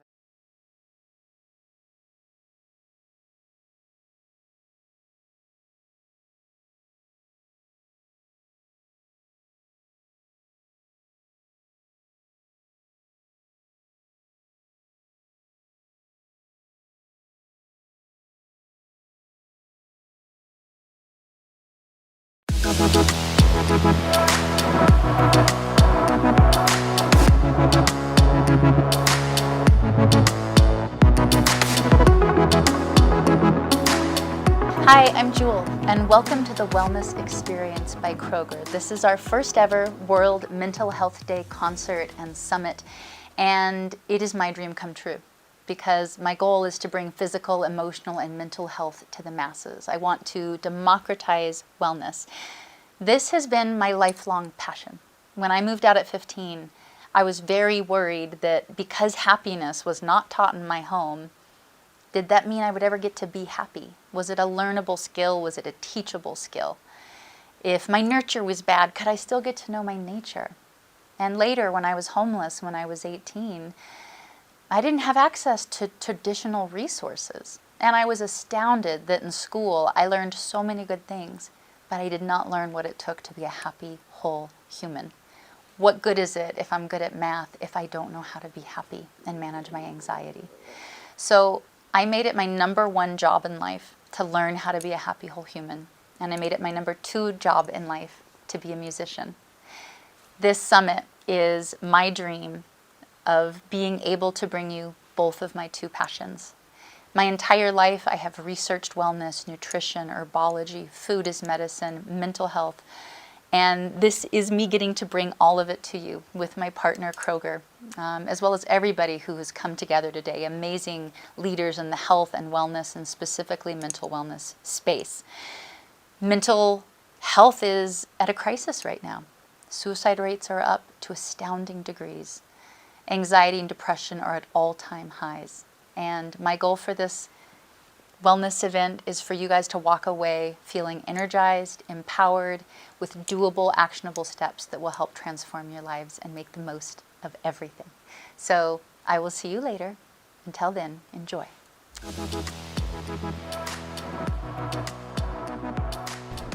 Hey everybody, it's me, Frankie Grande, and I'll be your host for the Wellness Experience by Kroger's first ever World Mental Health Day concert. Look, we've all been going through change and the unknown. We don't know what next week is going to hold, what next month is going to hold, what the next minute is going to hold, and without the proper coping mechanisms, it can be hard. And it's so tempting to turn to unhealthy coping mechanisms like social media, drugs, alcohol. Listen, girl, I am no stranger to using those things as tools to cope, but I found out through my own journey into sobriety the tools that can replace those unhealthy things in your life and can get you through these dark and difficult times in a healthy, happy, joyous way, reminding us to stay in that gratitude and to share that gratitude with somebody else every single day. Tonight you're going to hear from amazingly talented artists that are going to sing some incredible music and talk about their personal experiences of anxiety, depression, addiction. Everyone is here to share with you how they navigate their mental health journey, including me, and it's going to be amazing. And we want you to tell us what you learned. So please tag at The Wellness Experience and at Jewel, hey girl, on Insta or Twitter, and share with us something you're going to start practicing in your life. Also, don't forget that we are raising funds for Jewel's Inspiring Children Foundation. I'm a huge fan myself. Be sure to check them out and donate if you can at inspiringchildren.net. Tonight is about connection. It's about community. It's about leadership. It's about honesty, vulnerability, and it's about making sure that you all have the tools to navigate your mental health. I hope you're ready. Hey, how's it going? Sam here. Casey here. And we are 2/3 of ex-ambassadors. Adam is across the country. We're here in our mom's house. Yeah, sitting at the piano where we actually, first started playing music together on. That's crazy. But we're here today for World Mental Health Day. We want to talk just a little bit about some of what mental health means to us. We have both struggled with mental health issues, in our lives. One thing that I have dealt with, or that I've done recently, to deal with some of the stress and anxiety and fear that I've been experiencing in the midst of this. I've been journaling every day for the last year. Even prior to COVID, when I was on tour and it was stressful being on tour, I would write 3 pages every day, just free thought. That was something I did that really has helped calm me down a lot and helped kind of center me. And have done meditation in the past. Have kind of fallen off a little bit with it, but it is something that has in the past really grounded me. What about you? You know, yeah, meditation. I mean, meditation can come in all sorts of forms. I've been finding myself really being grounded by being outdoors, and even if you're in the middle of a city, just being outside, looking up at the sky, seeing the sun, seeing the stars and the clouds, and just finding a quiet place, finding somewhere where there's no noise, no outside distractions, no phones, no anything like that, and just being for as long as you can stand it. And believe it or not, it'll get longer and longer each time, and eventually you'll find that you need that quiet time, or at least I did. And that it's really important to me to just have that space to reset. Yeah, and I think one of the things that we hope by doing this and by being here with you today and talking about how we deal with mental health is to destigmatize it a little bit. There still is this kind of stigma that exists around it. This kind of like, I'm fine, I'm okay. I just need to keep plowing through life and I'll be all right. And to talk to people, I talk to a therapist every 2 weeks, and it's great for me. I've loved being in therapy. I encourage it for anyone who can. There are a lot of options for that now too, where you can do therapy for free online with qualified professionals who are really, really good. I know a lot of people who do that. Yeah. So without further ado, I guess we want to play a couple songs for you. Let me get my guitar out so that I can play some songs for you. Yeah. It really is. It's something we all go through, and we're just hoping we can lend a little help with our music. Yeah. All right, make sure I'm in tune. Sounds pretty good. All right. Do Renegades first? Sure. All right, here we go.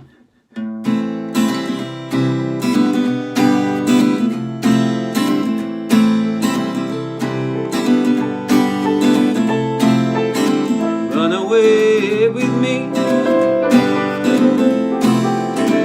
our souls in revelry, running wild and running free. Two kings, you and me. I said, hey, hey, hey, living like we're renegades. Hey, hey, hey, hey, hey, living like we're renegades. Renegades, renegades.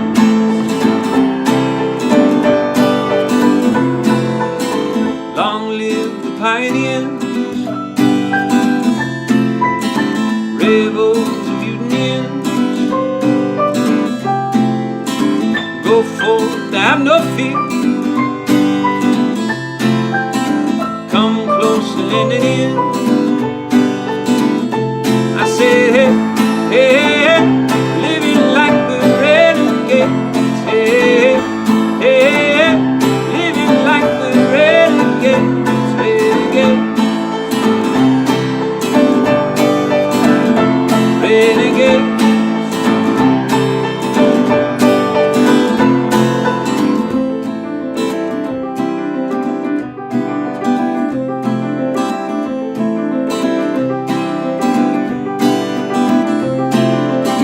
All hail the underdogs, all hail the new kids, all hail the outlaws, Spielbergs and Kubricks. It's our time to make a move, it's our time to make a bet, it's our time to break the rules. Let's begin. I said, hey, hey, hey, living like the renegades. Hey, hey, hey, living like the renegades. Renegades, renegades. Oh, oh, oh, oh, oh.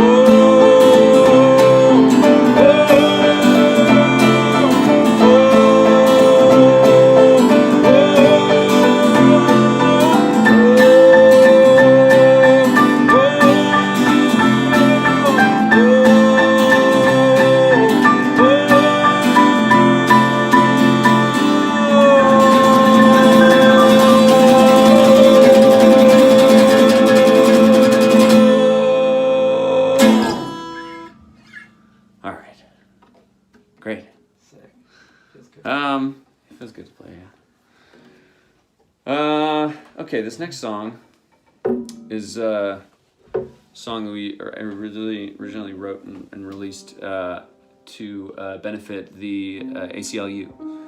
And it's a song that is near and dear to us, an organization that is near and dear to us, doing a lot of great work, fighting for civil rights in this country, which is a never-ending fight. Yeah, the song's called Hoping.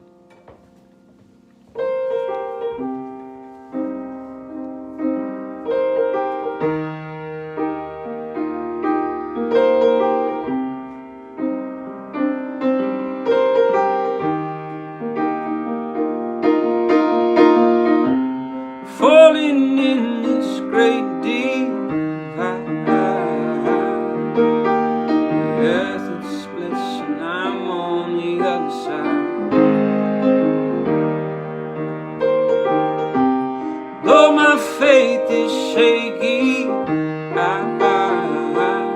keep on holding, keep on holding.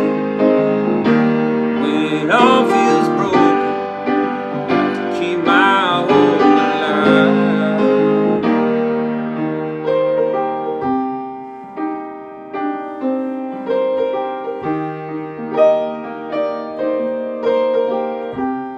Falling in this great deep the earth it shifts and my feet on both sides. I swear the world's gone crazy, but I got to keep on holding, keep on holding. When it all feels broken, got to keep my hope alive, alive, yeah.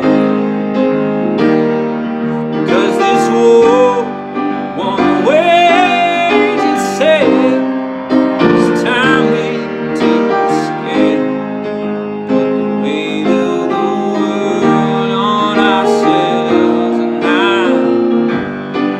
And I've been wrong 1,000 times or more, but I keep on hanging on.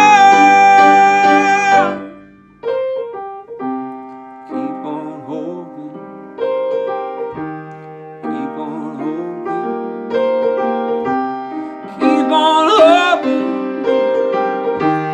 keep on, got to keep on hoping, keep on hoping. When it all feels broken, got to keep my hope alive, keep on hoping, keep on hoping. When it all feels broken, you know I'll stick around.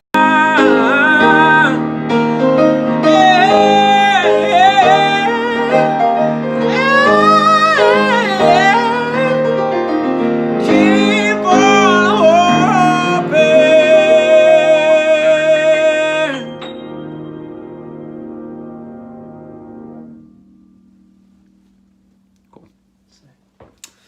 All right, we got one more song for you guys. Thanks so much again, and just remember, you know, it's okay to feel not great all the time, and we encourage you to actively find ways to take care of your mental health on a daily basis, and to not be afraid to ask for help, because we all need a little help sometimes. Okay, this last song is called Unsteady.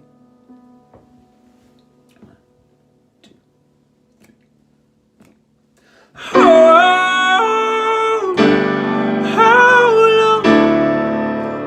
on to me, 'cause I'm a little unsteady, a little unsteady. Oh,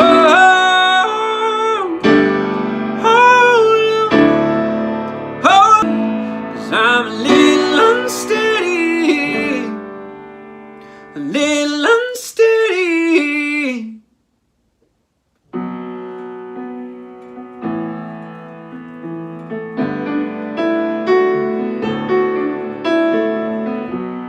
Mama, come here, approach, appear. Daddy, I'm alone, 'cause this house don't feel like home. If you love me, don't let go. Oh, if you love me, don't let go.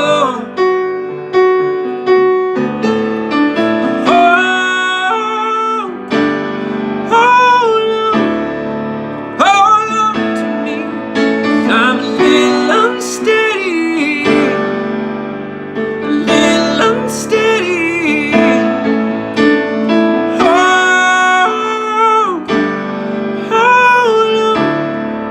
Hold on to me, 'cause I'm a little unsteady, a little unsteady.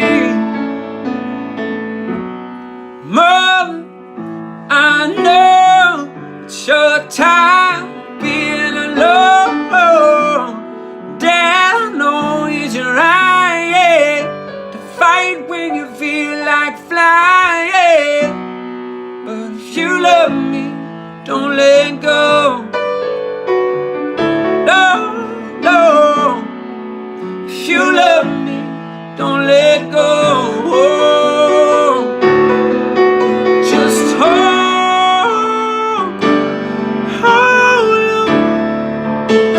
on to me, 'cause I'm a little unsteady, a little unsteady.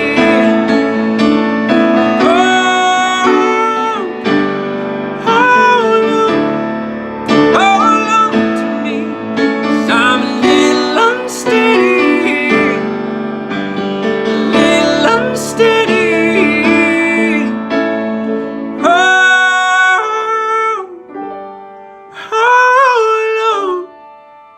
Hold on to me, 'cause I'm a little unsteady, a little unsteady.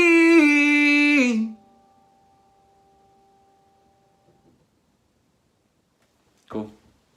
Thanks for watching.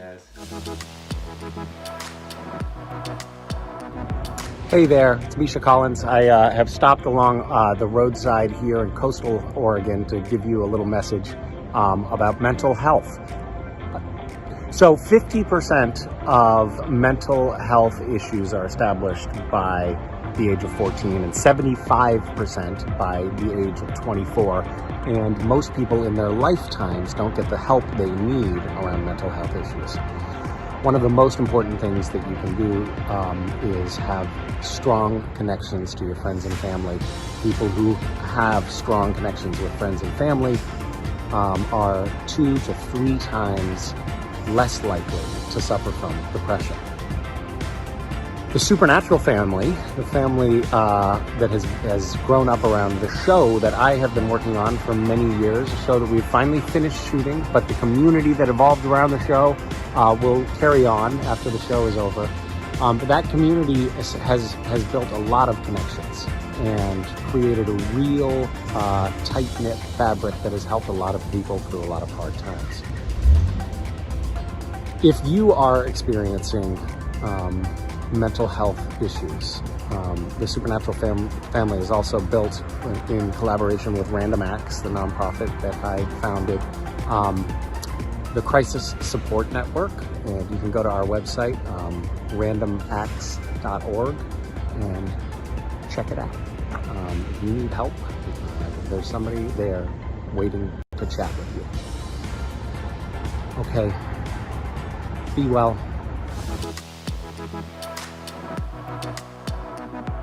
For Look Up Child, when we were writing for Look Up Child, I remember specifically, I met with this friend of mine, his name is John Foreman, and he talked to me about this song that he wrote that a lot of people, they were listening into their headphones as they were crossing borders of countries escaping ISIS. And I remember I guess it was about 3 or 4 years ago, when I was sitting with him and he was telling me the gravity of a song, to be able to write something that can hold someone through such an intense time. And what I found so interesting about that was the fact that it was an up-tempo song. I would have thought, like, if someone was, going through a really hard time, they would want something that was somber and could possess sorrow. But I thought it was pretty interesting that as they crossed these borders, it was up-tempo music that they were listening to. And I think that's the beauty of a song. It can remind you of what it is that you long for. Whereas, if you're sitting in sorrow, sometimes you don't want to listen to a song that carries sorrow. You want to listen to a song that reminds you of the good times and brings hope through tempo. So fast forward, I'm sitting in the studio with my co-writers, and while we were sitting there, I remember thinking in my mind, gosh, I wish I could write a song that would hold someone's hand through the hardest of times, but I kind of want it to be up-tempo. And at the time, it was when there was so many crazy things going on in the world, and it's very similar to now in the sense of not knowing the next step. If you were someone walking out of ISIS and looking back, not knowing if your home was going to be there, if you're ever going to be able to return to your country, a lot of people, I feel now, are probably thinking, will I ever be able to return to the life that I had once had, that I had once known? And so the top of this next song says, where are you now when darkness seems to win? Where are you now when the world is crumbling? Oh, I hear you say, look up, child. And I don't know, I think sometimes you write a song and you have no idea where it'll land. You have no idea the time that song is going to be released into the world in. And I think that it's fitting for now. And it puts a smile on my face every time I sing it, so maybe it'll put a smile on somebody's face who's walking through a hard time. So this next song is a dear favorite of mine. It's called Look Up, Child. Where are you now when darkness seems to win? Oh, where are you now when the world is crumbling? Oh, I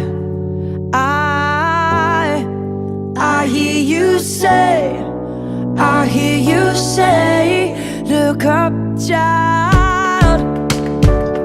Hey, look up, child. Hey. Oh, where are you now when all I feel is doubt?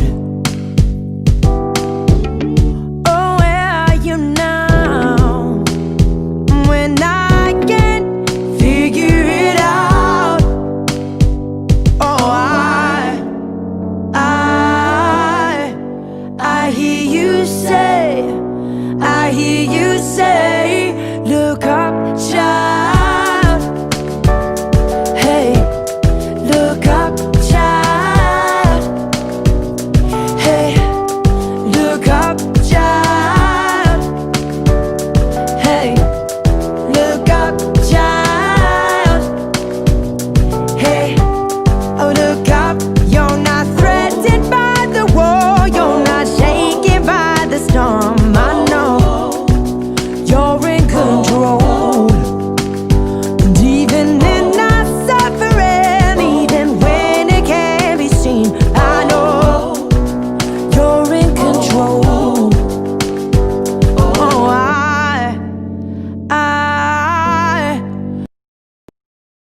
I hear you say, look up, child.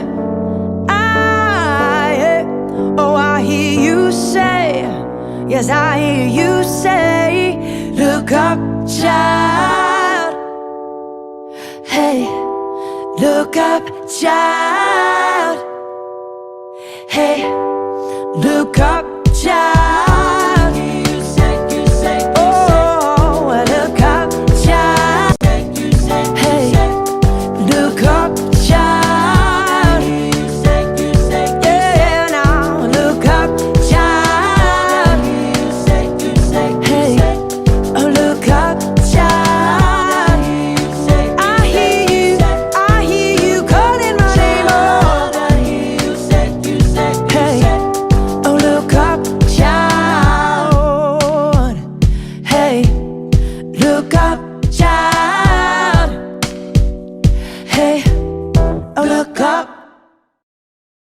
Tonight's event is benefiting the Inspiring Children Foundation.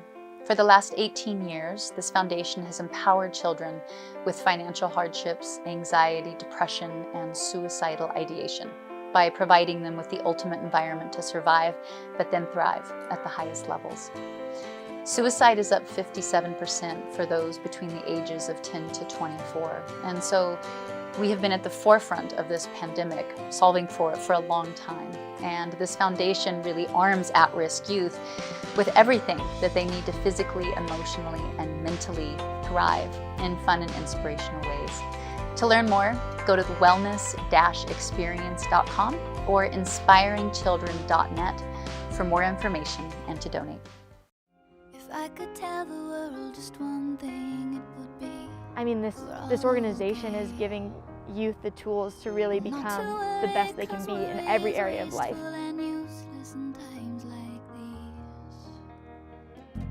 This foundation has completely changed the course of many people's lives, including my own. And because of that, I've been able to also impact other people's lives. And those people go on to impact other people. And it just keeps growing and growing.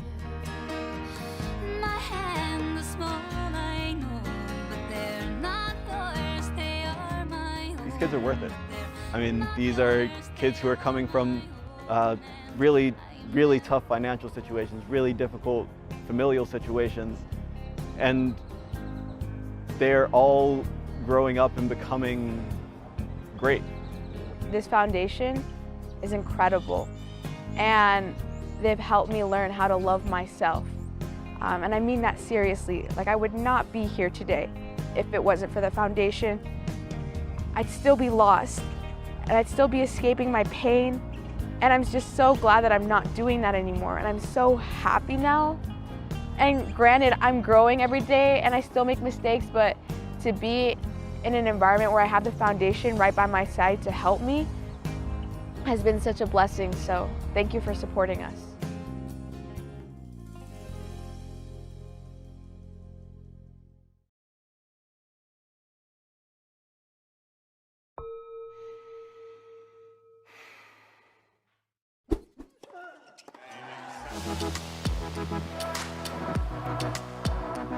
Hi everyone, my name is Cheryl and I'm a part of the Inspiring Children Foundation, and I'm going to take you through a 5-breath meditation brain break. Meditation has personally helped me overcome suicidal thoughts and depression, and it's really just a powerful tool, even if it's just for 5 breaths. So how this is going to work is I'm going to close my eyes, and on an inhale, I'm going to count 1 in my head, exhale 2, all the way up to 5, and then back down to 0. And if you get lost in thought during this process, it's okay. Just gently bring yourself back to the last number you remember. All right, let's get started.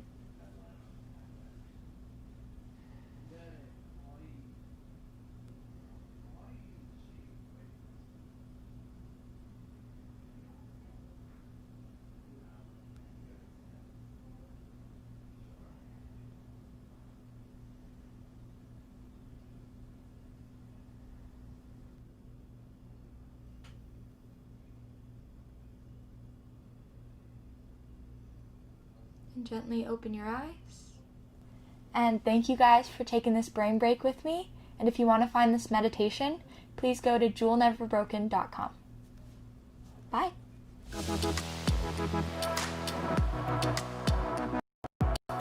Hey, I'm back with singer-songwriter Grace Vanderwall. Grace, thank you for joining me. Thank you for having me. So I have to start off, you're at Interlochen, is that true? Yes, I'm at I know you went there. Didn't you? I did. Yeah, I That's did. So crazy. I don't think I started writing my own stuff and playing guitar till I was 16 at Interlochen, actually. I couldn't afford to get back to Alaska for spring break. So my genius idea was that I would hitchhike across the country with a guitar for 2 weeks for like winter and summer break. And that's how I started writing songs and why. And I was really worried at 16. I was like, God forbid I get popular right now. I didn't have the ability with my body. I was starting to have eating disorders and body image disorders, high anxiety. I was like, I can't get discovered now. I'm not emotionally ready. Yeah. You've really learned to be in the public eye at a really young age. What has that been like emotionally and psychologically to adjust? You know, the thing about my situation was I didn't exactly have a choice. You know, I really got thrown into it and had no idea what I was doing. Me and my mom just like, I don't know, always saw like the big long lines for like American Idol and all you like sites, people watch all these crazy people. And my mom wanted to like, I don't know, have like a bonding thing. So she was like, oh, like it's gonna help us.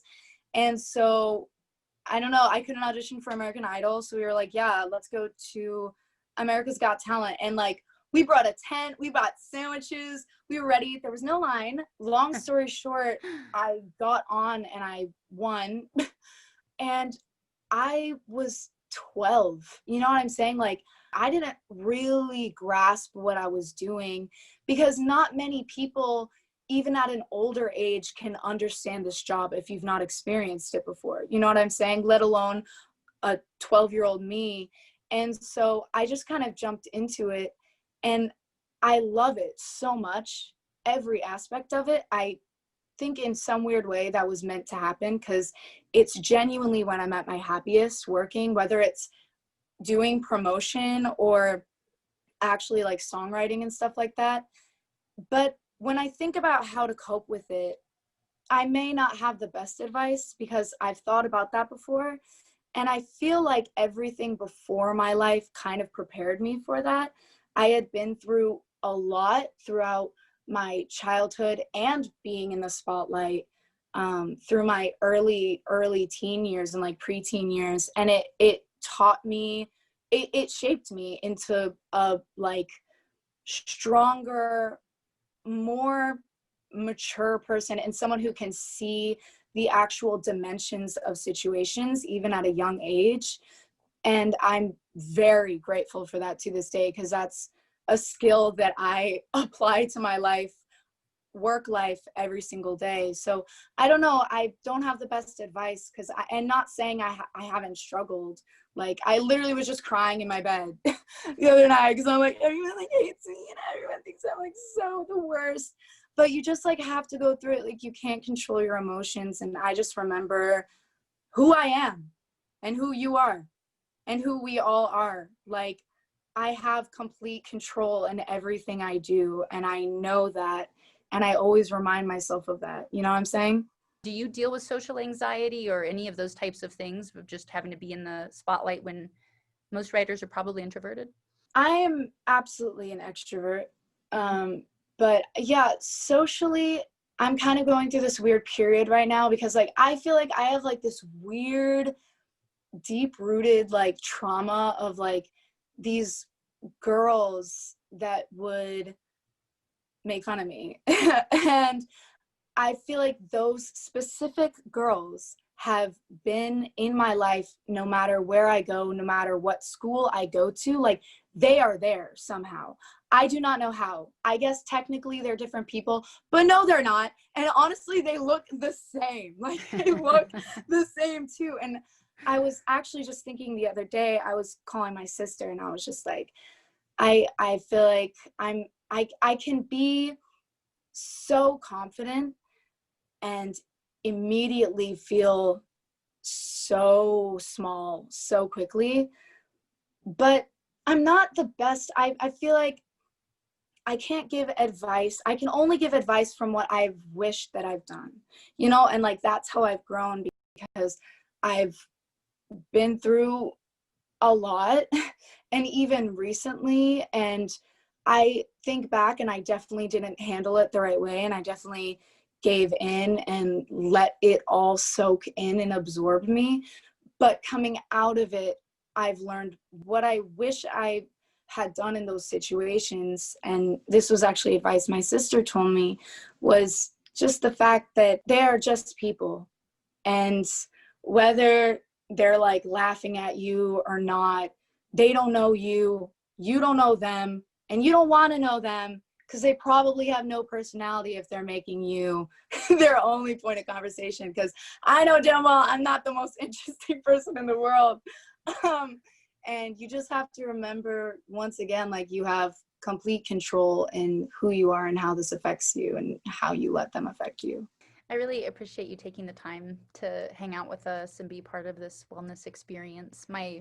I was always shocked in school how I was taught a lot of important stuff, but not how to be happy. And if my nurture was bad in my house, could I ever get to know my real nature? And how do I strip back my nurture and my kind of programming and go, who am I? And how do I get the skills of what it takes to learn how to be happy in here and happy in here? Because no matter what kind of success you have, there's miserable people that are rich and famous. I mean, in our job, there's a high mortality rate, a high drug addiction, high suicide, high death rate. And in a lot of jobs right now, 1 in 4 kids are contemplating suicide. That study just came out. And just like one last thing, reaching out for help too. I don't know who's going to watch this, but you don't have to wait for it to get bad to reach out for help. That's not how it works. And always reach out for help. There's free help. There's all types of help. Most of the time you can't expect yourself to just erase everything and make things disappear, because sometimes we need other people to look within ourselves to see things that we can't. So ask for help, please. Jesus, ask for help. Yes. Thank you. All right. Thank you so Appreciate much. it. Have a good school day. Thank you. All right. Bye.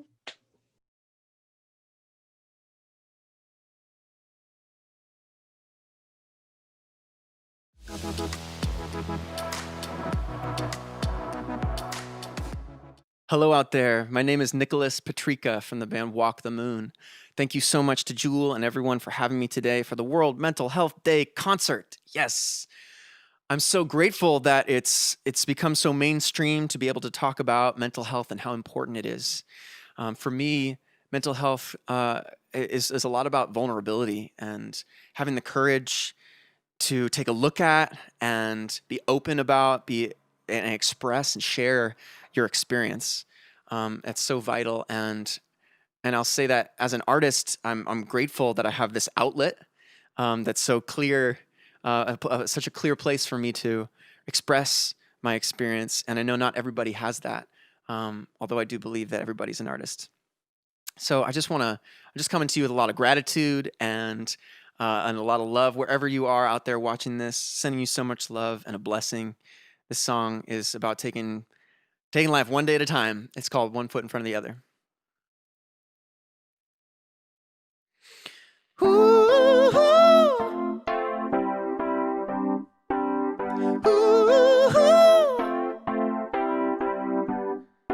not a soul up ahead and nothing behind. There's a desert in my blood and a storm in your eyes. Am I the king of nothing at all?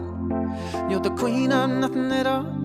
Well, I remember the fight and I forget the pain. I got my hand in your pocket and my key in your chain. Am I the king of nothing at all? You're the queen of nothing at all. Oh, through the wilderness, you and I will walk in through the emptiness. Oh, our heart's a mess. Is it the only defense to brave this wilderness?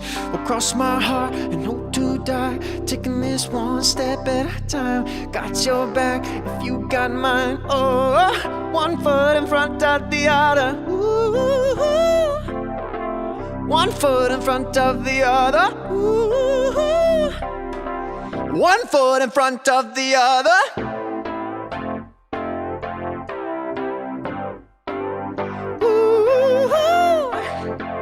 1 foot in front of the other.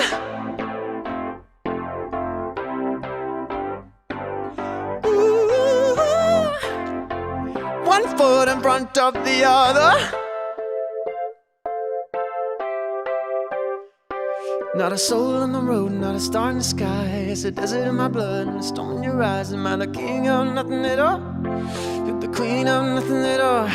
Well, out here in the dust, if you don't have trust, ain't nothing left of us. This is the exodus, they're just testing us. Can't flex with us, they can't mess with us, they can't mess with us. Oh, through the wilderness, you and I will walk in through the emptiness.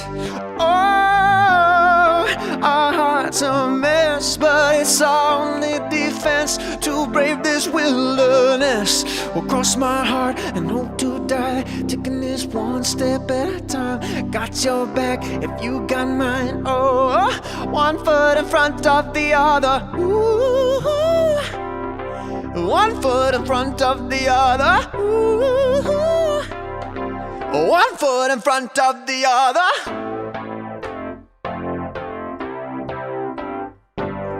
Ooh, one foot in front of the other.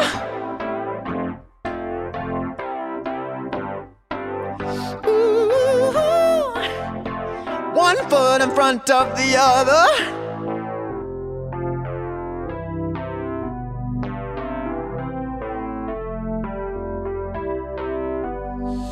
Oh, through the wilderness, you and I will walking through the emptiness. Oh, our heart's a mess, but it's only defense to brave this wilderness. Will cross my heart and hope to die, taking this one step at a time. Got your back if you got mine. Oh, one foot in front of the other. One foot in front of the other. One foot in front of the other.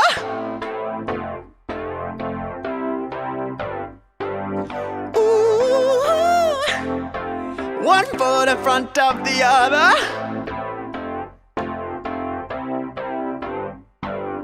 Ooh, one foot in front of the other. Oh, oh, oh, oh, oh, oh. In the so-called land of the free, one foot in front of the other. Oh, oh, oh, oh, oh. Don't you know all that we have is each other? One foot in front of the other.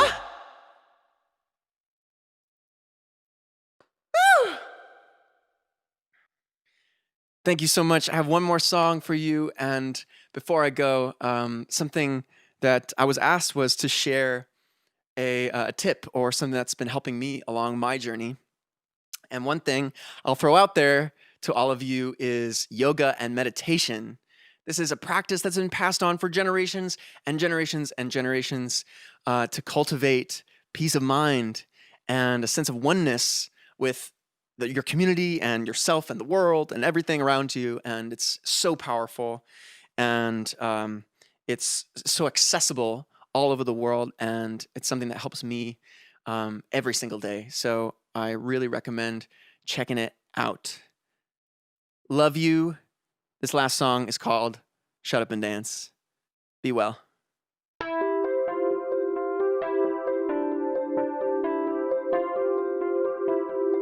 Oh, don't you dare look back, just keep your eyes on me. I said you're holding back. She said shut up and dance with me. This woman is my destiny. She said ooh, shut up and dance with me.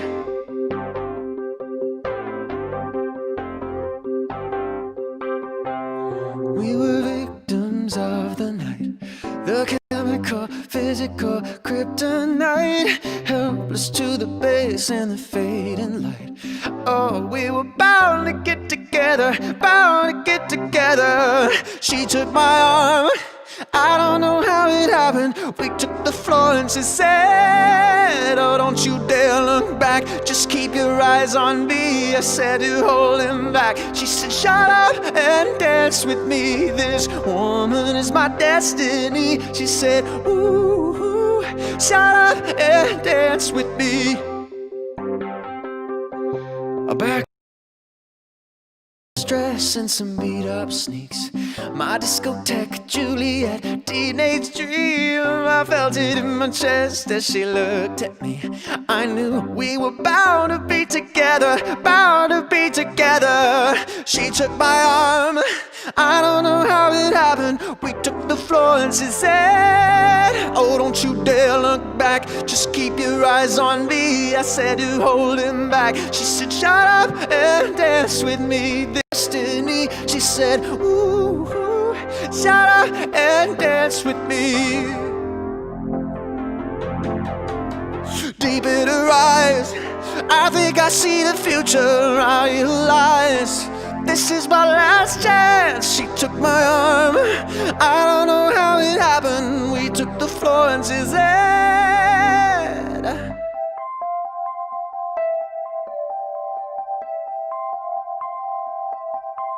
oh, don't you dare look back, just keep your eyes on me. I said, you're holding back. She said, shut up and dance with me. This woman is my destiny, she said. Shut up and dance, don't you dare look back, just keep your eyes on me. I said, you're holding back. She said, shut up and dance with me. This woman is my destiny, she said. Shut up and dance with me, yeah. Ooh, shut up and dance with me, yeah. Ooh, shut up and dance with me.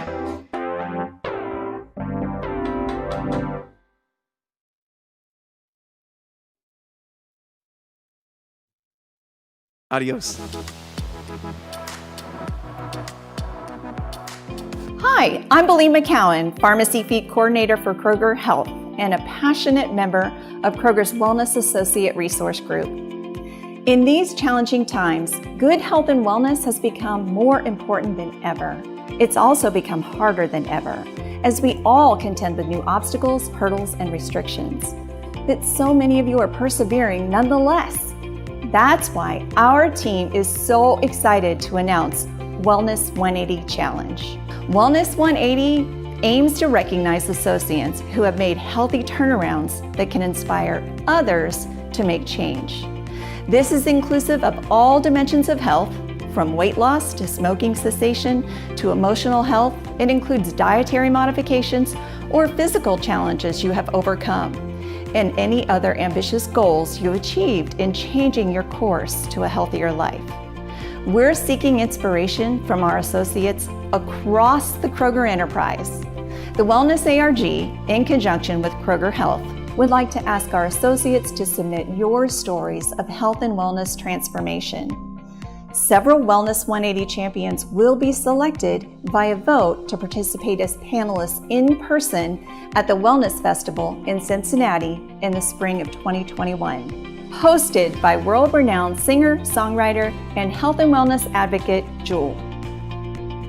To enter, please visit krogerhealth.com/wellness180 and submit your up to 60-second video. We look forward to learning about your journeys. Thank you.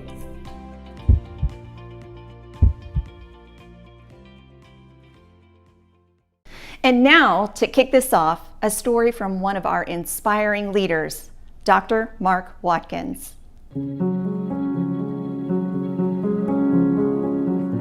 This couldn't be a diet for me. It had to be a lifestyle change and a permanent lifestyle modification. I've been married to Deanne. We've been married now since 2004. She'd be happy to know I got the date right. Met her in medical school here in Nashville, Tennessee, which is my home. And this started for me about 3 years ago. I did a test and it looked a little awkward to the nurse practitioner. And at the time, my cholesterol was up, my bad cholesterol was up, but also, surprisingly enough, my sugar was up.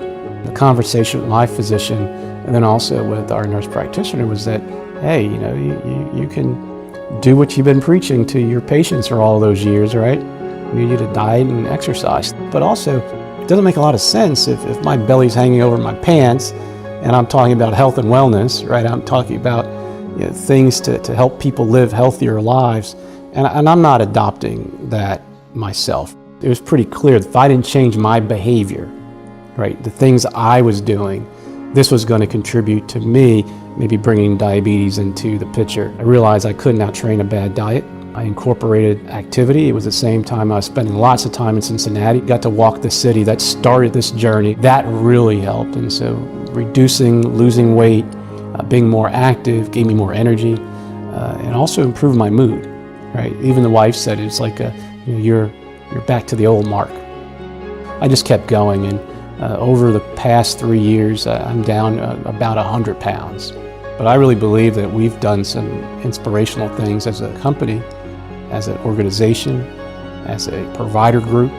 It's hard not to get motivated by our boss, Colleen. So much passion, so much about what she believes in kind of runs through all of us on the team. So I think it's just not my story, it's the Kroger Health story, really.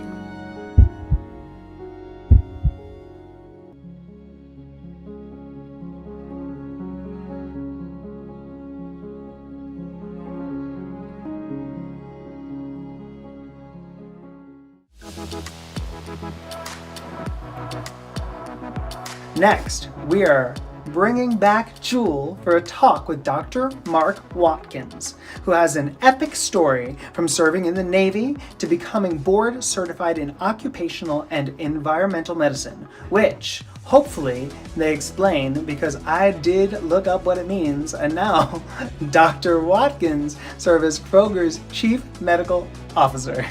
Please welcome Jewel and Dr. Watkins. Well, hello, Doctor. Welcome.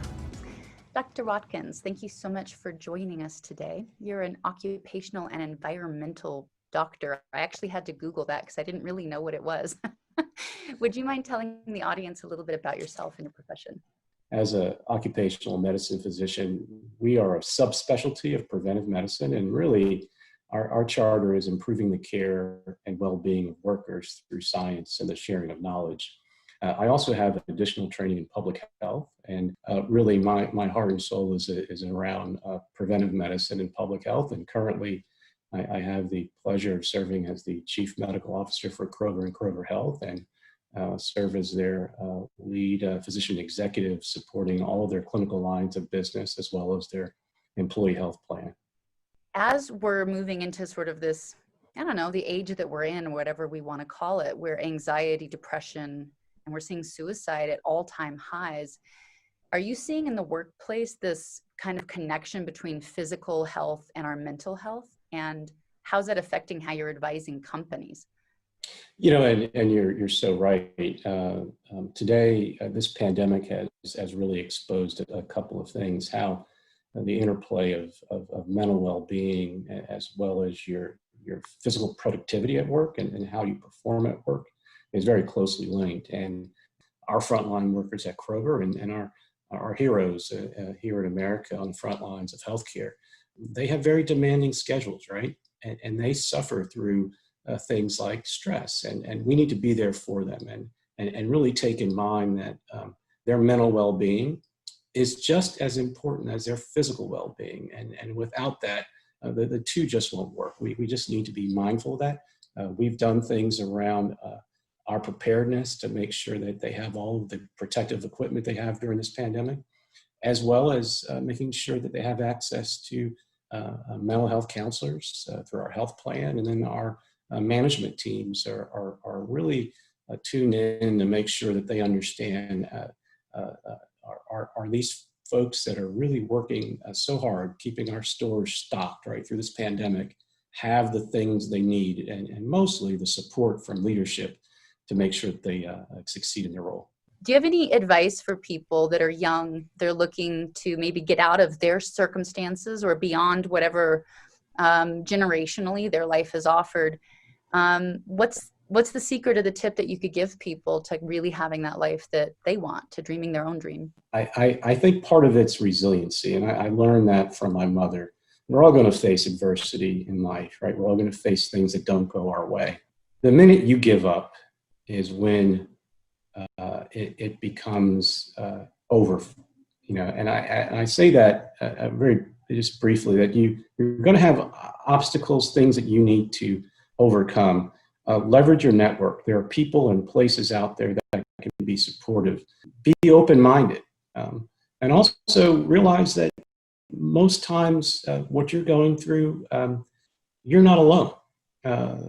This is part of the human continuum, is that we have shared experiences and shared likenesses, and part of that is that that allows you to recover from things is being able to share those thoughts, right? Being able to connect with others. Well, I really appreciate it. And thank you for your time today. I really enjoyed our conversation and look forward to seeing you at our next in-person event. I really enjoyed last year hearing you talk about mindful eating and your own Absolutely. health journey. So I look forward to more. Yeah, Jewel, thank you for the opportunity to be with you today. Thank you. Appreciate it. Bye. Hey everybody, my name is JP Sachs. I'm really happy to be a part of World Mental Health Day and this concert put on by Jewel. Thanks Jewel for having me. It's an honor. You know, mental health is something that gets ignored in our conversations about our overall health. That's never entirely made sense to me, because it's a conversation we need to get used to having, because it's something that we are all figuring out together. And the more we can feel part of it together, I think the little bit easier it gets. The truth is, I feel a little odd giving you any kind of mental health advice because I don't know how to take care of myself, but I'm trying. And when I remember to journal, I feel better. When I remember to take walks, I feel better. When I remember to have conversations with people I love, I feel better. But I don't do that every day, and I'd be lying to tell you I did. But I'm trying. I'm trying, and I think that's what we can all do. And if we do it together, then maybe it gets a little bit easier. But anyway, it's a conversation we need to have, so I'm going to sing you a song in the name of that conversation. It's called Hold It Together, and it's about me understanding myself in love in a different way, and knowing that being close to someone doesn't mean being perfect for them. It means letting them see you, you know, at your most vulnerable, and knowing that if you don't do it, you never really get to feel close to anybody. And I didn't know that for a long time. I'm still trying to figure it out. Just a song. It's a song, and it's my attempt at taking care of myself and letting myself feel close to other people. So it felt fitting. Enough talking, more singing.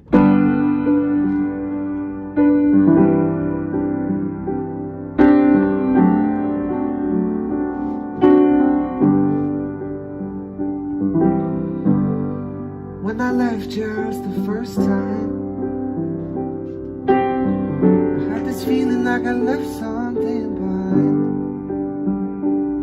I checked both of my pockets and my keys in my wallet and my necklace and my phone. How am I missing something that I didn't know existed like a week ago? When I kissed your lips the first time, feeling like I left something behind. I spent 18 months thinking I was messed up, but I never learned to let it go.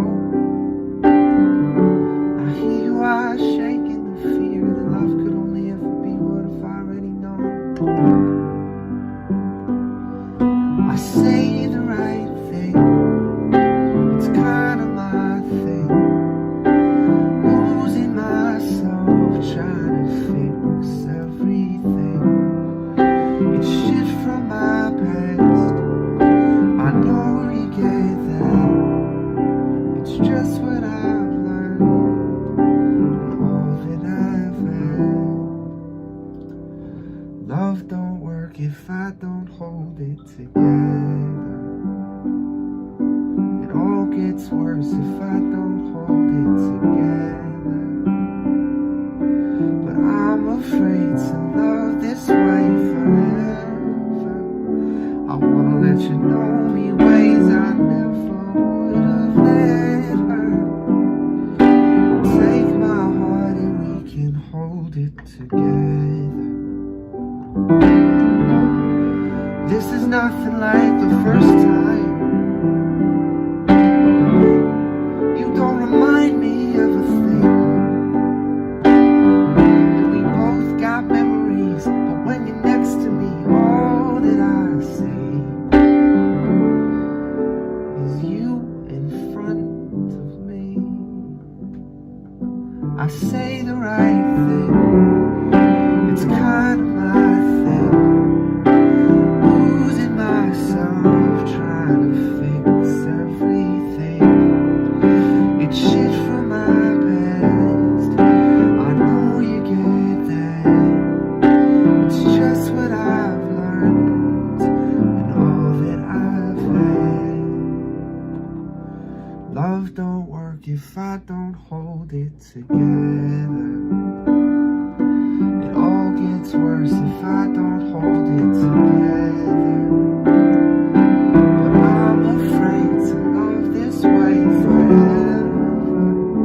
I wanna let you know me ways I never would have let her.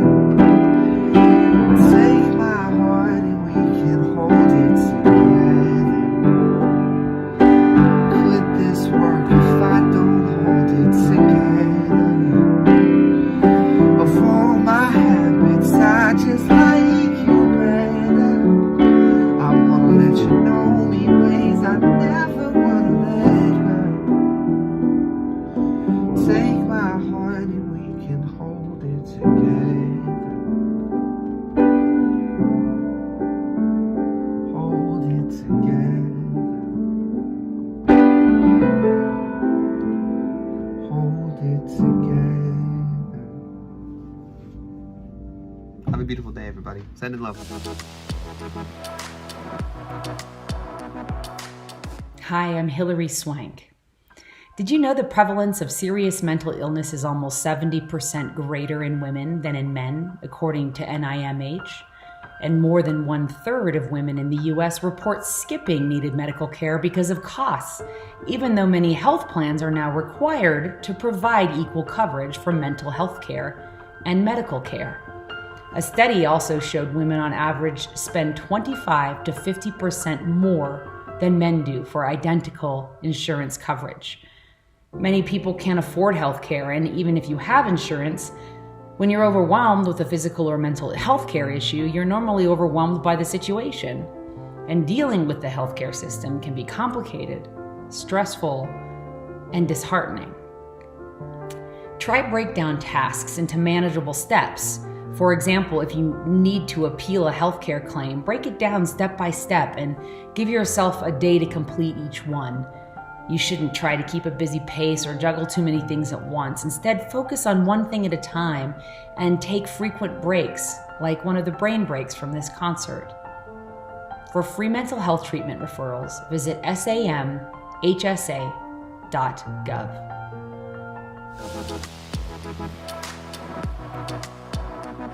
Hi, Bryn Elliott here. I am so excited to be here with you today to raise awareness for and discuss the important topic of mental health. I'm so grateful to Jewel for inviting me to be part of this, and to Jewel and Frankie Grande for hosting, and to the Kroger Company. This is such an exciting time to come together and really discuss mental health, especially in such a season as this, when it's probably more important than ever to discuss. My mental health journey started when I was in college, when I was feeling very overwhelmed balancing a music career and trying to get a college education. I learned the importance of sleep for my mental health, that temptation to stay up just a few hours more to finish something when I could get a well rested night and do it again the next day. I learned that, and I've been learning a lot during this season of the pandemic. And I think one of the biggest things that I've been learning kind of comes back to a phrase that my mom would always say to me. She would say, "Bryn, your feelings are always real, but they're not always true."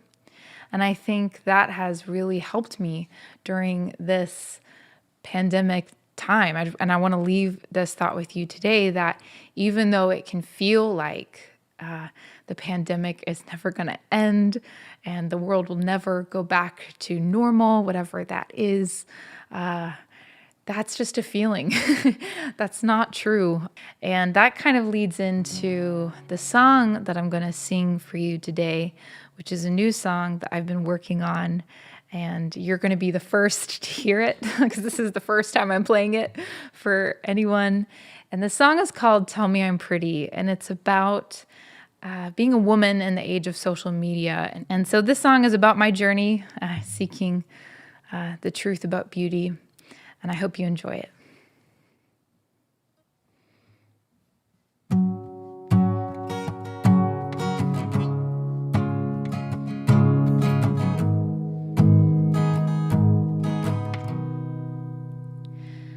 I'm the perfect picture out of 10, wearing tons of makeup on my skin. It's a little much, but I think it's what they want. Dreaming up a version of myself, looking like a doll on the shelf. What have I become? Maybe this is kinda dumb. I've been so caught up in pleasing you, I got lost in the likes and views. It's been way too long since I looked in the mirror and saw the truth. Maybe sometime long ago I forgot what I should've known. I don't need nobody else to tell me I'm pretty, caring too much all the time. But what they think and what they like, I don't need nobody else to tell me I'm pretty. I want you to like me for me, not the girl you see on the screen. Maybe I'm worth more than some numbers or a score. Hey, I've been so caught up in pleasing you, I got lost in the likes and views. It's been way too long since I looked in the mirror and saw the truth. Maybe sometime long ago I forgot what I should've known. I don't need nobody else to tell me I'm pretty, caring too much all the time. But what they think and what they like, I don't need nobody else to tell me I'm pretty. Oh, oh, oh, oh, oh, oh, oh. There's so much more to me than what's out on the surface. The parts I thought were flawed are really kinda perfect. Sometimes I second guess, but hey, you know I'm learning. There's so much more to me than what's out on the surface.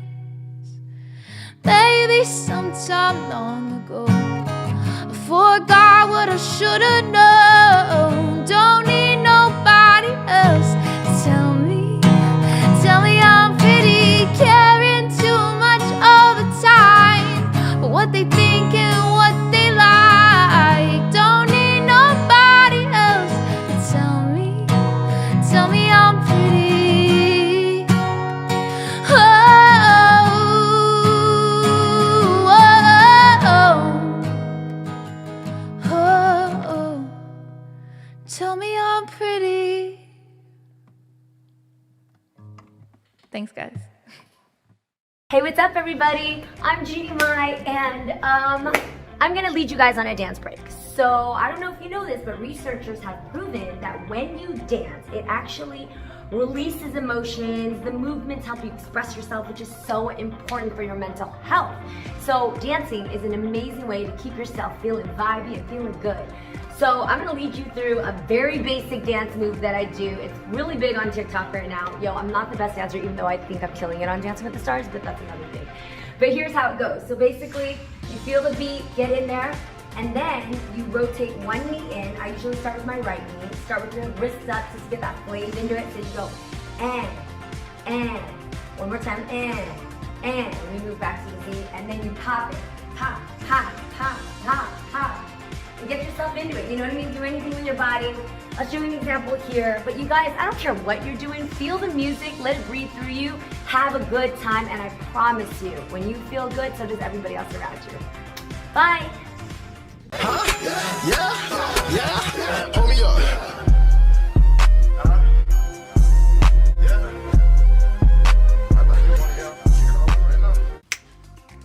Thanks, Jeannie.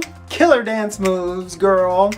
I want to know what everyone's biggest takeaway has been so far. Go ahead and tweet it. Maybe your favorite song and why, or something that one of the speakers said that really stood out to you. Let me know. Comment in the chat or on our socials at The Wellness Experience. Now, Jewel will be interviewing two amazingly talented ladies who may be bigger Jewel fans than I am. I doubt it, girls. Let's go. Song lyric for song lyric. Please welcome Danielle and Esty from the sister trio Haim. Yes! We're joined now by Esty and Danielle, two of the sisters of the trio Haim. I'm a big fan. It's been really fun listening to your most recent record. So I'm stoked you guys are here today, and especially because you're willing to talk about your brains and your emotional well-being. So many people envy our job, but they don't really know what it's like to have it. I personally found fame really difficult psychologically. I took years between records so that psychologically I could somehow digest what was happening to me. And stay in this really sensitive place so that I could continue to be a songwriter. I would just love if you guys would maybe start by telling us, how does your emotional life affect not only your writing, but also how has that started to affect your career as you guys have become so popular? I mean, we were talking about this a little bit before, but I personally look at songwriting as therapy. I was a super emo kid, and firstly, listening to music that was emotional helped me feel not so alone, and like the things that I was feeling weren't abnormal. And then as I got older and I started writing songs on my own and writing songs with my sisters, I found that, you know, the craft of songwriting was something that was really helping me kind of get through the day, because I was expressing myself and expressing kind of what was, you know, what I was ruminating about in this noggin of mine. You know, we talk about it all the time. For us, I think it's a lot easier to write a sad and heart-wrenching song than it is a like, I'm stoked on life song. Hopefully one day we'll be able to write that I'm stoked on life and everything about it song, but haven't really gotten there yet. How was quarantine for you? Did it give you that time to kind of stop and absorb and experiment in a way that you maybe didn't have time to before? You know, we announced our new album that we had taken the last year to make a week before the quarantine hit. So we were kind of left with like, okay, we just announced this album. What is going, like, how do we just not release it? You know, we spent so much time on it, and we were so excited about this album, more so than I think our other albums in a way. So we were just like, the momentum started and then it completely stopped. So, you know, it was an interesting task to be like, okay, so we won't be able to go anywhere and promote this. We're just gonna have to figure out ways to do it from our homes and do music videos on iPhones and stay 6 feet apart, and like, can we even see each other? So for the beginning of quarantine, our album came out at the end of June. So for that kind of chunk, it was actually like something to kind of keep our minds going and not kind of stop and understand really what was happening in the world in a way. Yeah, the last couple months, it's been difficult to, you know, I think we're also like, we're very like, okay, but now we have to keep going. We have to keep working, you know, and we just released an album. So it's kind of like sitting down and being like, okay, now we have to write a song. And, you know, that's how a lot of the times we write songs is we have to show up every day and kind of just like will something out and be like, okay, let's just try and write something. And if it's not great, don't be too hard on yourselves. And it's hard to motivate, for sure. For at least for me, it's hard to motivate right now. Again, I just really applaud you guys. I love your music. I love that you're making it and you're playing it and you're being yourselves and you're being authentic. We need more of that in the world, and more musicians talking about their mental health and their emotional health. Esty, I know we only have just a little bit of time, but you started this saying you had a lot of stuff you wanted to share about that. Is there anything I didn't get to that you kind of wanted to elaborate on? Oh man. Yeah, I mean, when we first got off the road after the Sister tour, we all we were starting to write music for Women in Music Part 3, and I'd been going to therapy for a bit.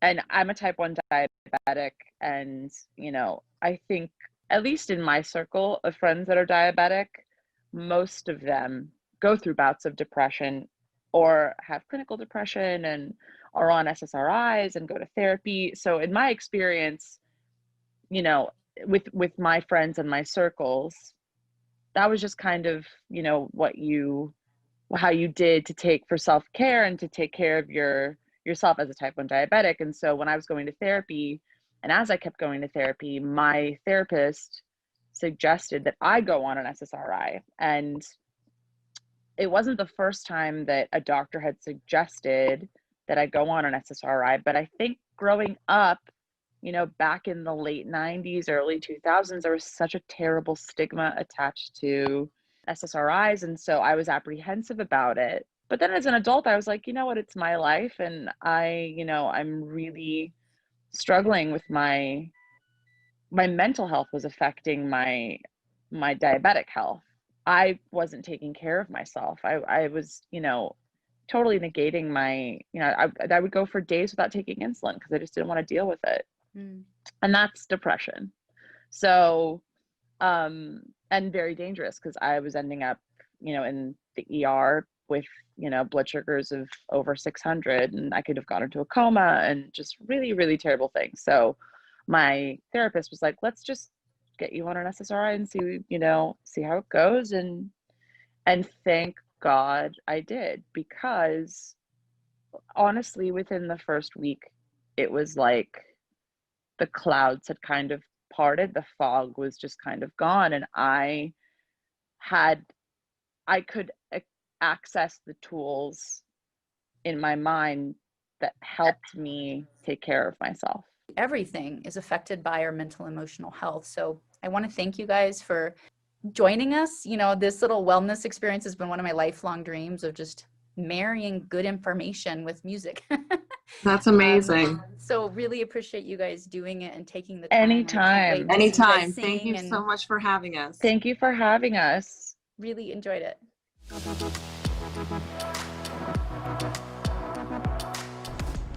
Hi everybody, I'm Beth Bears.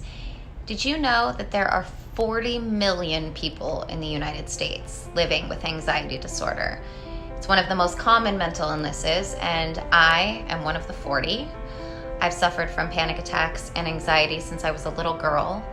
When I got my show Two Broke Girls, my anxiety was heightened to a level where I was lucky enough to find meditation and nature and equine horse therapy as a way to combat my panic and anxiety. And as the years have gone on, and especially during 2020 and COVID-19 and all the panic and anxiety that's broadly expressed in our world right now, I've found new ways to cope. Cold plunges in the ocean, and one that's been super healing for me, music. I've always loved to sing. I've always listened to music as a way of connecting to something bigger than myself. And recently during COVID-19, I started playing the banjo, which really brings me back to the present moment. It's the same thing as horses, but you don't have to leave your house. You can pick up an instrument, you can buy one used online, you can borrow one from a friend, and even if you're not a musician, give it a go. Learning a musical instrument will connect you to the vibration of the instrument, which to me is one of the most healing feelings, and it'll keep your brain and body in the present moment, which is one of, I think, the most important practices to combat anxiety. And since music has been so healing for me during all of this, I decided I wanted to talk to musicians and some other women who are prominent in the arts and see how they've been handling sort of the intersection between creativity and wellness during these trying times. So I started my podcast, Harmonics, which I would love for you to take a listen to. And also comment in the comments what music has helped you and your anxiety over the years.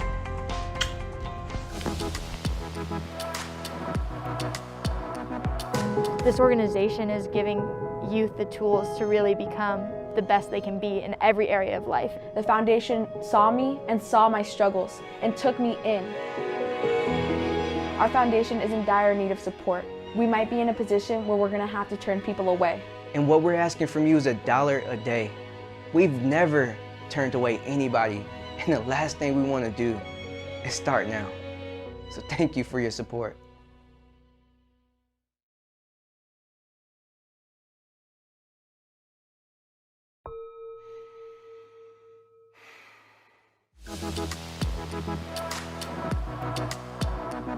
Hi, it's Jewel and Karina from Tone It Up, and I know you guys are enjoying the music concert, but we wanted to share just a small brain break with you. Oftentimes during the day, I'll just take a 5-breath little break, and it makes all of your senses sharper. So I figured this might be good, so when you go enjoy the next act, you'll hear it even better. We're just going to breathe in through our nose, exhale out through our mouth, and we're just going to take 5 breaths together. All right, let's do it.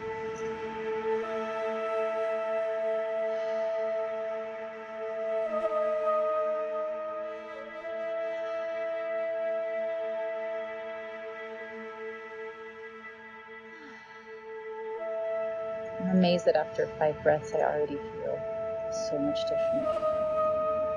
And she's won the breathing with slower and longer. I know. I take the It's deep, so good. I know. I'm a deep, long breath. And you can do that anytime during the day. And when you just feel like you need to breathe. We're creating protocols for workplaces where every hour we just have people take 5 breaths, and they've shown that it actually increases your focus. So thank you for joining us. Check out more of her work and more mindfulness practices on the Tone It Up app, and enjoy the show.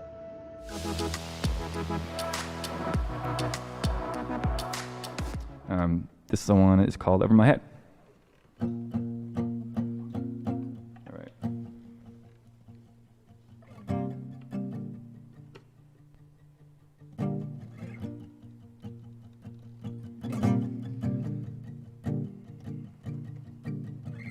What's my purpose, huh? What's my future? I don't know. These are the questions I address before I go to sleep. I wish my mind would turn off with the lights on my TV screen, but here in the dark, everything off, I start to think.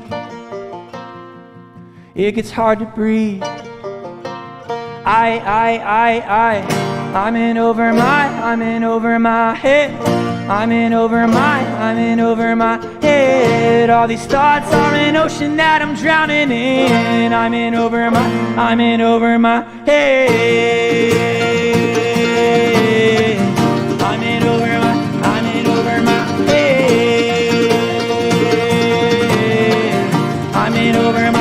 in over my head.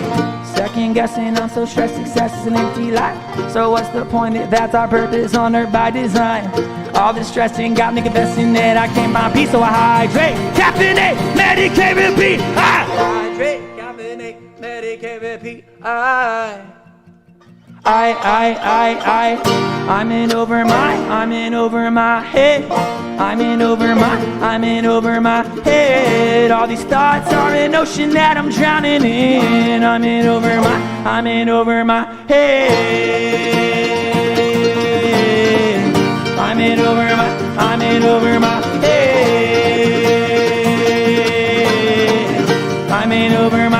in over my head.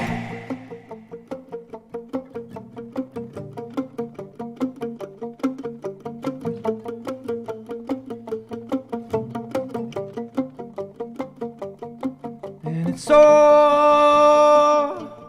out of my control. And it's all out of my control.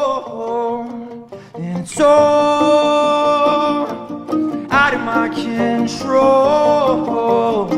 And it's all out of my control. And it's all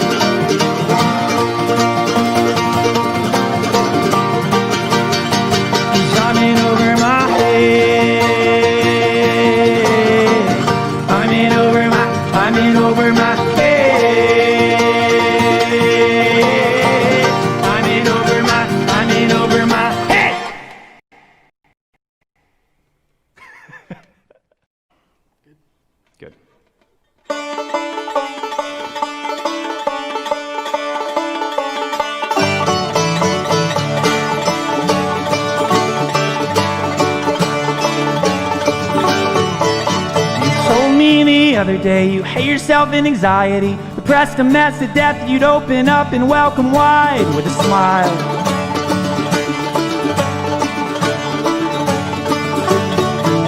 They told you it's clinical and I seem so critical. I wish I could convince the thoughts that you keep on believing were a lie.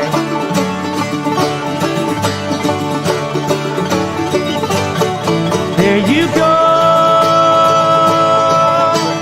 feeling so broken and alone. You walk with your head held so low. You wanna give in most today, and that's okay. But I hope you see someday that you are beautiful anyway.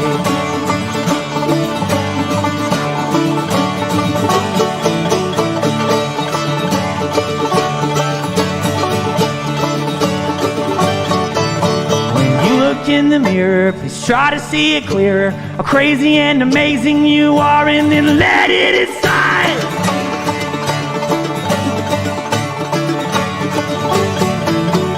Can't be scientific, well trust me, no I get it. But I won't agree when you tell me you don't deserve a life.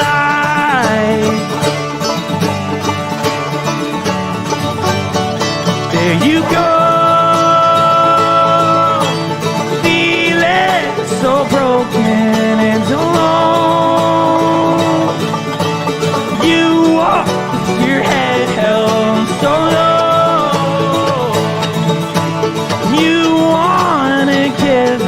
Most of the days, and that's okay. But I hope you see someday that you are beautiful anyway.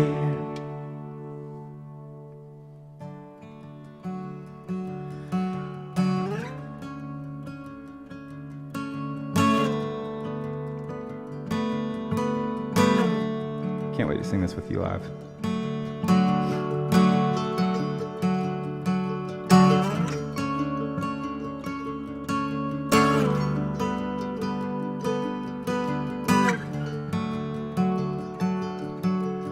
Raise your hand, take a second and breathe in, singing ah, here for a reason.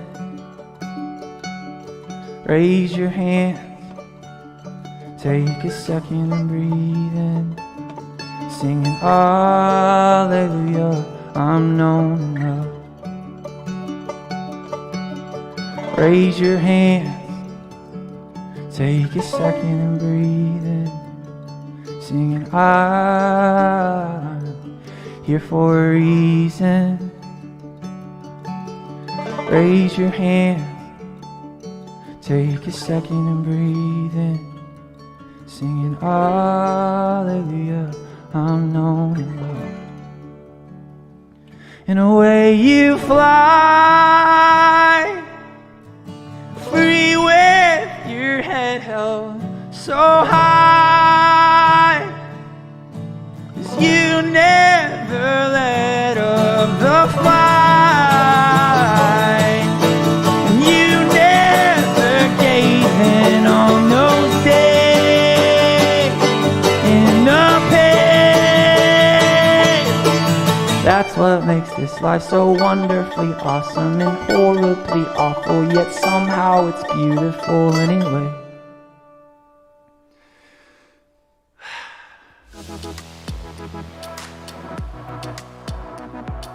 Yat Esh E Ali Younginshe.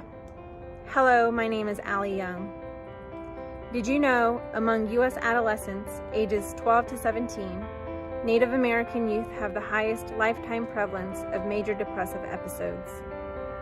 Some hidden behaviors of someone with depression are telling people I'm okay while in the middle of a depressive episode, neglecting hygiene for days, using all their energy to appear fine in social settings but collapsing from exhaustion when home, and working late to distract themselves from their suffering. I know these behaviors because I suffered from depression in my late teens and early 20s after my little brother killed himself at the age of 17. I was 18 and I didn't know what hit me, and I didn't know how to deal with it. Rather than talking to someone, I chose to sit in my darkness, thinking about the what ifs and dealing with my feelings of guilt. It wasn't until I reached out to my closest friend at the time and confided in him and began writing poetry in memory of my little brother that I really began to heal. When feelings or thoughts become overwhelming, try writing down your thoughts on a piece of paper, going for a walk, taking deep breaths, or reaching out to a friend to talk through your emotions. By acting, you'll bring yourself out of your head and into the present. These positive actions certainly saved my life. For more information, go to unityinc.org, UNITYINC.org, or samasha.gov, SAMASHA.gov. Thank you.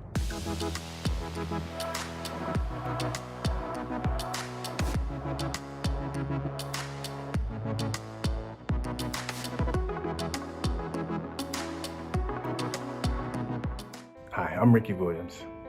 Did you know that African Americans are 10% more likely to experience psychological distress, but only 30% of African American adults are getting the help they need, compared to the US average of 43%. This means that although we need more help, we're not getting it. Personally, I've had my own struggles with mental health issues, and I had to do something very difficult, especially for a big, strong football player. I had to ask for help. But I also had to become my own healer, as I realized Western medicine couldn't give me all the help that I needed. As a football player, I built up a lot of traumas and a lot of stress, and I found my healing in plants. That's why I founded Real Wellness, to help myself, my friends, and my family deal with the pain, stress, anxiety, insomnia caused by living in such stressful times. Other key to my healing has been I've been a lifelong learner, and I've continued to learn and to grow and institute the things that I've learned. I'd love to hear what you've learned tonight that you're going to use and apply in your life to make yourself happier and more sane. Please leave comments below, and thank you for your time. Take care. Hi, I'm Allison Morell, an amateur bodybuilder. I want to lead you through some simple stretches. So let's get off the couch. Don't worry, you'll be able to sit back down. It's only going to be for about 60 seconds. Then you can continue to watch some music. So let's get started. Stretching and yoga is a great mindfulness in motion exercise. You want to make sure you bring it into your body. Make it feel good. You want to know what the areas are that are tight. You want to know what the areas are that feel good. Make sure you continue to breathe. Bring your breath into your body as you stretch.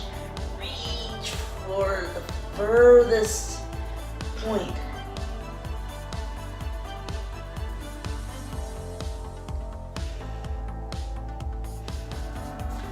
One final stretch, the neck. Really stretch the neck, feel it all the way down.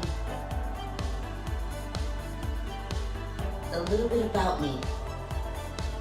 As you can see, I'm a little person. I have achondroplasia dwarfism. 9 years ago, I started my health and fitness journey. I wanted to lose weight. I wanted to do it for me. I wanted to be healthy. And I continued to work at it every day, and I still do every single day. I have the mindset to overcome, adapt, and defy the odds. I compete in bodybuilding. I compete against women of all different sizes. We're all judged on the same criteria. I will continue to win my battle and feel good. That's all I have. Thank you so much for joining me. I hope to see you guys again soon. Enjoy the concert, enjoy the wellness experience. Have a great evening. Thank you. Oh God. Was that hard for anyone else after sitting on a couch for 6 months in your house? Streaming on Twitch has definitely prepared me for this moment. Talking and asking questions when I'm not able to hear anybody respond. Thank you, Justin Kahn. Wow. Next up, we have a musician who mixes country and hip hop in the most seamless way I've ever heard. Let's welcome Willie Jones. What's up, y'all? It's Willie Jones. I first want to say happy World Mental Health Day. Thank you so much, Kroger and Jewel, for having me. We just gonna get started. I got my boy Brendan here. We about to play a few songs. This first song is called Windows Down, and it was on my first EP, Road Waves. And this song just talks about just riding with the windows down, just forgetting about all the problems in the world. There's so much going on in the world today, and honestly, it's always been a lot going on, and honestly, it always will be. But it's just, you know what I'm saying, keeping your mind strong and just, you know, looking on the bright side. So this song is called Windows Down.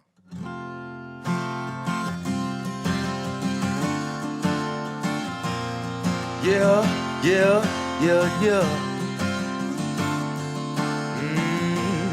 Let me pick you up, let's ride in my Chevy. Lighten the mood, cause it's been a little heavy. Turn the music up and ride with the windows down. Let's go to the spot where we used to kick it. Let's give town, get the hell up out the city. Turn the music up and ride with the windows down. Let's ride with the windows. Ain't nothing on the news or bad news. Every time I turn it on, they always sing the blues. Politicians tell lies, but I'ma tell the truth. So listen up, cause it's about to go down. I got a full tank of gas with nowhere to go. So put your bag up in the back and let's hit the road. I got that soul and that travel on the stereo. So listen up, cause it's about to go down. Just let me pick you up. Let's ride in my Chevy. Lighten the mood, cause it's been a little heavy. Turn the music up and ride with the windows down. Let's go to that spot where we used to kick it. Let's give town, get the hell up out the city. Turn the music up and ride with the windows down. Let's ride with the windows, so I don't really let the good times roll. Just throw it back, put it in cruise control. Happiness is the ultimate goal, so listen up, cause it's about to go down. I got a heart full of love that I'm trying to spread. If you're tired of all the haters, then let's put them to bed. All I need is your permission and I'll go ahead. So baby girl, let me pick you up. Let's ride in my Chevy, lighten the mood, cause it's been a little heavy. Turn the music up and ride with the windows down. Let's go to the spot where we used to kick it. Let's give town, get the hell up out the city. Turn the music up and ride with the windows down. Let's ride with the windows down.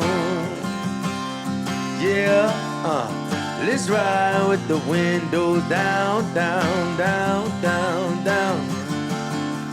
Listen, I got a full tank of gas with nowhere to go. So put your bag up in the back and let's hit the road. I got that soul with that trap up on the stereo. Don't go to touching on my arms. I said no, no, let me pick you up. Let's ride in my Chevy, lighten the mood, cause it's been a little heavy. Turn the music up and ride with the windows down. Pick you up, let's ride in my Chevy, lighten the mood, cause it's been a little heavy. Turn the music up and ride with the windows down. Let's go to to that spot where we used to kick it. Let's give town, get the hell up out the city, turn the music up and ride with the windows down. Let's ride with the windows down. Let's ride with the windows down. Let's ride with the windows down. Let's ride with the windows down. Let's ride with the windows down. That was Windows Down, yeah. So this next song I got coming at y'all is called Back Porch. And it's pretty much just about chilling on the back porch. And I wrote it in Nashville, Tennessee when I was literally chilling on the back porch. And this was at a time where I was mentally going through a lot. And yeah, I just felt so much just like pressure and that I put on myself, you know what I'm saying? And being in LA, it can be really busy. You can get caught up in the rat race and all of that stuff. And the day before I wrote this song, though, I was in Nashville, Tennessee on my homie's back porch, and I just took some time to just be grateful. And for the scenery, my homie got a big, dope backyard over in Thompson Station in Nashville, Tennessee.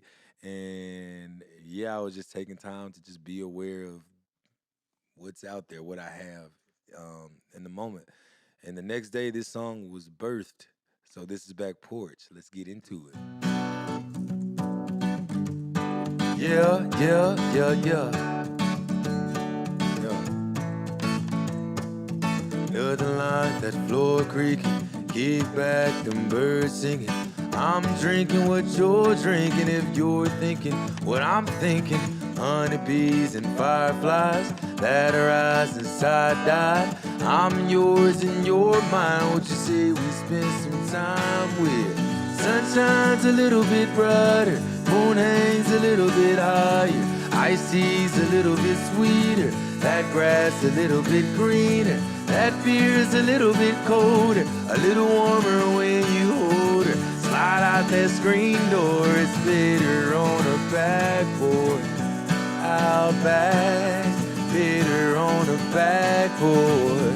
Out back, bitter on a back.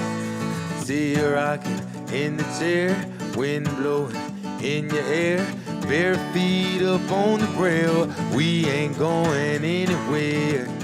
I could stay here all night. We don't wanna keep it locked up inside. Yeah, sun shines a little bit brighter, moon hangs a little bit higher, ice sea's a little bit sweeter, that grass a little bit greener, that beer's a little bit colder, a little warmer when you hold her. Slide out that screen door, it's bitter on a backboard. Out back, bitter on a backboard. Out back, bitter on a backboard. If you at home right now, sitting on your couch, in the kitchen, go to the backyard. Let's just go outside. Just enjoy yourself. And dance with me right here. Don't need no AC or the TV. Got a little seat on the porch swing with a nice scene.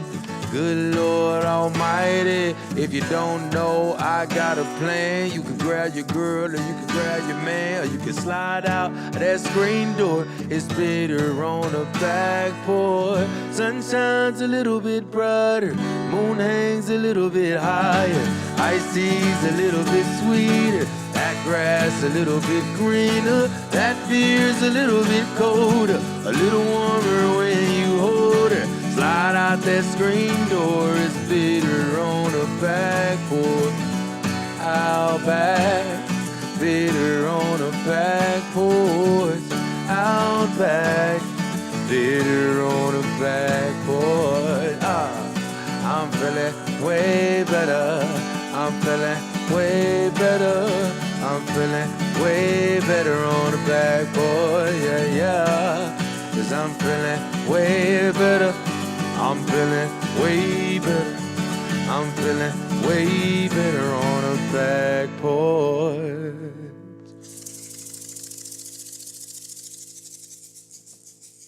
Yeah, baby. So this next song, guys, is called Whole Lot of Love.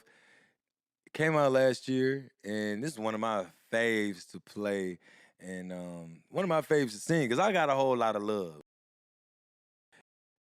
You know what I'm saying? Not only for the people around me, for my friends, my family, for just the gift of music, for food. I love a lot of things, but I also got love for myself, and I think that's very important in just keeping up with your mental health. You know what I'm saying? Self love. That's one word that I've been hearing a lot of the past 2 years, and I heard a lot even growing up, but when you really understand self love and really put yourself in a non egotistical way, you'll just really, for me, I've really just been in a much better place. So, yeah, this song right here is called Whole Lot of Love.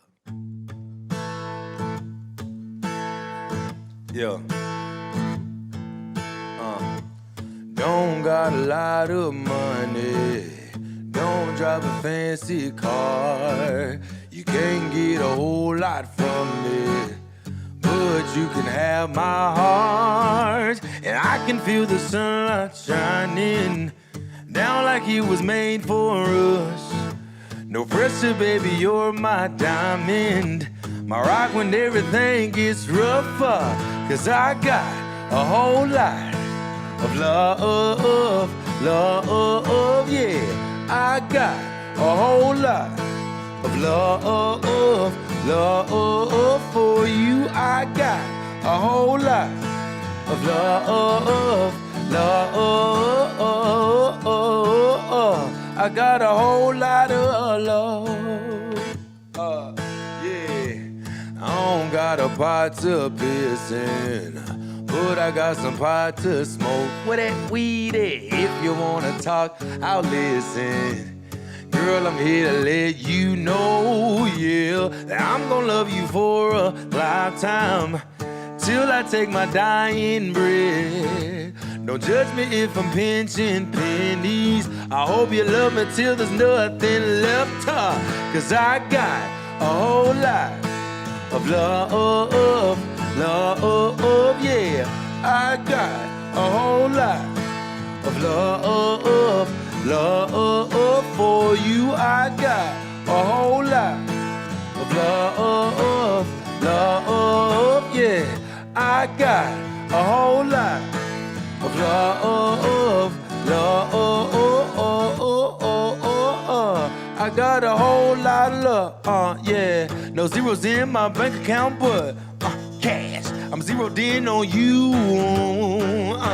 No house up in the hills, darling, but my backyard got a real nice view. I don't need a bad and bougie, yeah. Got me a natural cutie, yeah. Got her a natural booty, yeah. And we living good and Gucci, yeah. And let's go on a living spree. She, they say the best things in life are free. Cause I got a whole lot of love, yeah. I got a whole lot of love. Whatever I got, I will spend it all on you. Cause I got a whole lot of love. I got a whole lot of love. Yeah, love, yeah. Self-love, man, is real talk. Go look at yourself in the mirror and say, I got a whole lot of love for you. Real talk. It's been such a pleasure rocking with you guys right here on World Mental Health Day.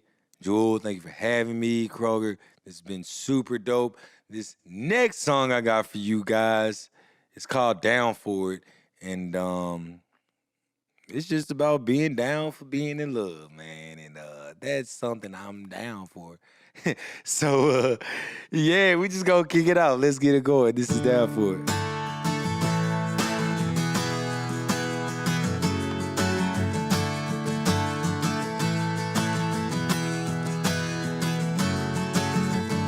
I'm moving like a bull, you can read me. Just tell me what your needs be. Yeah, you know I got you. Yeah, you know I got you. Tell me what you want and I'll come through. And I ain't ever gonna front you. Yeah, you know I got you. Yeah, you know I got you. I don't know what you're thinking about, but I'm here right now. Hope you know I'll never let you down. I'll always be around. I'm down for it. You know you can count on it. Baby, you know I'll stick around for this, round for this. We can do whatever you like, 'cause I'm down for it. Tell me what you want and we can plan on it. Baby, you know I'm the man, so stick around for this. We can do whatever you like, 'cause I'm down for it. You can have whatever you like, 'cause I'm down for it. You can have whatever you like. You wanna see the world in a Avalon? Huh? I could take you to the moon. Yeah, you know I got you. Yeah, you know I got you. Champagne diamonds in a Bentley truck. Ain't got nothing on my love. Yeah, you know I got you. Yeah, you know I got you. Maybe one day we'll have to slow down, but baby, not right now. Let me know when you're ready for vows. I'll always be around. I'm down for it. You know you can count on it. Baby, you know I'll stick around for this, round for this. We can do whatever you like, 'cause I'm down for it. Tell me what you want and we can plan on it. Baby, you know I'm the man, so stick around for this. We can do whatever you like. Listen up. I want your body, need your body, long as you got me. I won't need nobody. I want your body, need your body, long as you got me. I won't need no. I want your body, need your body, long as you got me. I won't need nobody. I want your body, need your body, long as you got me. I won't need no. I'm down for it. You know you can count on it. Baby, you know I'll stick around with this, around with this. We can do whatever you like, 'cause I'm down for it. Tell me what you want and we can plan on it. Baby, you know I'm the man, so stick around for this. We can do whatever you like, 'cause I'm down for it. And you can have whatever you like, 'cause I'm down for it. And I need your body, long as you got, you won't need no. 'Cause I'm down for it. And you can have whatever you like, 'cause I want your body, need your body, long as you got me, you won't need no. 'Cause I'm down for it, and you can have whatever you like. Hey, thank y'all so much for having me. Shout out to B for playing with me. And yeah, this has been dope. Peace and love and music. Yeah, I'm Willie Jones.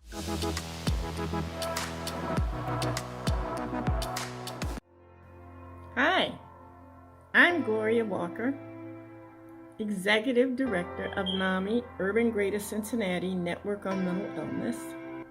Cincinnati, yes, that's Kroger's hometown. I am also the parent of an adult living with the challenges of serious mental illness, but living in recovery. 2019 wasn't too bad of a year, but I'm feeling better and I'm more aware, and I'm using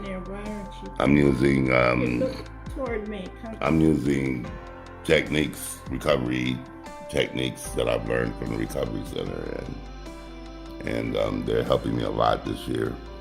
I am forever grateful to NAMI, keeping my son healthy and able to live in the community. You are not alone.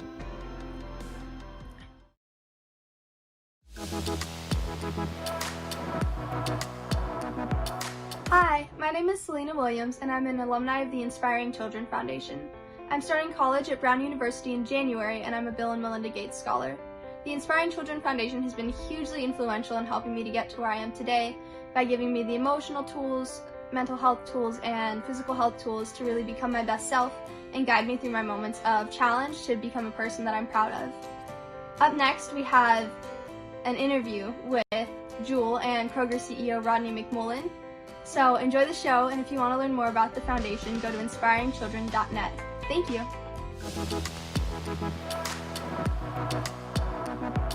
I guess I first just wanted to start by talking about some personal stories I have of Rodney. I was really blown away when I met Rodney the first time. I guess because it's the only human I've really ever bonded to over outhouses. He had an outhouse growing up like I did, and I guess it's like having a fellow, person, veteran of the outhouse. So we definitely bonded over that. But just seeing his humble leadership, if you guys don't know, Rodney actually started at the lowest levels of the company as a bag boy. I don't know what I'd say it's lowest, but at that humble beginning, and worked his way all the way up to CEO, which I think is really incredible and such a classic American story.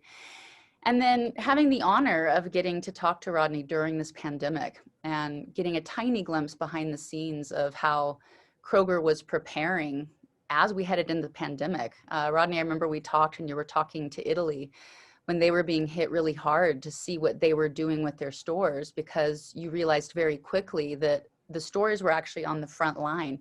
Can you just tell me a little bit about what that experience was like of heading into the pandemic? I can't imagine that's ever part of your job you thought you'd be dealing with. Well, it's not part of your job, but it is part of your whole life and all the experiences you've had that you hope prepares you for such a situation.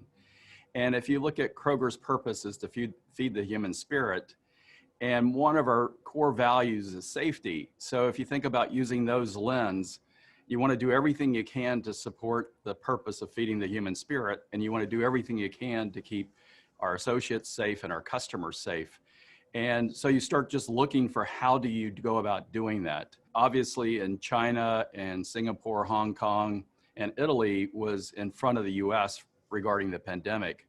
Now the pandemic has ended up lasting much longer than anything I would have ever guessed. So we spent a lot of time talking to CEOs in Italy, China, and Singapore and Hong Kong, saying, what's it like? How did you keep your people safe?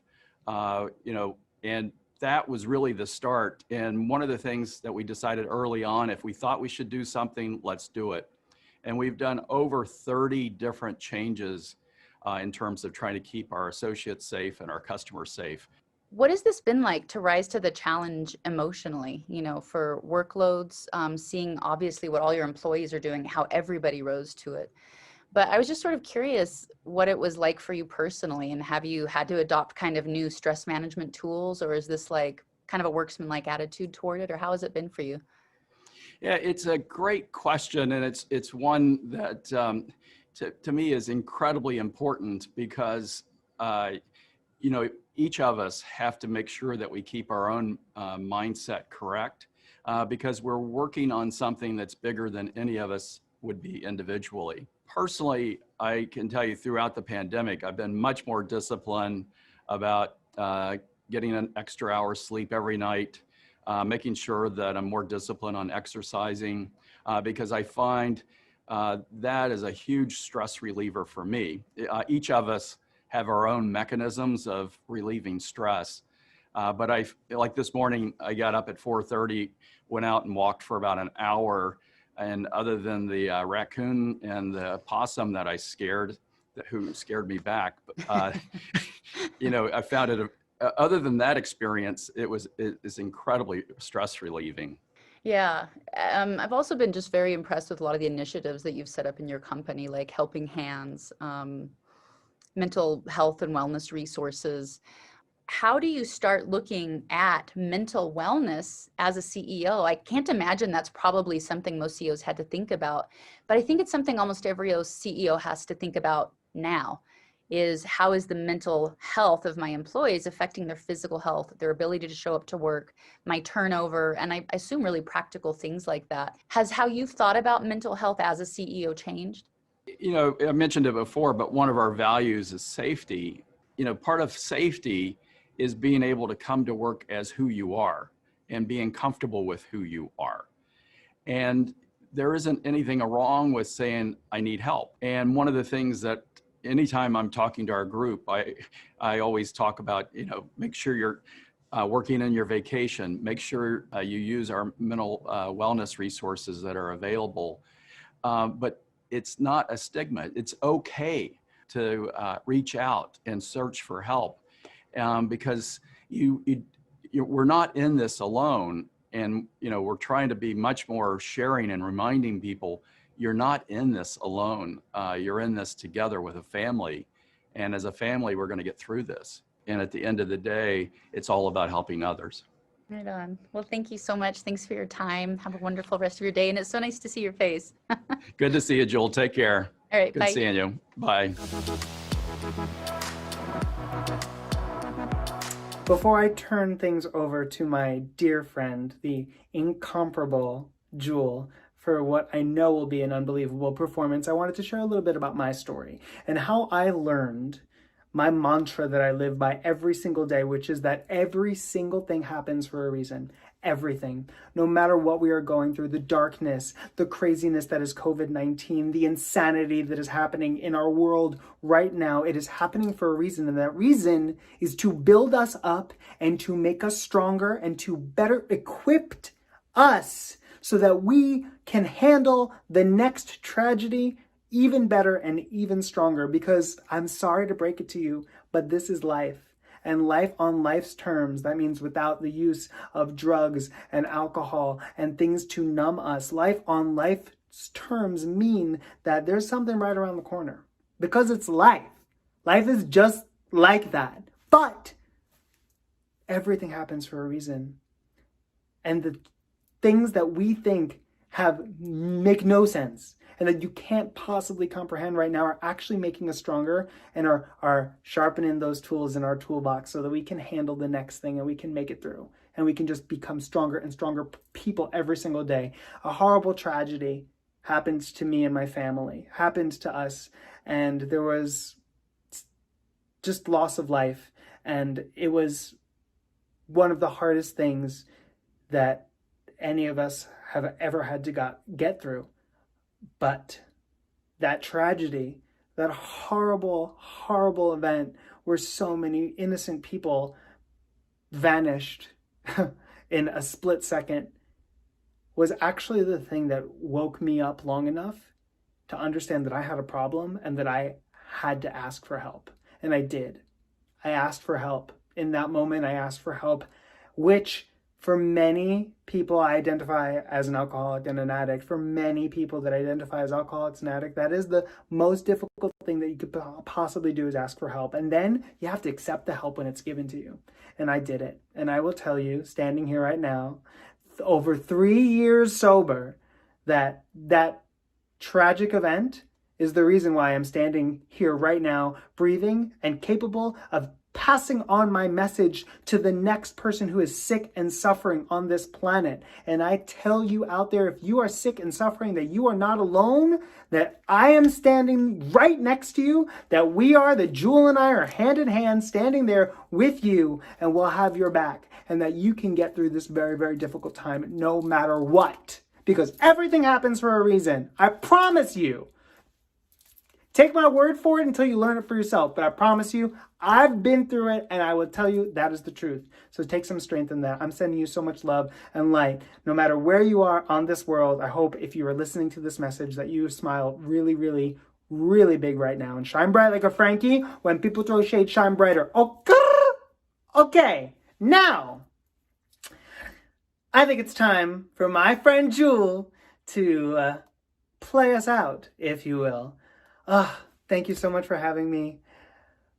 Ladies and gentlemen, boys and girls, everyone in between, please welcome my friend, Jewel. Thank you, Frankie. I miss you and cannot wait to see you in person. And hello, everyone. Thanks for joining us on this wellness experience. It has long been my dream and my passion to basically democratize wellness, to give people everything it takes to be a happy, whole human. We learn so much in school, but we don't always learn what it takes to actually thrive in our lives, which is our personal relationships, our emotional health. And those are also actually the things that I think help us at work.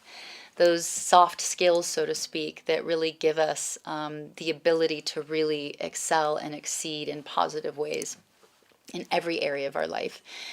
Really want to thank Willie Jones. What a talented performer, and really thankful that you were here. So thank you. All right, I'm going to do one final little thing. This will be some songs. Doing this virtually has been pretty fun. I didn't know what it would be like, but it's a trip.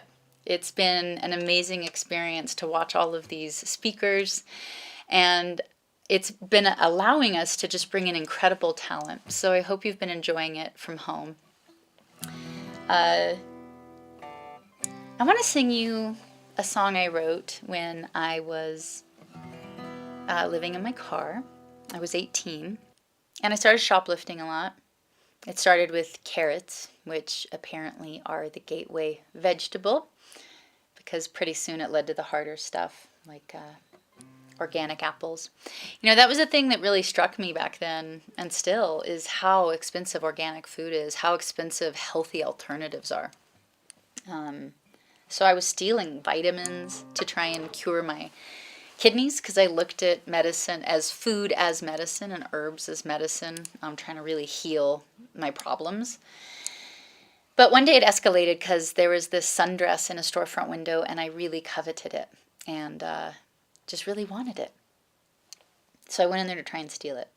And I remember this moment when I suddenly saw my reflection in the mirror, and I saw what I looked like. You know, I looked like a homeless kid stealing a dress. And I looked like a statistic. And that really bummed me out, because when I moved out when I was 15, I promised myself I wouldn't be a statistic. I worked so hard to, I knew kids like me end up, repeating the cycle we were raised by. I knew statistically I should end up in an abusive relationship, or on drugs, or with a partner who does drugs. And so I worked so hard to avoid becoming a statistic, and here I was 3 short years later, and I was a statistic. And I realized I would end up in jail or dead if I didn't do something to change my life. And I remembered this quote that was attributed to Buddha that said, happiness doesn't depend on who you are or what you have. It depends on what you think. Basically, what we think we become. Because what we think, we act on, and that builds our life. So I decided to not steal the dress and see if I could change my life one thought at a time. And I didn't know how to do that. So I walked out of there and realized I could not witness my thoughts in real time. And if anybody, watching has ever struggled with severe anxiety, you just feel like you're waking up after the fact all the time. Hard to be in the moment. So I created a hack. I decided to start watching my hands, because if you watch your hands, you're going to see what you're thinking. Your hands are the servants of your thought. So I wrote a song about it, because that's what I do. And it's about my hands. If I could tell the world just one thing, it would be that we're all okay. And not to worry, 'cause worry is wasteful and useless in times like these. I won't be made useless. I won't be made idle with despair. I'll gather myself around my faith, for light does the darkness most fear. My hands are small, I know, but they're not yours, they are my own. They're not yours, they are my own. And we are never broken. Poverty stole your golden shoes. It did not steal your laughter. heartache came to visit me, but I knew it was not ever after. And we will fight, but not out of spite, just 'cause someone must stand up for what's right. 'Cause where there's a man who has no voice, their hours shall go singing. My hands are small, I know, but they're not yours, they are my own. But they're not yours, they are my own. And we are never broken, 'cause in the end, only kindness matters. In the end, only kindness matters.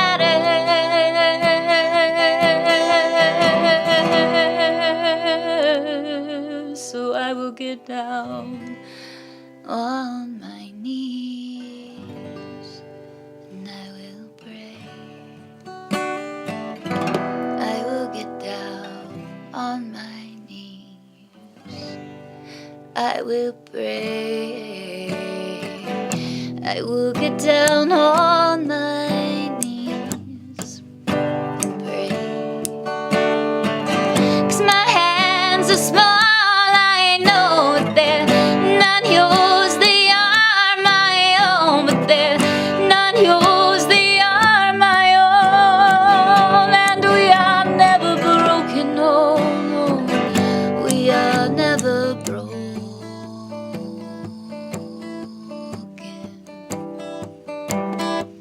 'Cause we are God's eyes.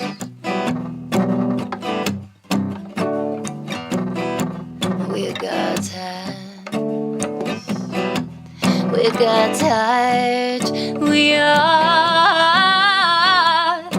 What if we are God's eyes?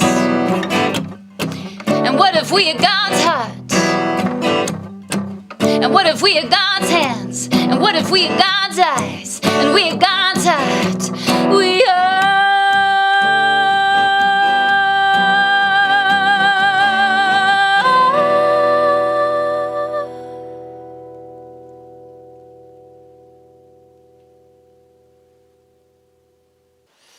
That was my song, Hands. You know, when I wrote it, I never thought in a million years that that song would end up becoming a single for me and change my life like it did.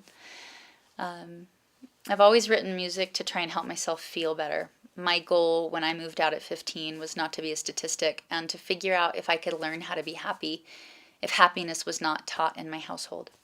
It's kind of a funny story, but we had this bunny when I was a little girl named Carmel, and it thought it was a chicken. Because when we got it as this tiny little baby bunny, we raised it in the chicken coop because that was the safest place on the ranch.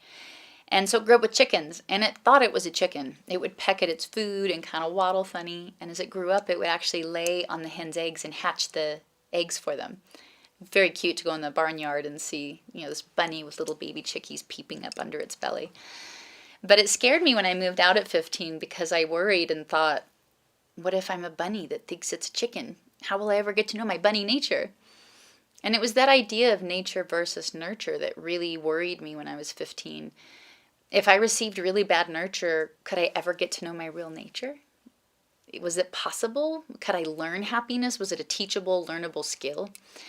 And that's what I set out as my life's mission. And when I got discovered when I was 18, I almost didn't sign my record deal because I just started figuring out some of the keys to happiness. I started figuring out what to do with my anxiety, how to stop my panic attacks, how to be authentic, how to be honest. And I didn't want to give that up. So I made myself a promise that I would sign the record deal as long as my number one job in life remained learning how to be a happy, whole human. And my number two job would be to be a musician. And I'm really proud that I never let myself down on that. I continued to study nutrition and health and herbology and what to do with my anxiety, how to be healthier as a person, how to stop tolerating the intolerable. It caused me to make really bold and unconventional decisions in my career, like quitting for multiple years after my second record. I quit for 2 years because psychologically I couldn't handle the level of fame that I achieved. It was too much. You know, the reason suicide and drugs are so prevalent in my career is because it's a very difficult job psychologically and emotionally and physically. We tour all the time. We're always sleeping at the wrong time, trying to wake up at the wrong time. And nobody really teaches us how to handle that. But frankly, nobody teaches any of us how to handle life as it changes and grows intense. So I took huge times off in my career to work on my personal self, my number one job.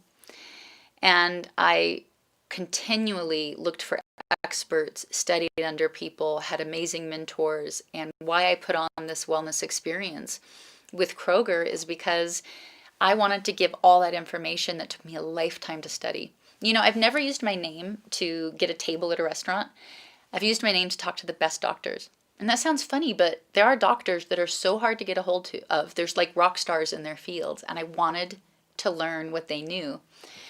And I was lucky enough to have the time and the ability to do that. And I wanted to democratize and create a place where people could get well-curated information, practicable, doable things in every area of what it takes to be a happy, whole human, which is our mental fitness, our emotional fitness, our physical fitness, our nutritional fitness, our medical fitness. So being able to combine my love of passion and my love of human development in this wellness experience for me has been really incredible. I'm going to do a song you guys all know.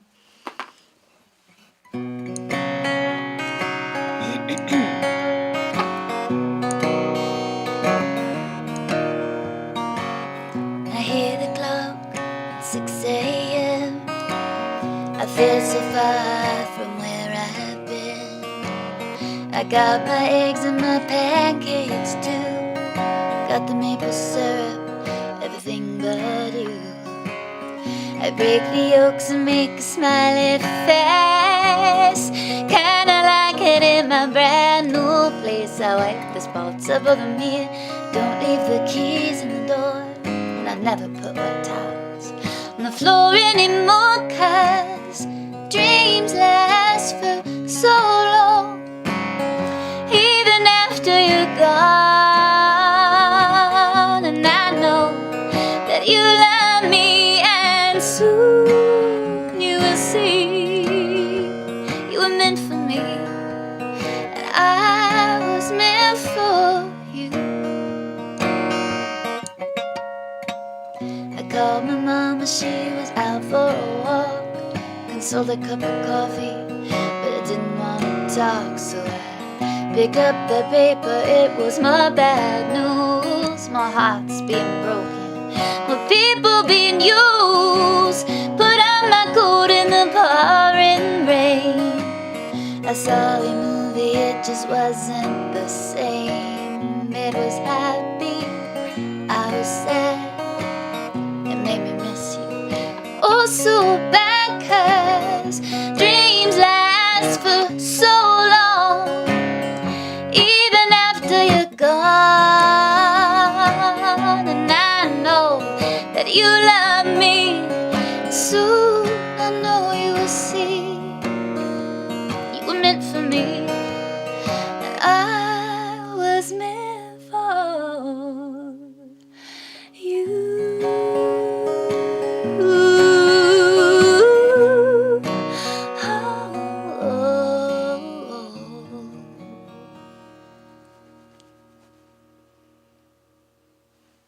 I cut that song a little short because I thought of a new song I want to play. Ooh, but before I do that, this is the 25th anniversary of my first album, Pieces of You. And I thought I would do something fun and virtual since we can't go do live shows right now. I'm releasing a 4-vinyl, really rare version of it. But I'm also going to do a live concert where I sing the whole album top to bottom. I've never done it in my whole career. I'm really excited to do it. So if you guys want to learn more information about seeing me perform that first album top to bottom, I'm going to make it really special. And my friend Steve Poltz will be there. You can go to my social media, Jewel on Instagram, or my website, jeweljk.com, and check out how to get tickets. So I have been writing new music. I'm actually about to come out with a new record, and I wanted to sneak preview you guys a brand new song. Again, I just really want to thank you guys for being here. Kroger has been an amazing partner. Their dedication to the same passion as mine, which is democratizing wellness, making it affordable and high quality for everybody, has just been a dream partnership. Colleen and Rodney, all of the artists and experts and people who have come here together has just been incredible. This is such a dream come true for me. So this is a new song. This is actually something I wrote about how I handle my anxiety. You guys might have heard me talk before about the fact that there's only two basic states of being. There's dilated, where you feel open and relaxed, and there's contracted, where you feel really tight. And you cannot be in two states at once. So if you're feeling really tight and contracted, if you pick something that is on your dilated list, you can change your entire physiology. I chose gratitude because gratitude just really has weight and heft to it. The trick is you have to become profoundly gratitude. Your whole system has to feel it. And if you can do that, your vascular system dilates, your neurotransmitters change. It's pretty incredible. So I know there's a lot of anxiety right now with what's happening in the world. We don't get to control everything that's happening in the world. All we can do is show up and make the best decisions that we can. And it's not necessarily what we have to get through. It's what feeling do we want to get through it with. Because our experience is going to dictate how we look back on this time. And that's in our control all the time. So this is my brand new song. It's called Grateful, and it's out now. And I hope it helps you.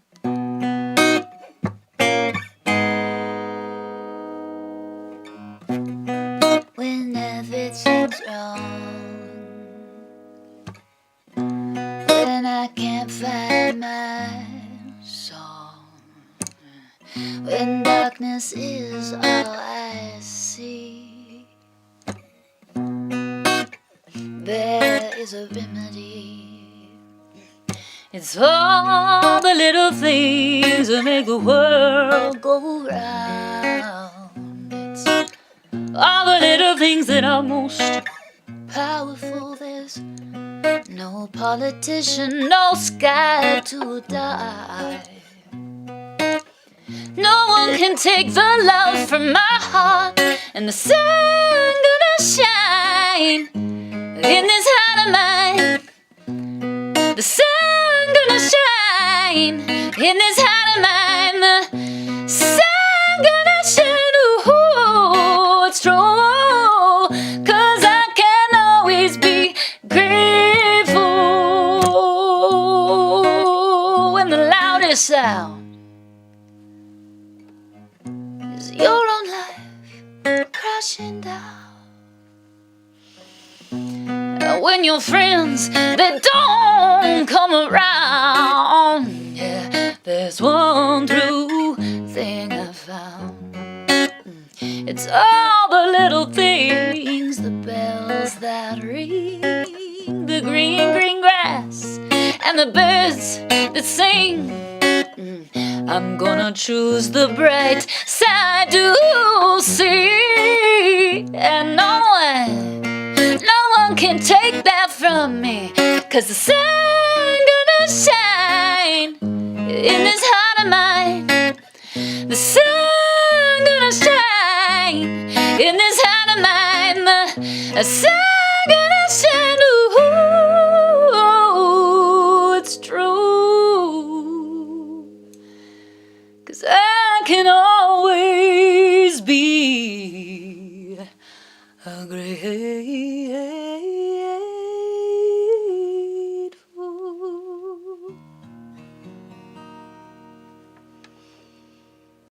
So that was my new song, Grateful. I know I'm running low on time here. I'm going to do just a little bit of another song.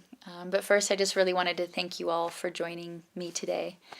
As I said, this is a dream come true, and I can't thank Kroger enough.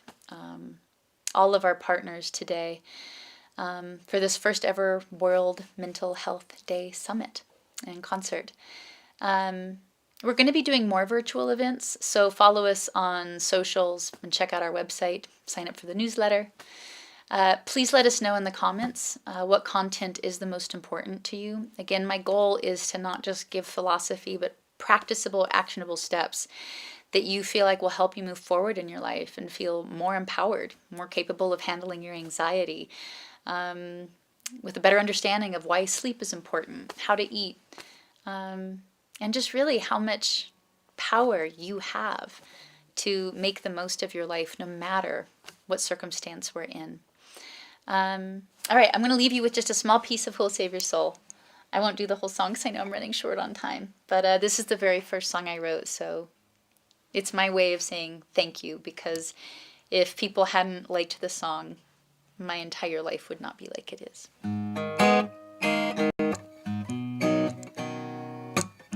People living their lives for you on TV. They say they're better than you and you agree.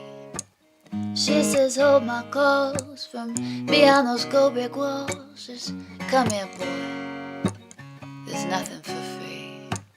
Another burger, another hot dog, another burger and some fries. You wishing the well, hope your health don't go to hell. Well, another doctor's bill, a lawyer's bill, another cute cheap thrill. You know you love 'em if you put 'em in your will. But who will save your soul when it comes to the flower? Who'll save your soul after all those lies you told?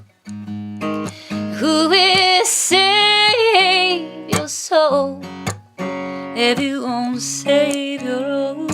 La, la, da, da, da, da, da, da, la, la.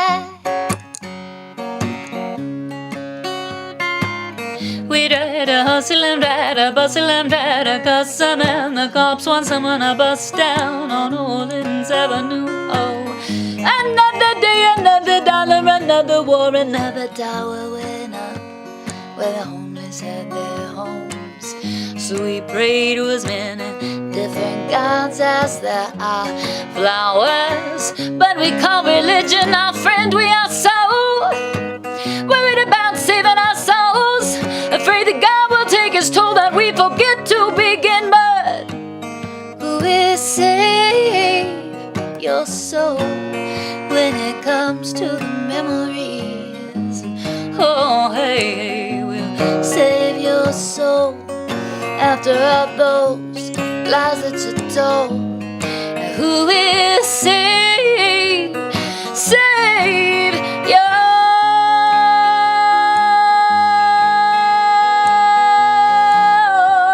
soul if you won't save your own?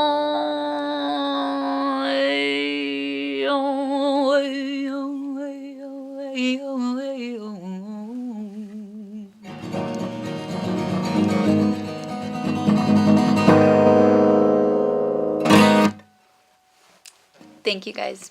Mwah.